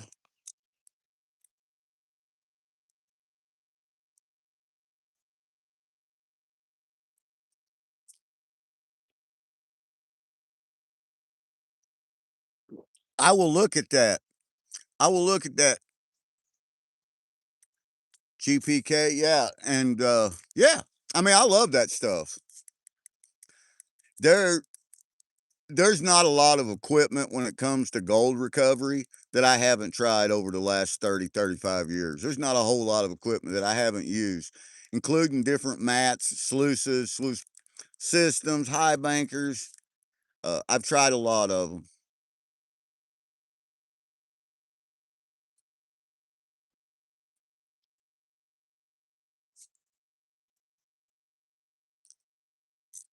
I can't believe we haven't got another bite.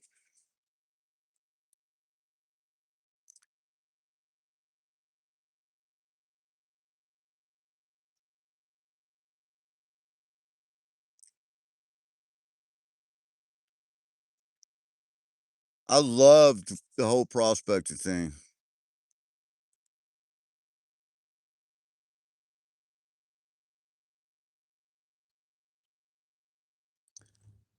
I love talking about it. I love doing it. I love doing all the control studies. Mama Bird thinks I'm some kind of scientific geek, and she always has because my eidetic memory. I'm pretty good with math and remembering stuff, but uh, I like to see. Okay, yeah, that sluice works better than this sluice, but I got to know why. I want to know why that sluice works better.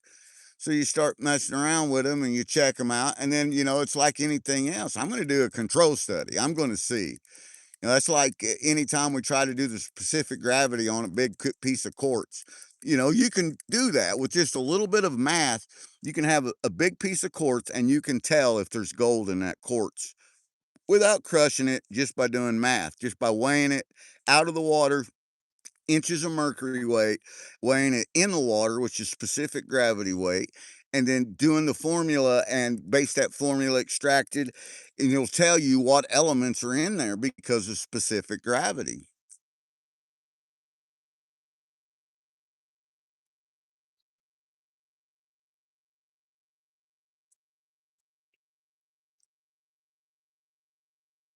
Yeah, gold prices,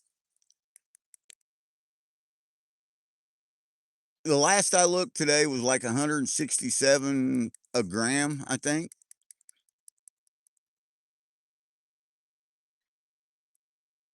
Get them poles out there, Lisa.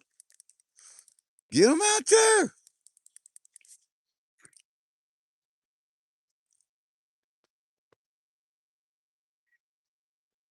Oh, yeah. That would be awesome. And Annie and Bear, I'm gonna tell you what, they're always a hoot to be around, but we love them both, great people.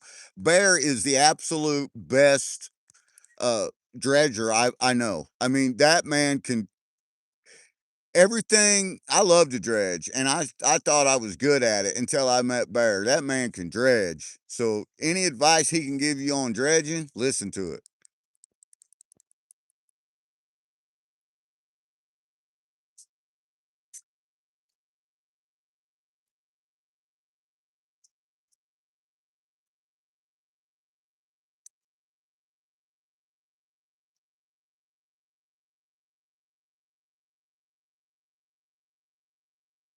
And I do know that they're miners. They're not. I'm a prospector, but Bear and Annie are mining miners. They have property. They have mines. They have land, and I mean they got some good places. They got some places, in other states. And I know a few of these. I'm not going to mention them. Nobody else needs to know. If they do, they can tell you. But I've never been to them. But they've told me about them, and I think that would be a dream. That'd be awesome.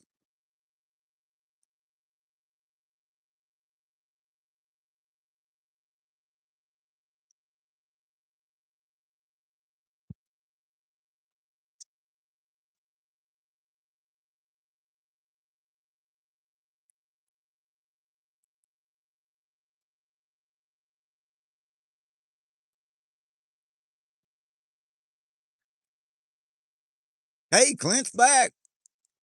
Clint, we haven't got a single bite since you've been gone, man. And Nerdy and Lisa are both in here. Usually, them two, especially, they get to singing the fishy fishy song together. Nerdy's done it twice, and both times today we got a bite. Caught one fish, one big one, off of it.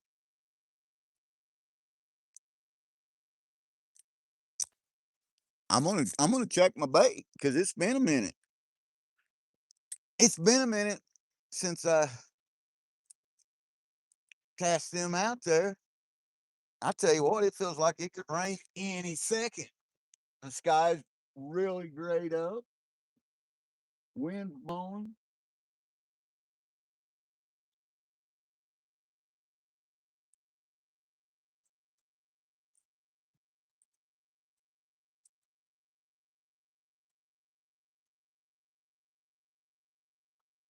No bait. There is no bait on there. No bait. No bait. That's why we ain't getting a bite.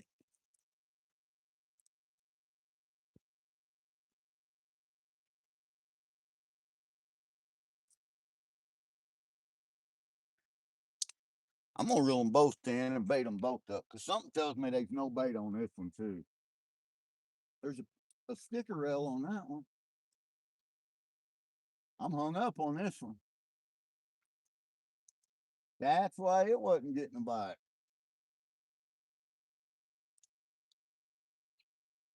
I think I gotta tie another hook on.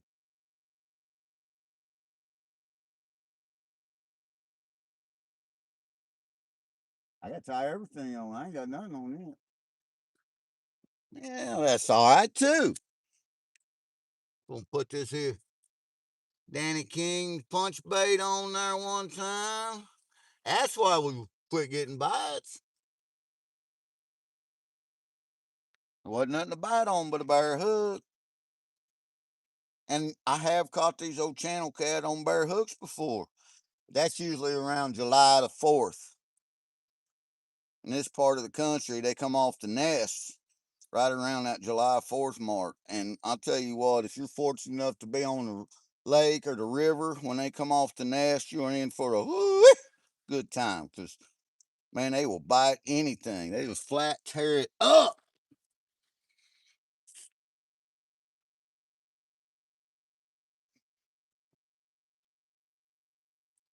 All right, let's get us another one here.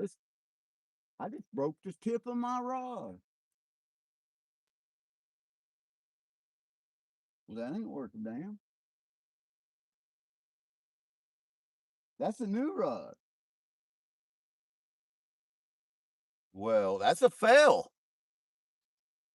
Look, that's that new rod that I bought last year. That's going back to Bass Pro.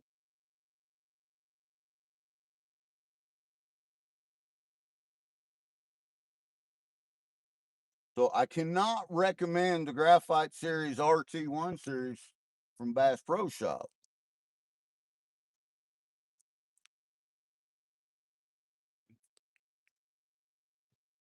So now I got to tie these hooks on, and then I'm gonna rig my other pole up with that for Danny King's as well. Yeah. Oh no. Yeah. Yeah. That it wasn't a cheap pole. I bought it to replace one that I broke here last year on a big fish that snapped it when me and Mama Bird was down here.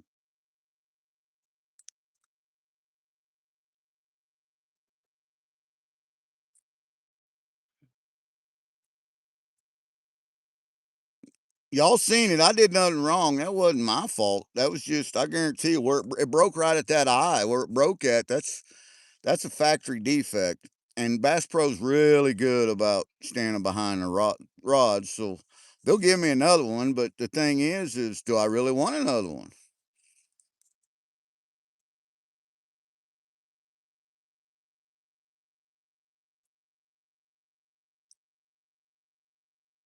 Exactly, nerdy.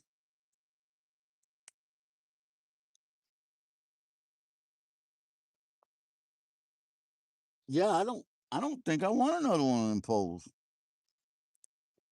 I was looking at them. Well, what I'll do, I've got some really nice bass rods that are about 6 years old now. These were my old bass rods. I will just transition one of them over into my catfishing rods, and I'll buy me a new bass rod, and I'll just get a good one. I'll get a Fenwick or a Pfluger's. I'll get me a really good one that comes with a lifetime warranty. Yeah, you remember that, Lisa? Yeah, so that this pole's not that old. It shouldn't have broke. But like I say, Bass Pro, they'll stand behind it. I'm quite sure. They have their fishing classic going on right now at the Bass Pro. If it storms tomorrow, we could take a trip to the Bass Pro and do a live going through there, checking stuff out. That'd be fun. That'd be a good time.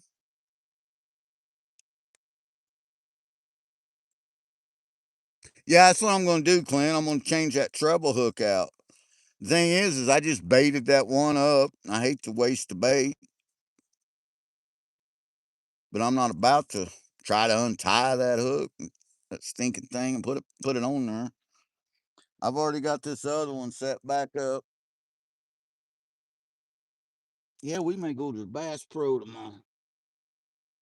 Take that rod out there and walk in and just tell them, "Are you guys in the customer selling junk?" This is all live. I can show it to them. Show them I wasn't doing nothing wrong. Can't blame GP's Gorilla Falls this time. That was 100%. I guarantee you that's a factory defect.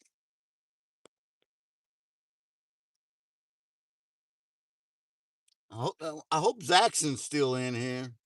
The beating I'm going to get over this broken pose action.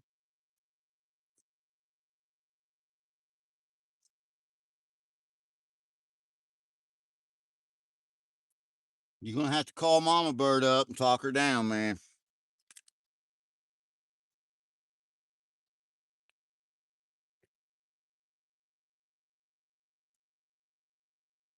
All right, let's pitch this one back out there.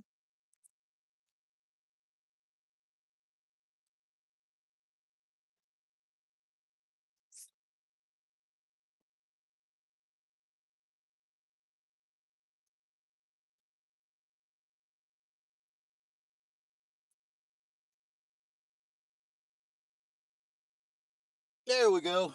And now we'll change the hook. We'll get that true turn hook off there. Lurkers requested. So Zaxxon, did you see what just happened?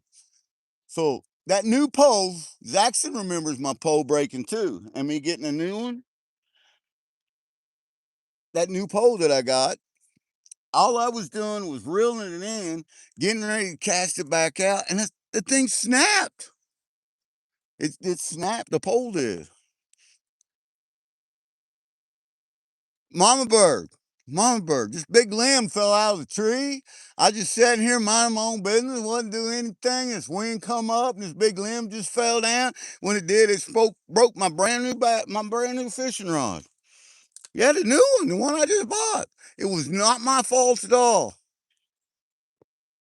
Hey, Rosa Riviera, welcome in.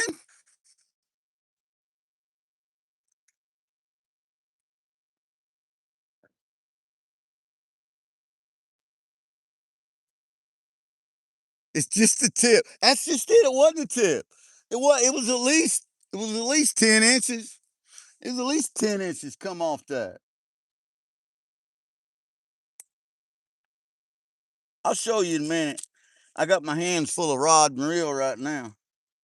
But yeah, we're gonna show you here in a minute what happened to it. We're gonna put some more of this hook bait on here. Get that out. I'm gonna tie this on, and then I'll show you the busted ass rod. That makes me mad. GP don't usually get mad. I stay mad. That's what it is. It's not that I don't get mad, it's that I stay mad. Nobody ever knows. They're like, oh, you never get mad. I just stay mad. It is gorgeous here. It is. It's beautiful. It's 80, right at 80 degrees.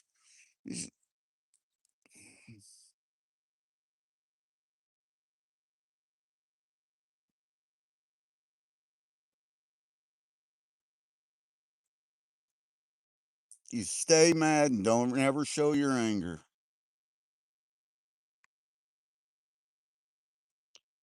I'm here to tell you, if GP gets angry, get away from GP.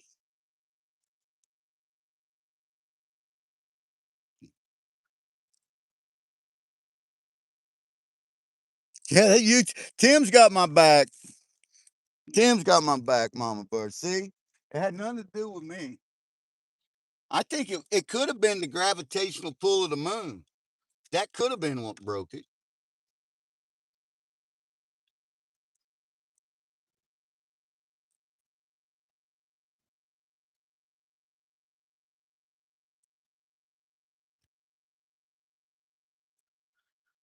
I'm about to get baited up here again.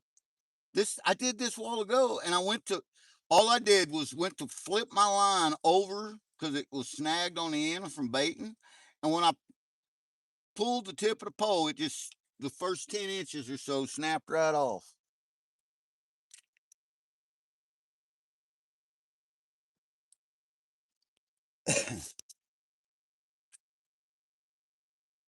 So let's pitch this out there. Try this again.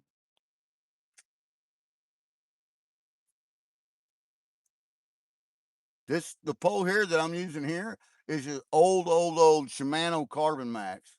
At one time, these were about $150 poles, but it got old, and I changed it out and made it into my one of my bass or my catfishing poles, and I think that's what I'll do again.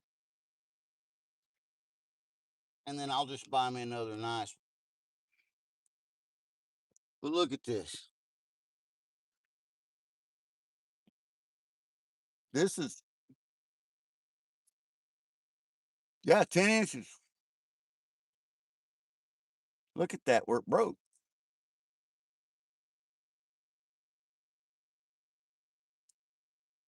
Them dirty birdies. Got that where I can get rid of it. Yeah, that's a factory defect. They've got to stand behind that. Look at this, guys. Where that busted at is in right at that eye, the second or third eye down, and it busted right in between the windings there.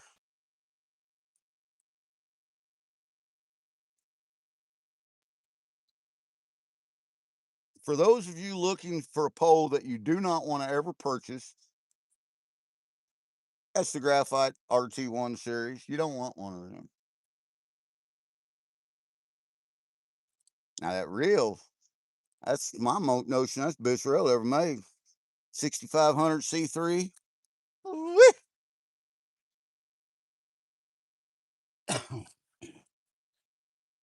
Got my trash picked up. Got two poles back out in the water. We're ready to go. They're back down here. Yeah, it is warranted, I think. Safety meeting time. I wish it was, man. How many fishes typically fish a day? It just depends. I've got two in the basket right now. One pretty decent one small one. But there's times I come down here and just catch a couple like today. There's times we come down here and we will flat smoke them, and it's nothing to limit out.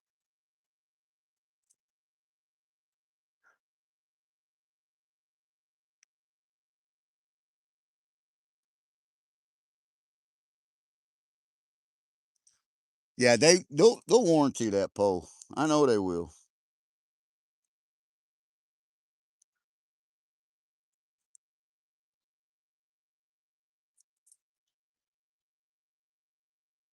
One way or another, they'll warranty it. I'm leaving there with a largely discounted pole or a new one that was free. Put it that way.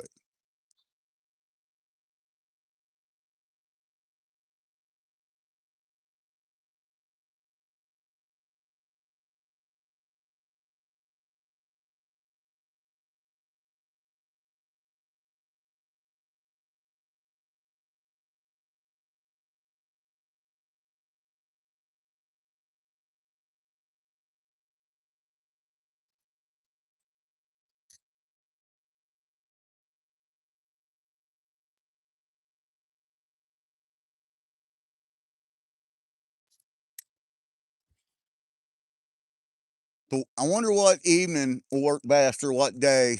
I'm gonna let you guys do that, and we'll just set it up and make it work for the managing mod night. I haven't decided what I'm gonna call it yet, but it's a lot of fun, and it's gonna be encouragement too for some other channels to express some love for their managing moderators and stuff. I think it'll be a fun time. But I'm gonna have to talk. And Zaxxon is one of our greatest supporters for our channel. He's always been a great guy.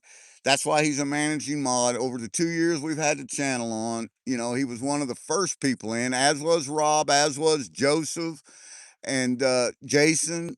But you know, I I've never had Zaxxon on panel before. He's been on everyone else's panel. He's just never been on GP and Mama Bird's panel.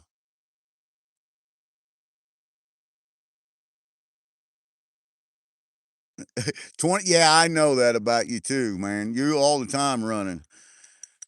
Zaxxon is he owns his own business. He's his own boss, and he's a very, very hard worker. He is an amazing mechanic, is what he is.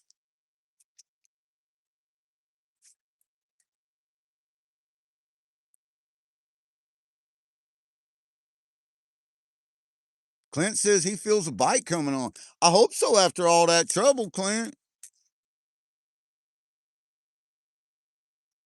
all I wanted to do was check my bait. Ended up, I don't even remember what I gave for that. It was on sale. I bought it. I think I told you guys. I think I gave maybe 50 bucks for it or 60 on sale. And that's why I got it, because it was, great sale price. That's why it was on sale. They knew they were junk.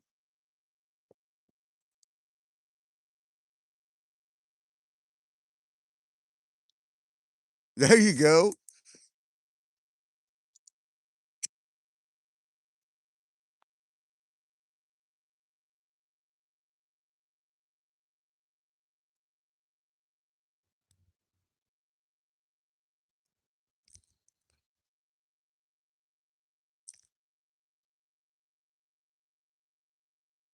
Well, we all got a lot going on. I know that all the time. If GP's on and I'm free, I'll be there. Once I leave the house, YouTube is not is non-concern. There you go. Yeah.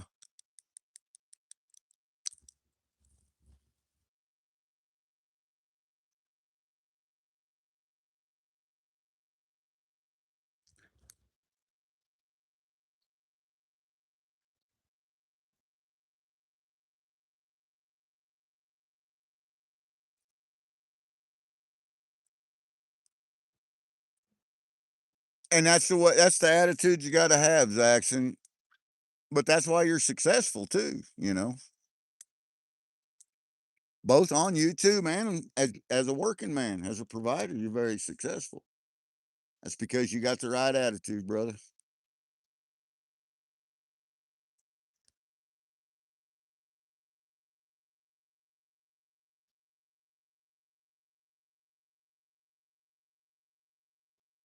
Got 90 likes. Wow, 10 away from 100. That's very cool.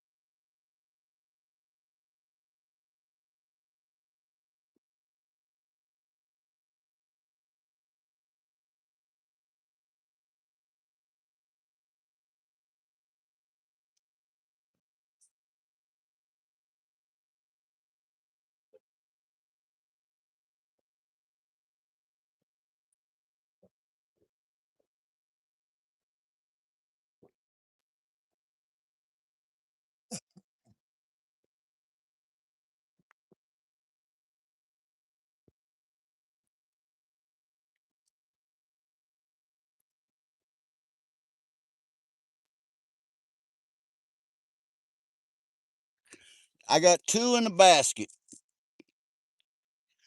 I threw one back, and so three. Three is what I've caught today. But I missed way more than that. Yeah, more hangups than anything.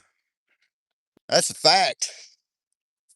I need to put this charger on there. When I jerked that up a while ago, pulled it off. Sorry for the motion, guys.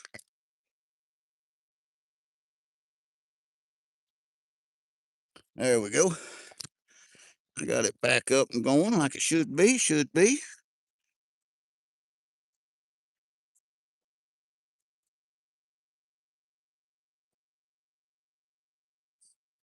Yeah, that dang Momo turd. We caught that thing, and it lost a good fish for us too. That thing did.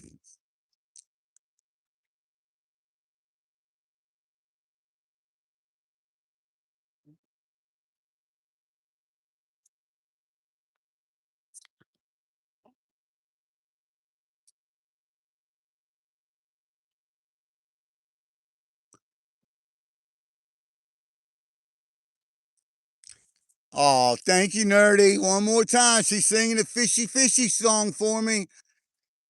Let's go. The last two. I gotta give.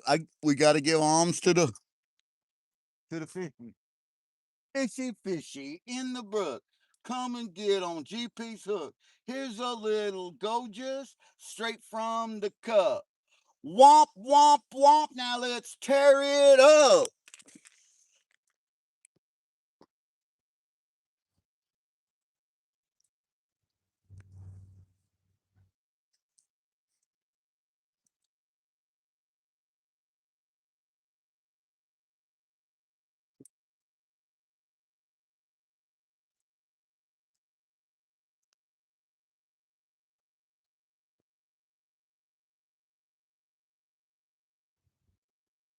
Only 9 likes away from 100. We could hit the 100. I was going to leave. I was going to get off live at noon, but then all that fiasco happened. Feel like I've cheated myself.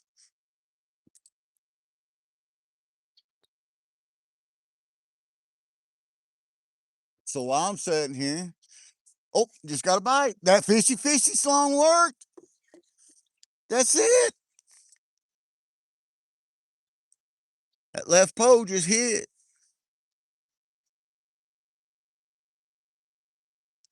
I am still at it, Calvin.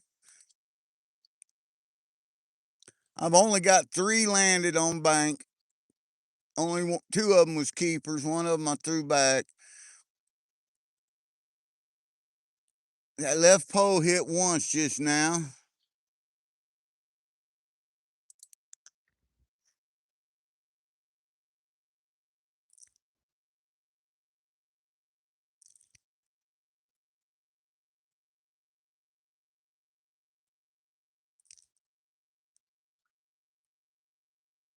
Jeffro and Jed's already in a basket. They need Fred to be in there with them though. Big old Fred, Jeffro, Jed, and Fred. That'd be pretty good little master channel cats. Reckon that bite got the bait. I mean, he just bumped it. That's all he did. He didn't really run with it.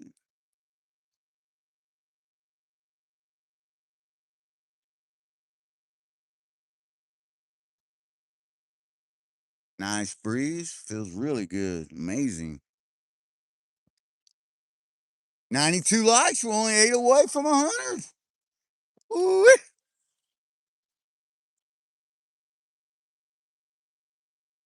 Beverly Hillbilly Family Reunion.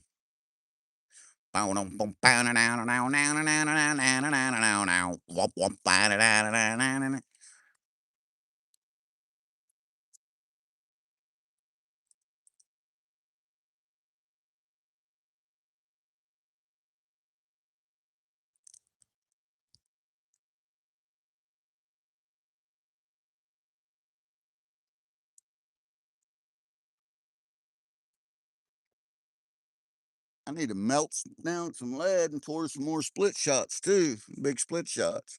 You can't find no big split shots anymore. I got to where I make my own. I'm starting to run low on them.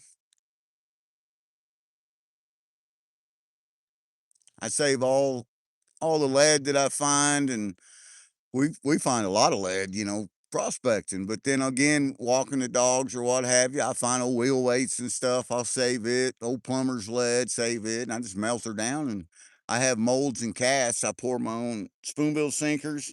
They're 1 ounce sink or 8 ounce sinkers and 16 ounce. Well, I have 6, 16, 8, and 16 ounce, and then I have 1 ounce split shot sinkers, the big ones. I like to pour too.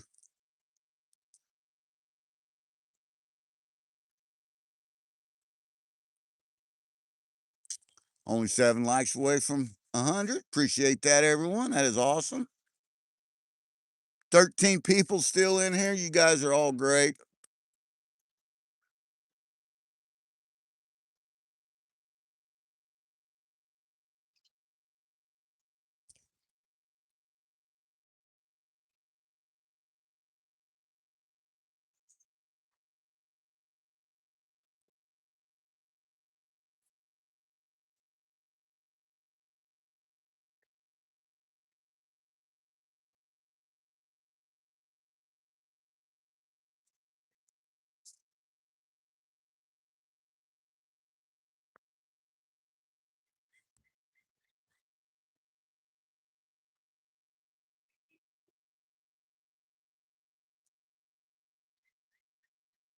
I better check the bait on that left pole.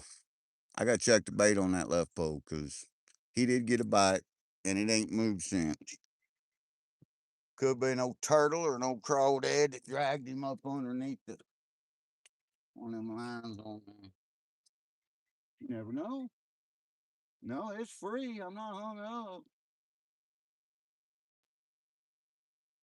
I am hung up. I just got hung up. Reel it in.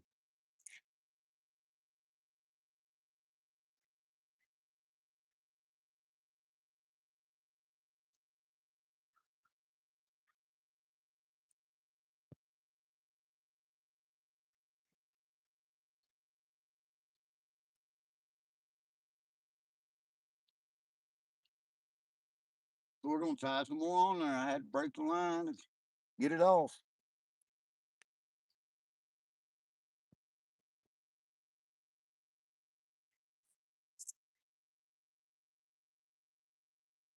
Mm-hmm. Mm-hmm. Mm-hmm. Yeah, I will be going to the Bass Pro tomorrow.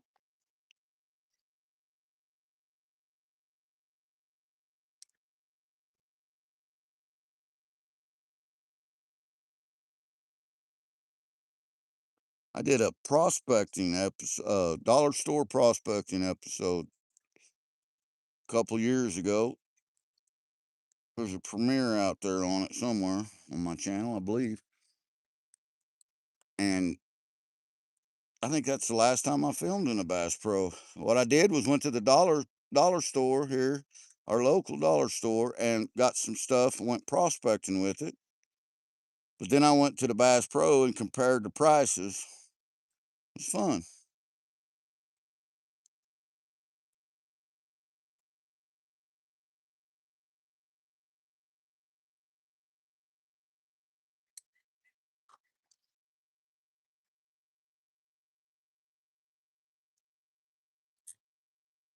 Real Monster, I got 25-pound test on here. Is what I'm running on all three of these reels that I have down here.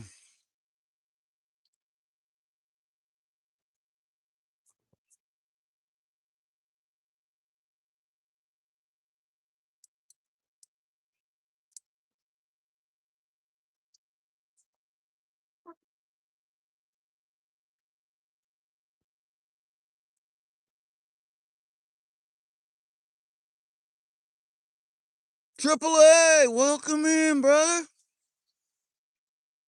Hope you guys are having a wonderful day.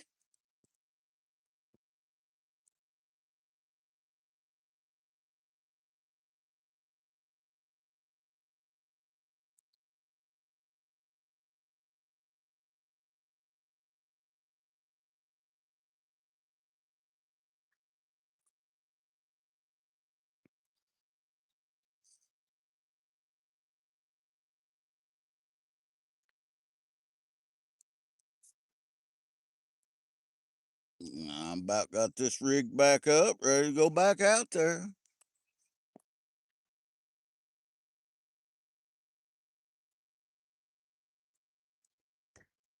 Just about.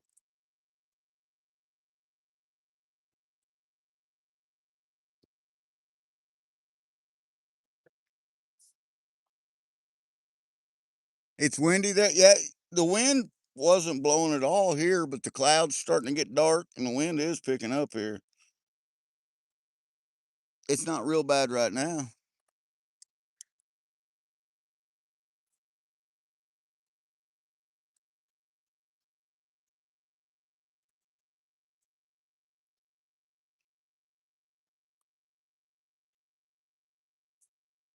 Got him all done. I'm gonna throw some more bait on there.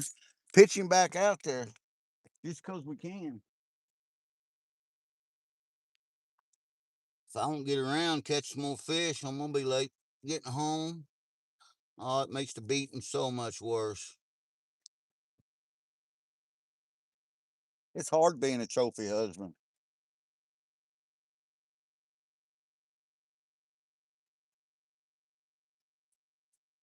Man has to sit around all the time, try to be all conditioned, look good, and all that stuff.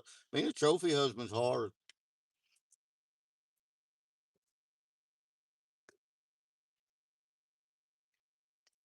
We all baited back up. We're gonna pitch him back out there. I do believe they're letting water out of the dam because it looks like it's dropping. That means that the Corps of Engineers is expecting that flood or that rain that we got coming in here to be a significant amount.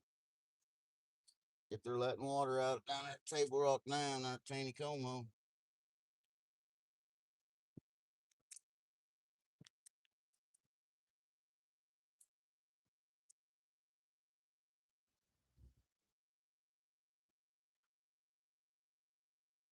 Hashtag Trophy Husband Club.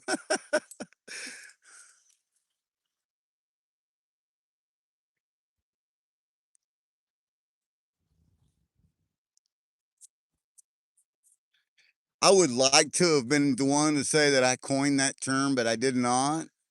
That actually came from my pal, Any Fins Possible. We have a lot of fun. We go on each other's live, but he's the one that said that him and I were trophy husbands.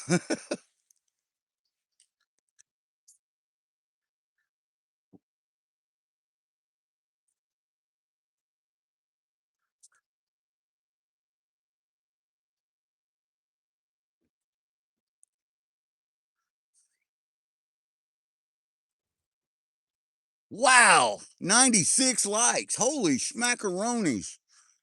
That is awesome, guys. Woo-wee. Come on, kitty, kitty, kitty. Let's go. Let's land a couple more. Giddy up, says David. Let's go. Come on, fishy.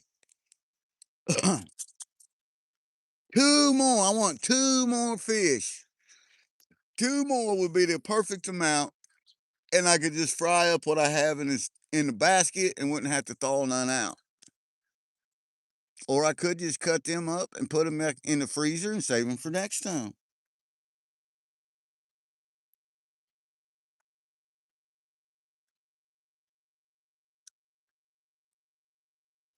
Strange Green, welcome in, my friend. Let me turn you into a standard moderator. And we are after Channel Cat today. We've got a couple in the basket. We've got one that we threw back. It was too small, but we've missed several today. Man, I tell you what, fishing live is hard for old GP, for this old man. 97 likes. Thank you, guys. I'm so humbled. Like, share, subscribe. Anything free is worth saving up for, and subscribing is 100% free right here in the Gold Kingdom.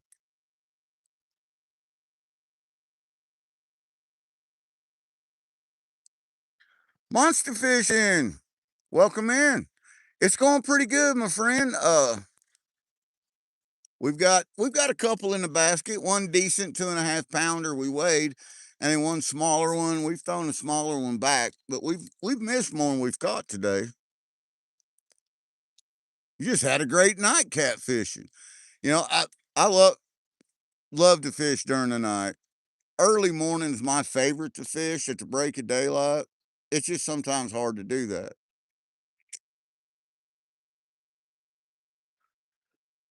Yeah, the Momo patty did have a lot to do with it. One of the fish that we had that we fought in got hung up on that damn thing, and it broke my line, and it's still hung up on it. Far as I know.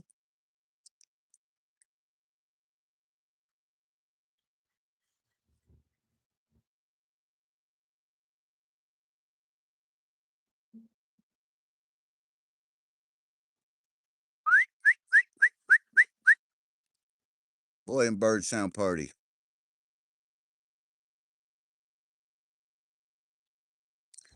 Oh, Lisa says left one's got a bump. I'm glad that you was watching. I wasn't, Lisa. I'm looking at her.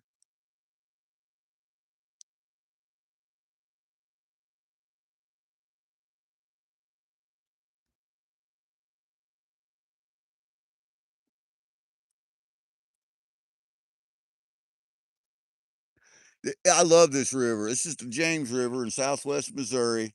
It's part of the White River Basins. It runs into Table Rock Lake, which runs into Taneycomo, which runs into the White River. It drops off into the ocean.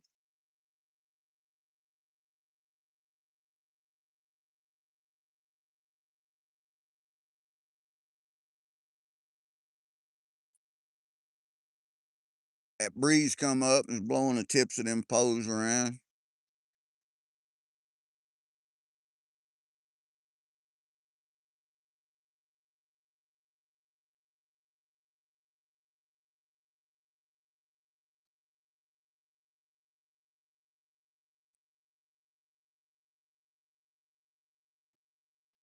I bet there's some old turkey around here getting it done. Seen several broods of big old toms on the drive in this morning. It's almost that time. It's almost that time when they're gonna be turkey hunting. Old GP will be out there with you guys. We'll see if we can bust a head full of lead for the day is done.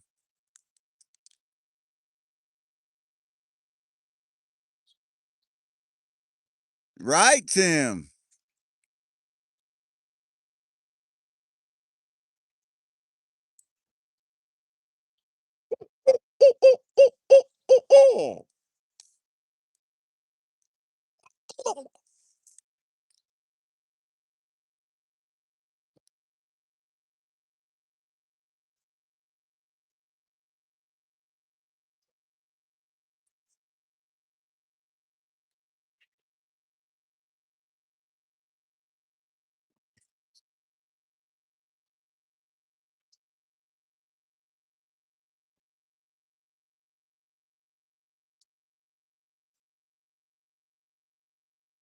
Thank you, Monster. I appreciate that.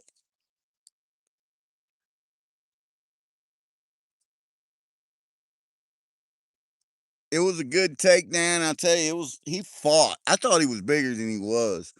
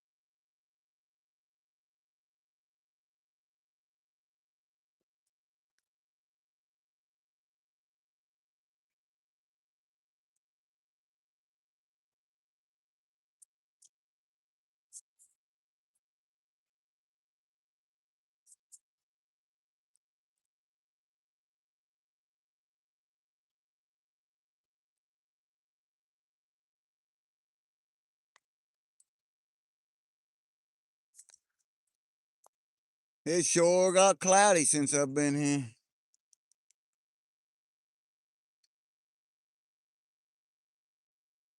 I'm not gonna argue with this beautiful, beautiful weather we're having here in Missouri, southwest Missouri. Supposed to be right at 80 today, in the 80s. It's gonna be again Saturday.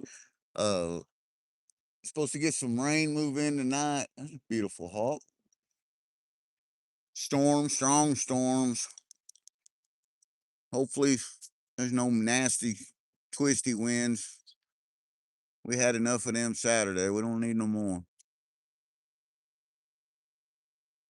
2 likes to 100. Oh,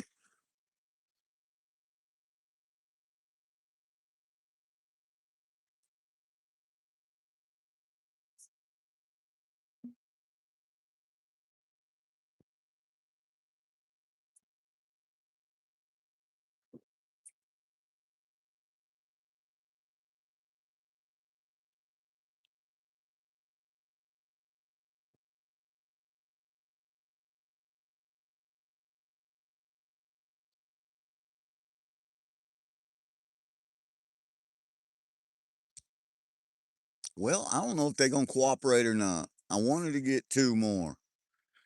It's 12:30. I'm fairly close to the homestead, so I don't have to drive far.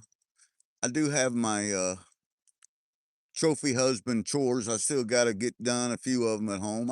I got the laundry started in the washer before I left, but I got to put it in a dryer. But I got everything else done except I got to get prepped for supper. And I was planning on these channel cat for supper. But it looks like I might have to go to the market because I didn't set nothing out of the freezer. So I may have to go to the market. We had some nice chicken thighs last night I baked. I might pick up some pork chops. You know, the good kind of pork chop that's got that little extra layer of fat around it that whenever you cook them, it sears up and fries up just right. You know what I'm talking about. You know, you know. Boom, 99 likes. Georgian coming in with number 99. Howdy, Georgian. How you doing? Top of the, well, no, it's good afternoon. I'm having some golders in my cup, catching a few fish. We got two in the basket, Georgian. One good one small one. We call him Jeffro and Jed. Jeffro's the biggest one in there. He's 2.5 pounder. We dedicated the first couple of fish for Jeff Brewer prospecting. And the second one's name's Jed, that's in the basket. We dedicated him after Clint, our Oklahoma brother. Hope you're having a great day.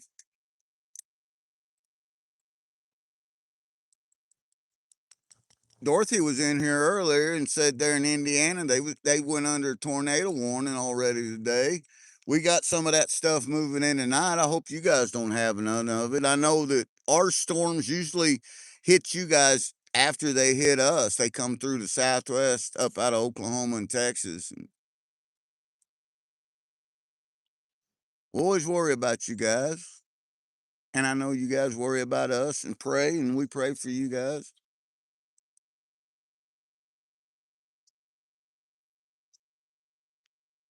I be welcome in.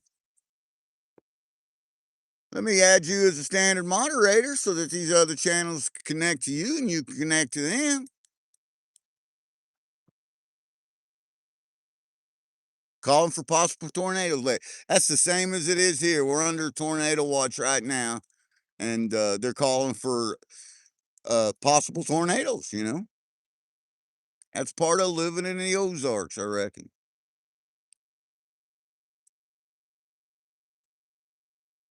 Glad to see y'all. I hope you're having a great day. Thanks for coming in. Thanks for hitting that like button. I think we just hit 100. Woo-wee. Well, you're most welcome. We like to share the love and share the kindness here. Anything free is worth saving up for, and subscribing to all your other channels is just as free gets, man. I'm gonna tell you right now. We love it.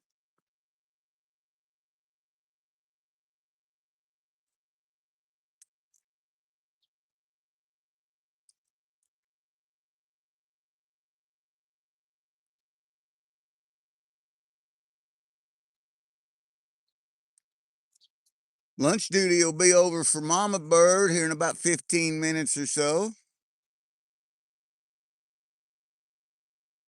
She's got 500 kids in there right now that she's tending with. And I've been in that lunchroom and it is so loud, it's deafening. It's like standing at the airport without air protection on. So Mama Bird, I've talked with every one of our managing mods today on right here on this stream, and they're all for it. They're all for the managing mod night. So yeah, let's get this set up. Zaxxon pretty much said that, you know, if he's available, he'll be up on panel. If he's not, he won't be. You know, but you know he runs a 24/7 shop there, so he's got to go when it's time to make that green. He's got to get out of there. And Jason's like us, he's pretty flexible most of the time.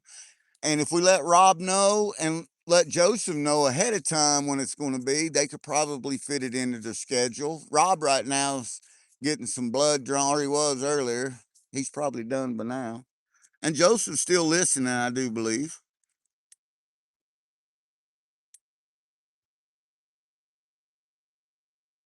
So we got to make up some pretty good stuff for him. And we're gonna do some wheel contests. We're gonna do some moderating contests. I'm gonna get a hold of some people, some secret people, and have them come in and act totally obnoxiously rude. And we're gonna put some of these managing mods to the test, and we're gonna have fun with it. And we're gonna send them some fun stuff. We're gonna definitely send them some gold pay dirts. Show them that we love them. Show them that we appreciate them, and show them that you know why we give them the keys to the kingdom.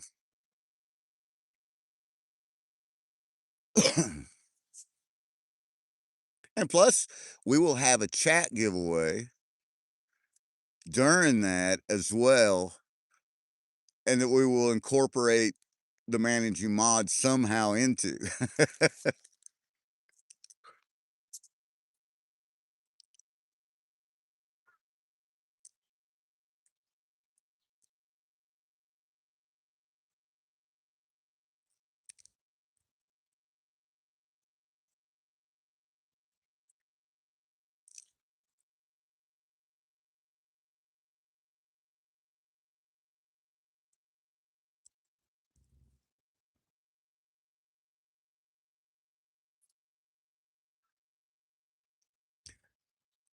So now I'm going to stay until 1300 Central Standard Time. I'll stay till 1 o'clock.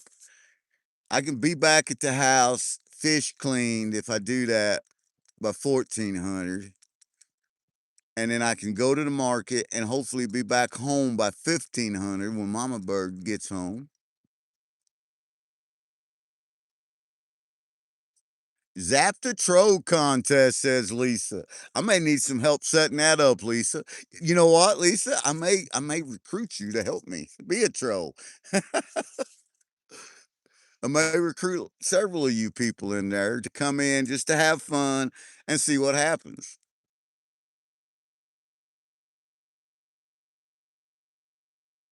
You're in Illinois, yeah. We in the same time zone. Yep, yep. And we every year we drive through Illinois. We go to St. Louis often. We got friends that live up there that we go up and visit. Mama Bird's best friend, her life friend, lives up there, and we like to go up there and visit them. So we in Illinois quite often, and it's a pretty nice little place. We like it. Oh, that left pole just got a strike. One little strike. Come on with it. There's a log floating down through there.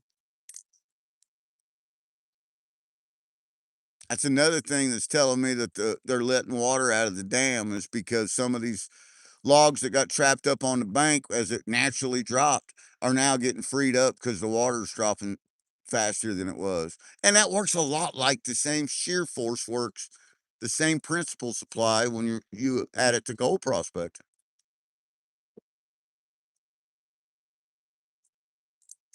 Yeah, that's a giant sticker rail.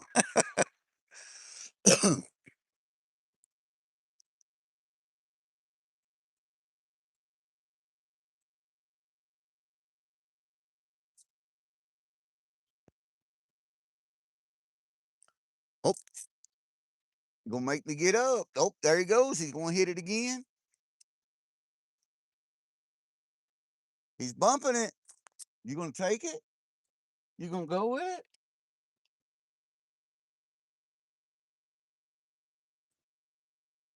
I don't. I don't think you're fish enough to do a takedown. I just don't do it. I think I'm sorry. You just ain't quite fishy enough for GP. Prove me wrong. Come on, prove me wrong. Give that old pole a good solid whop whop.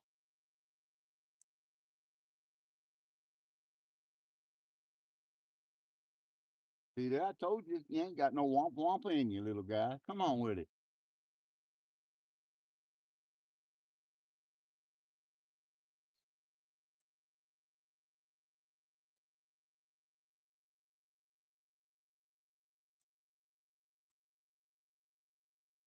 I believe that that could be an old crawdad or a turtle the way it's acting. Whatever it is, it's tiny. That wind ain't tiny. That wind's howling. Another squeaker. Yep.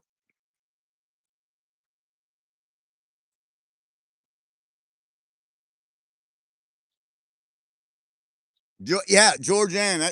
Whirlpool. That's a good way to describe it. That's actually a cave undertow. There's a big cave. I've done rescue and recovery in this spot before. As a diver on the fire department. This was within our district and this area.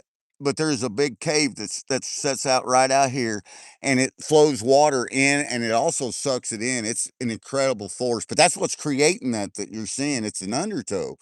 And we have actually sat here, I don't know how many times, and watched if it hits it just right, and if you're watching one of them logs float down, it just disappears and it never comes back up. And that's because it gets sucked into that cave system.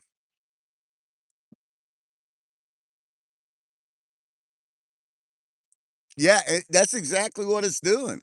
It spins and it goes in circles around there. And that flow that comes out of there is so strong that it will change the current depending on the depth of the water.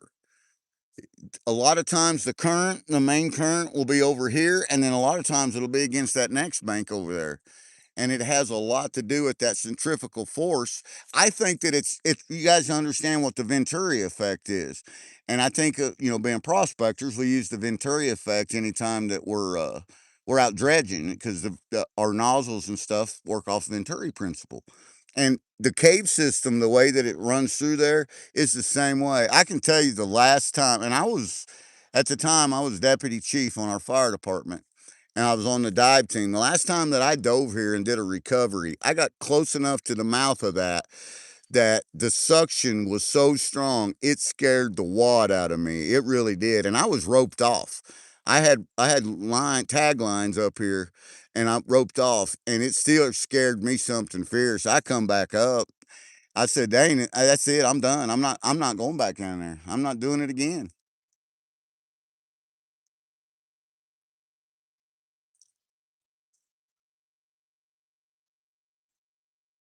I suppose they do, Georgianne. And of course, they're fish. I mean, you look at that current out there, and the fish doesn't have any trouble at all navigating its way up that current against that strong pull. To where us as people, there's no way, and I'm a proficient swimmer, but there's no way I could swim against that current. Just couldn't do it. And but the fish they can. That's what they were created to do was swim in the water. So, but I'm gonna guess that yeah, they get sucked in the cave too.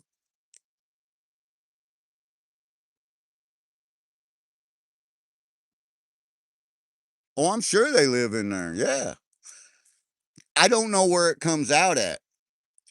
They probably do have the technology with LiDAR mapping now that they can probably tell where it comes out at.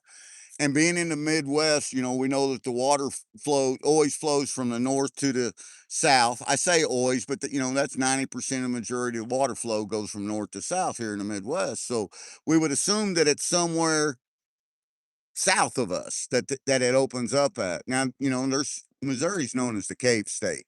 So we've got caves everywhere. Uh, so many of them. Table Rock Lake, when they built Table Rock Lake in the 30s and 40s, when they flooded that, there's cities underneath there, and there's so many mines, silver mines and lead mines in these old cave systems, and they're flooded now. It makes you wonder, was that one of them? Does that empty into Table Rock Lake? I mean, these are questions that I have that there's no way of knowing the answer, or I don't have a way of knowing it. I'd like to know it. But I can tell you one thing, I'm not gonna dive in there to try to find out where it comes out at. Nope, not gonna do it. And I don't mind caves at all. I don't mind confined spaces. I don't mind high areas, none of that.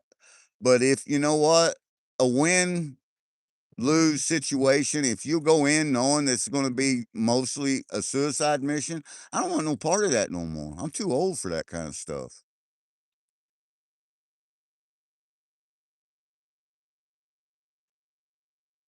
They get sucked down and end up in the land of the lost with the sleecebacks. Love it. Georgiana, it's beautiful. But you come to Missouri, you know, Missouri is a beautiful place. If you can put up with our crazy weather, it is a great place. Let me show you a little more of that here. Right up the way I have the camera pointing right now, right there is a full layer of bedrock that runs all the way across, exposed bedrock. I would love to prospect that. We're not allowed. We're on a conservation area.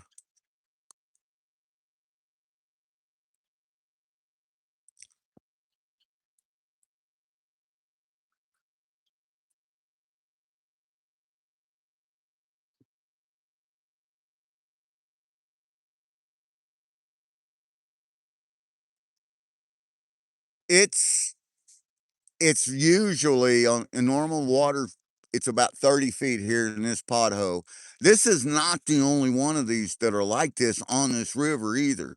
There's another one on down. Actually, there's two more. One of them you can see the cave, the top of it when the water's low, and it goes into the side of a big bluff in here in the Ozarks, you know, the foothills of the mountains. But the other one, you can't see the cave system at all, and you don't see this undertow as apparent. So it makes me wonder if it doesn't run all the way through, if it's just a cave into the opening. But when the times of drought, I have seen, you know, that there is definitely a cave in there when the water's clear, especially in the wintertime. When the water clears up, you can see it. But we float over them every time we float this. We float from here to the next pull out. It's about a 6 hour float on average, 5 to 6 hours. Fun time. Yeah, there's parts of this river that is as deep as the lake is that it runs into.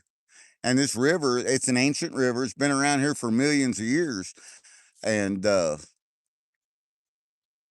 it has just got some amazing things in it. This is one of the river systems right here that we're sitting on. That in the 14th century, 13th, 14th century, when the Spaniards came over, they landed there in the Gulf of Mexico, the Gulf of America, what we call it today. They used this river because at that time you could go right up the White River all the way from down south all the way up to this point. Now, they would get to about the Reed Springs Junction area, and the river it splits up there into three different rivers. At that time, it was three. Now it's just two after they built the dam. But that was Flat Creek and James River. But yeah, the Spaniards used this to go up north. You know, when Columbus and all his guys came over and uh, Lewis and Clark, they took out on their explorations and they come across Missouri and all that, you know, for the first time. They were seeing, you know, for the first time, seeing grizzly bears and seeing Native Americans as they moved west. Once they crossed the Mississippi River and got into Missouri, it opened up a whole new world. They found something that they didn't expect to find. They found villages, and it was Irish and Spanish. And because the Spaniards at that time used a lot of the Irish people as slaves, the Spaniards did, and they brung them over here. And we actually have a forest here that is called the Irish Forest. It's a national forest, and it's named after Irish that was held in captivity that escaped and went to this place in the mountains. It's so rough down there, but we find a lot of gold in that forest. But it's so rough that they couldn't travel there. The Spaniards couldn't. They didn't pursue them to get their slaves back, and the Irish ended up setting up little villages and stuff. And they later become Americans. You know,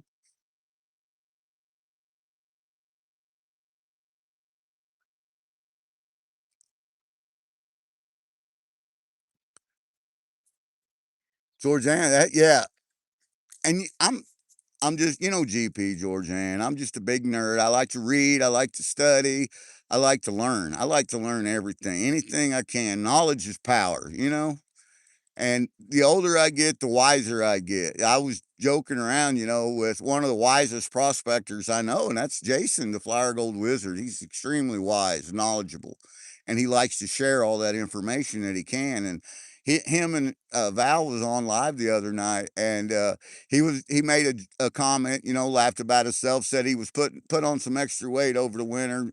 I told him, I said, no, that's not a belly. That's your knowledge, your wisdom storage down there. You've earned that.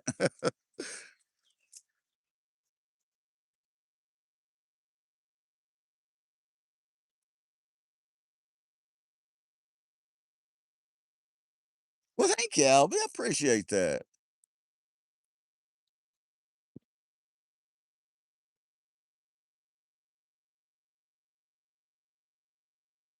And Georgiana, that's another thing. I knew that you was Irish. Mama Bird's Irish, Uh, and as you know too that I'm half Irish. I'm Irish and German. On one side of my family was predominantly on my mother's side was predominantly German, and on my dad's side was predominantly Irish. So,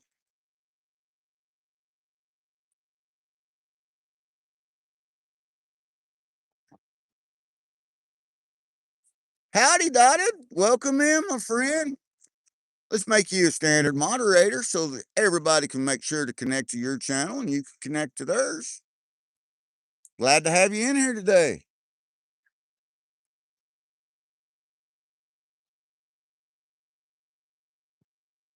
I don't know if you guys can see my line or not on that right pole.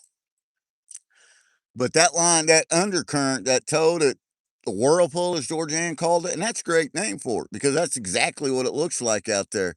It has got my line, and I'm using a lot of weights to hold it down because it's so deep here.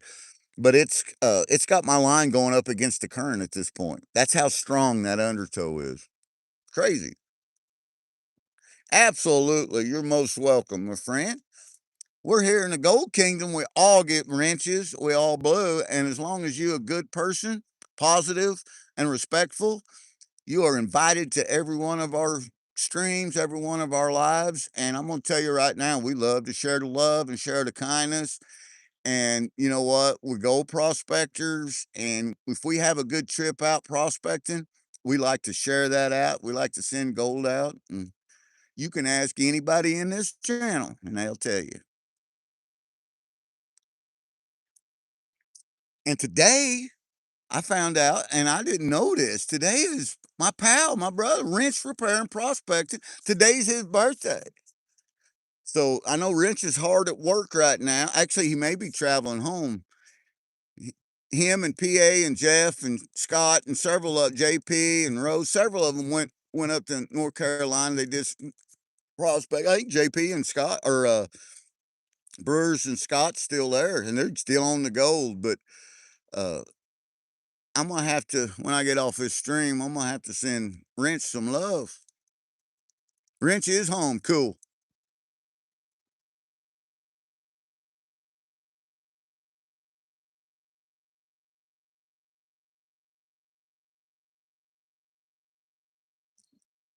Every one of them guys are a great bunch of guys, man. I love them all. I love all you guys, every one of you.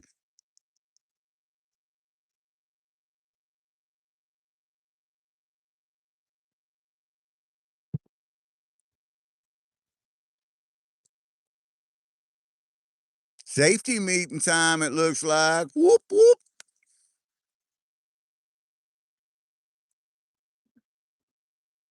David, David Alfonsetti. Yeah, I've got a couple in the basket. One nice one really nice one that we dedicated to Brewers prospecting. 2.5 pounder. We weighed him up right here live. It was pretty fun. And then we got one smaller squeaker cat in there, and then we threw one back that was tiny, tiny. He was pretty, but he was little. And then we've lost a bunch of them today.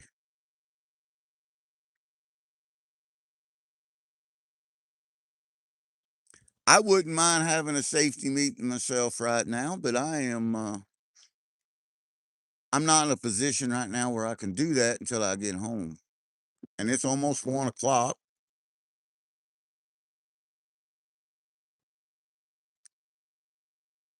Now I'm probably going to end this stream and start picking stuff up about 1 o'clock. That way I can go home, get my fish cleaned out, wash my hands up, go to the market, get some stuff for supper, and then get back home hopefully about the same time Mama Bird's pulling in.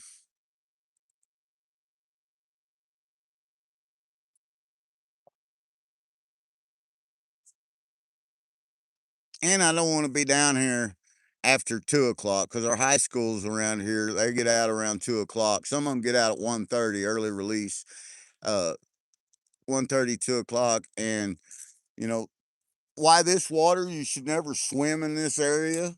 There's still people that do it, and every year there's people that that's the last thing they ever do is dive in here.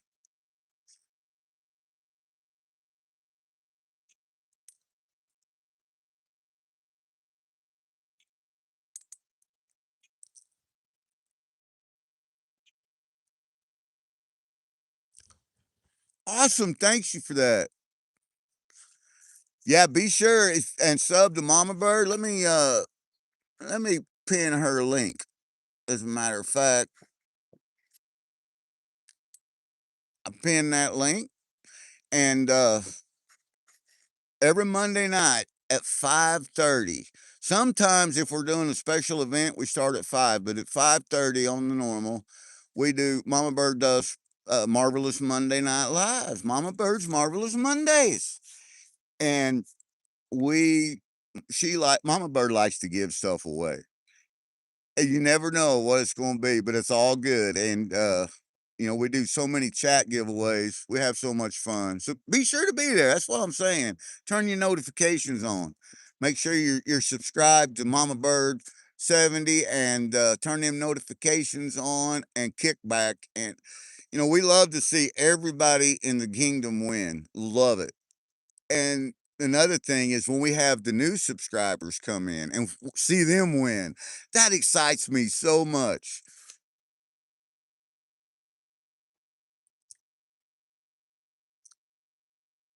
Ozark Mountain Baits.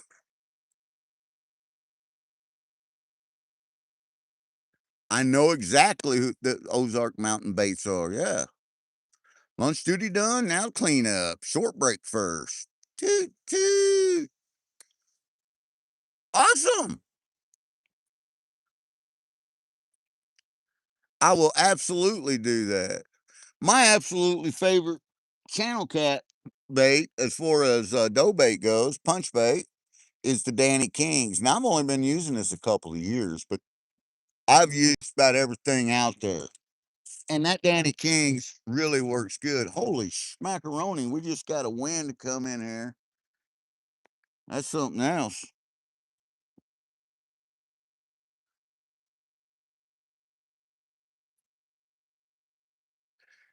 And everyone that's subscribing to Mama Bird or to me or to anybody for that matter, always make sure you leave a comment, even if it's just an emoji or something. Go on to one of their shorts or videos or something and leave a comment.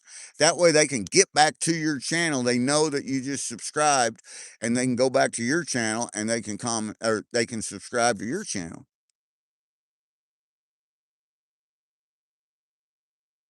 You've seen that bait before, yeah. It's good stuff. They started in 1991 is when the company started.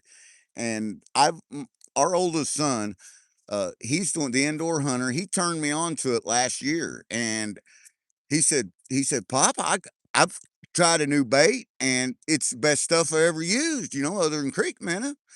And I was like, "Yeah, whatever." Well, I half-heartedly bought some, and I tried it, and I have to agree, it's the best dough bait I've ever used, and it really works. Now, I got a hold of Danny King's yesterday via email. I've got their phone number, and I should call them, but I got a hold of them via email, and asked them if they would do a little program that we could be an associate and they could send us a code so that all you guys could get their product cheaper. I didn't ask for any money or sponsorships or anything like that. just an affiliate program just to get a coupon code that we could, you guys could send and try their product out. Cause I'd like you guys to try this. My brother Hopper, he tried it last year and in one of his favorite fishing pots.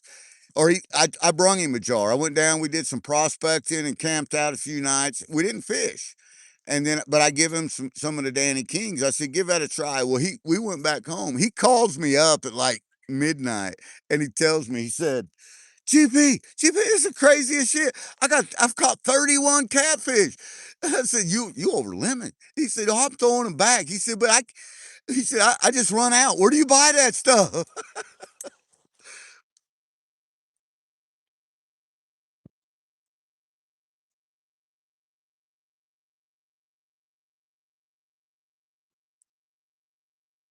Right on, Tim.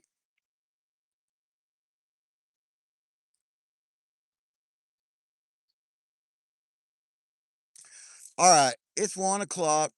Guys, let me turn this camera around.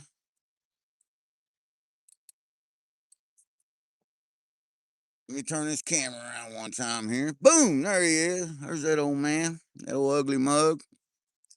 It's 1 o'clock. I'm going to have to get out of here. I don't want to leave. I've been fishing for several hours down here today, having a good time with you guys talking. But I got homeward responsibilities to do, so I'm going to have to go. But I want you guys to know that I love each and every one of you. I appreciate you guys. There's 106 likes, guys. That's so great. Thank you so much.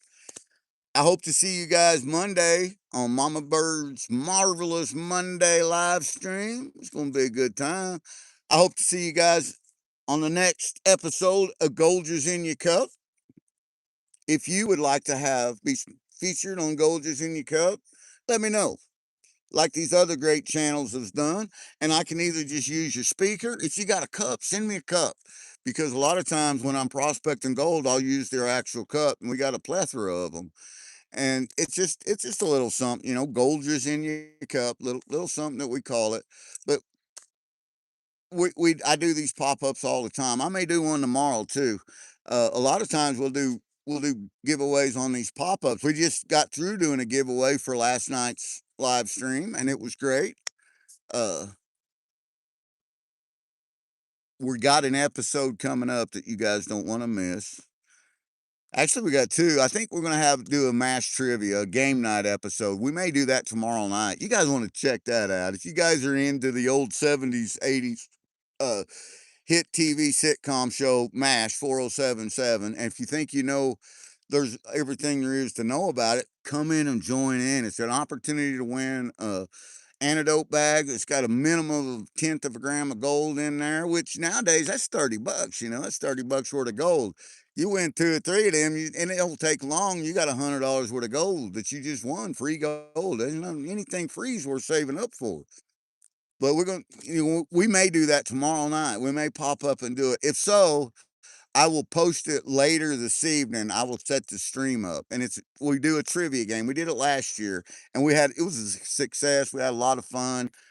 It's a great time. We have bring people up on panel that played the board game with us. Plus, we do chat giveaways, random stuff. Totally off the wall stuff that you would never think of. Stuff that you might know and might not know about the hit series MASH. Like who was the medical advisor on the hit series MASH? Answer is Walter D. Dishel. Boom. Stuff like that. Yeah, Loretta Swit died last year. We lost her. Hot Lips. Oh my goodness. Oh my goodness. Do you know that Loretta Swit, Hot Lips' first premiere ever on television wasn't on MASH, but it was on another show that ran longer.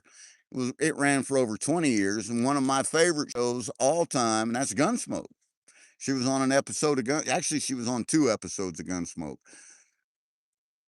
One episode she played a good person, the other episode she played a bad person.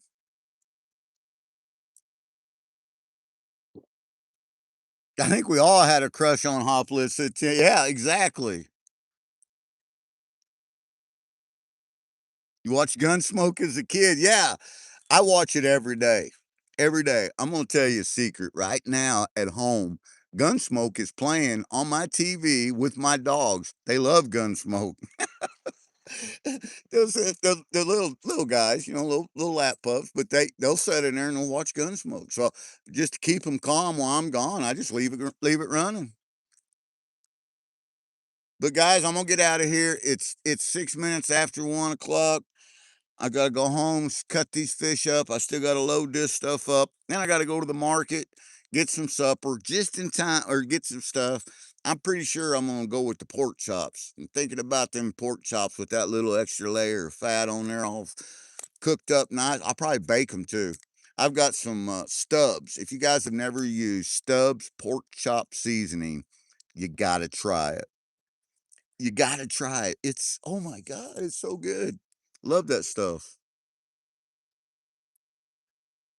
Everyone, take care. Zaxxon, Rob, Joseph, and Jason, I will be sending you guys messages and emails, and we're going to put this together, this managing mod thing. We're going to put it together, and we're going to show you guys some love and appreciation for being such great managing moderators.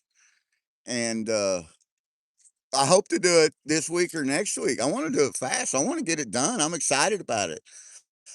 I got to get a hold of some people that will come in and be trolls for me for part of it and different things. And I'm going to try to set it up to where it'll be a good time for everybody. But take care until we see you the next time. We'll definitely, if we don't see you tomorrow night, if you don't see me go live going to Bass Pro, I'm trying to get everything set up and geared up for our fishing trip, our annual fishing trip coming up this weekend. I know you guys will see us at the lake, at the cabin. We'll be doing a lot of filming down there, showing you some food, some fishing, and some fun and some fellowship. That's what it's all about. And until then, stay safe, stay golden, be kind, be humble. Kindness is contagious. I know I'm just one person. There's only so much that one person can do, and we can only change so much. But you know what? Kindness is contagious. So if we change one other person and another person, then another person, that trickle down effect, before long, everyone's kind. You know what kind of world that's going to be? Love you all. Stay safe. Take care. Until the next time, GP giving it a womp womp. Woo-wee. Take care.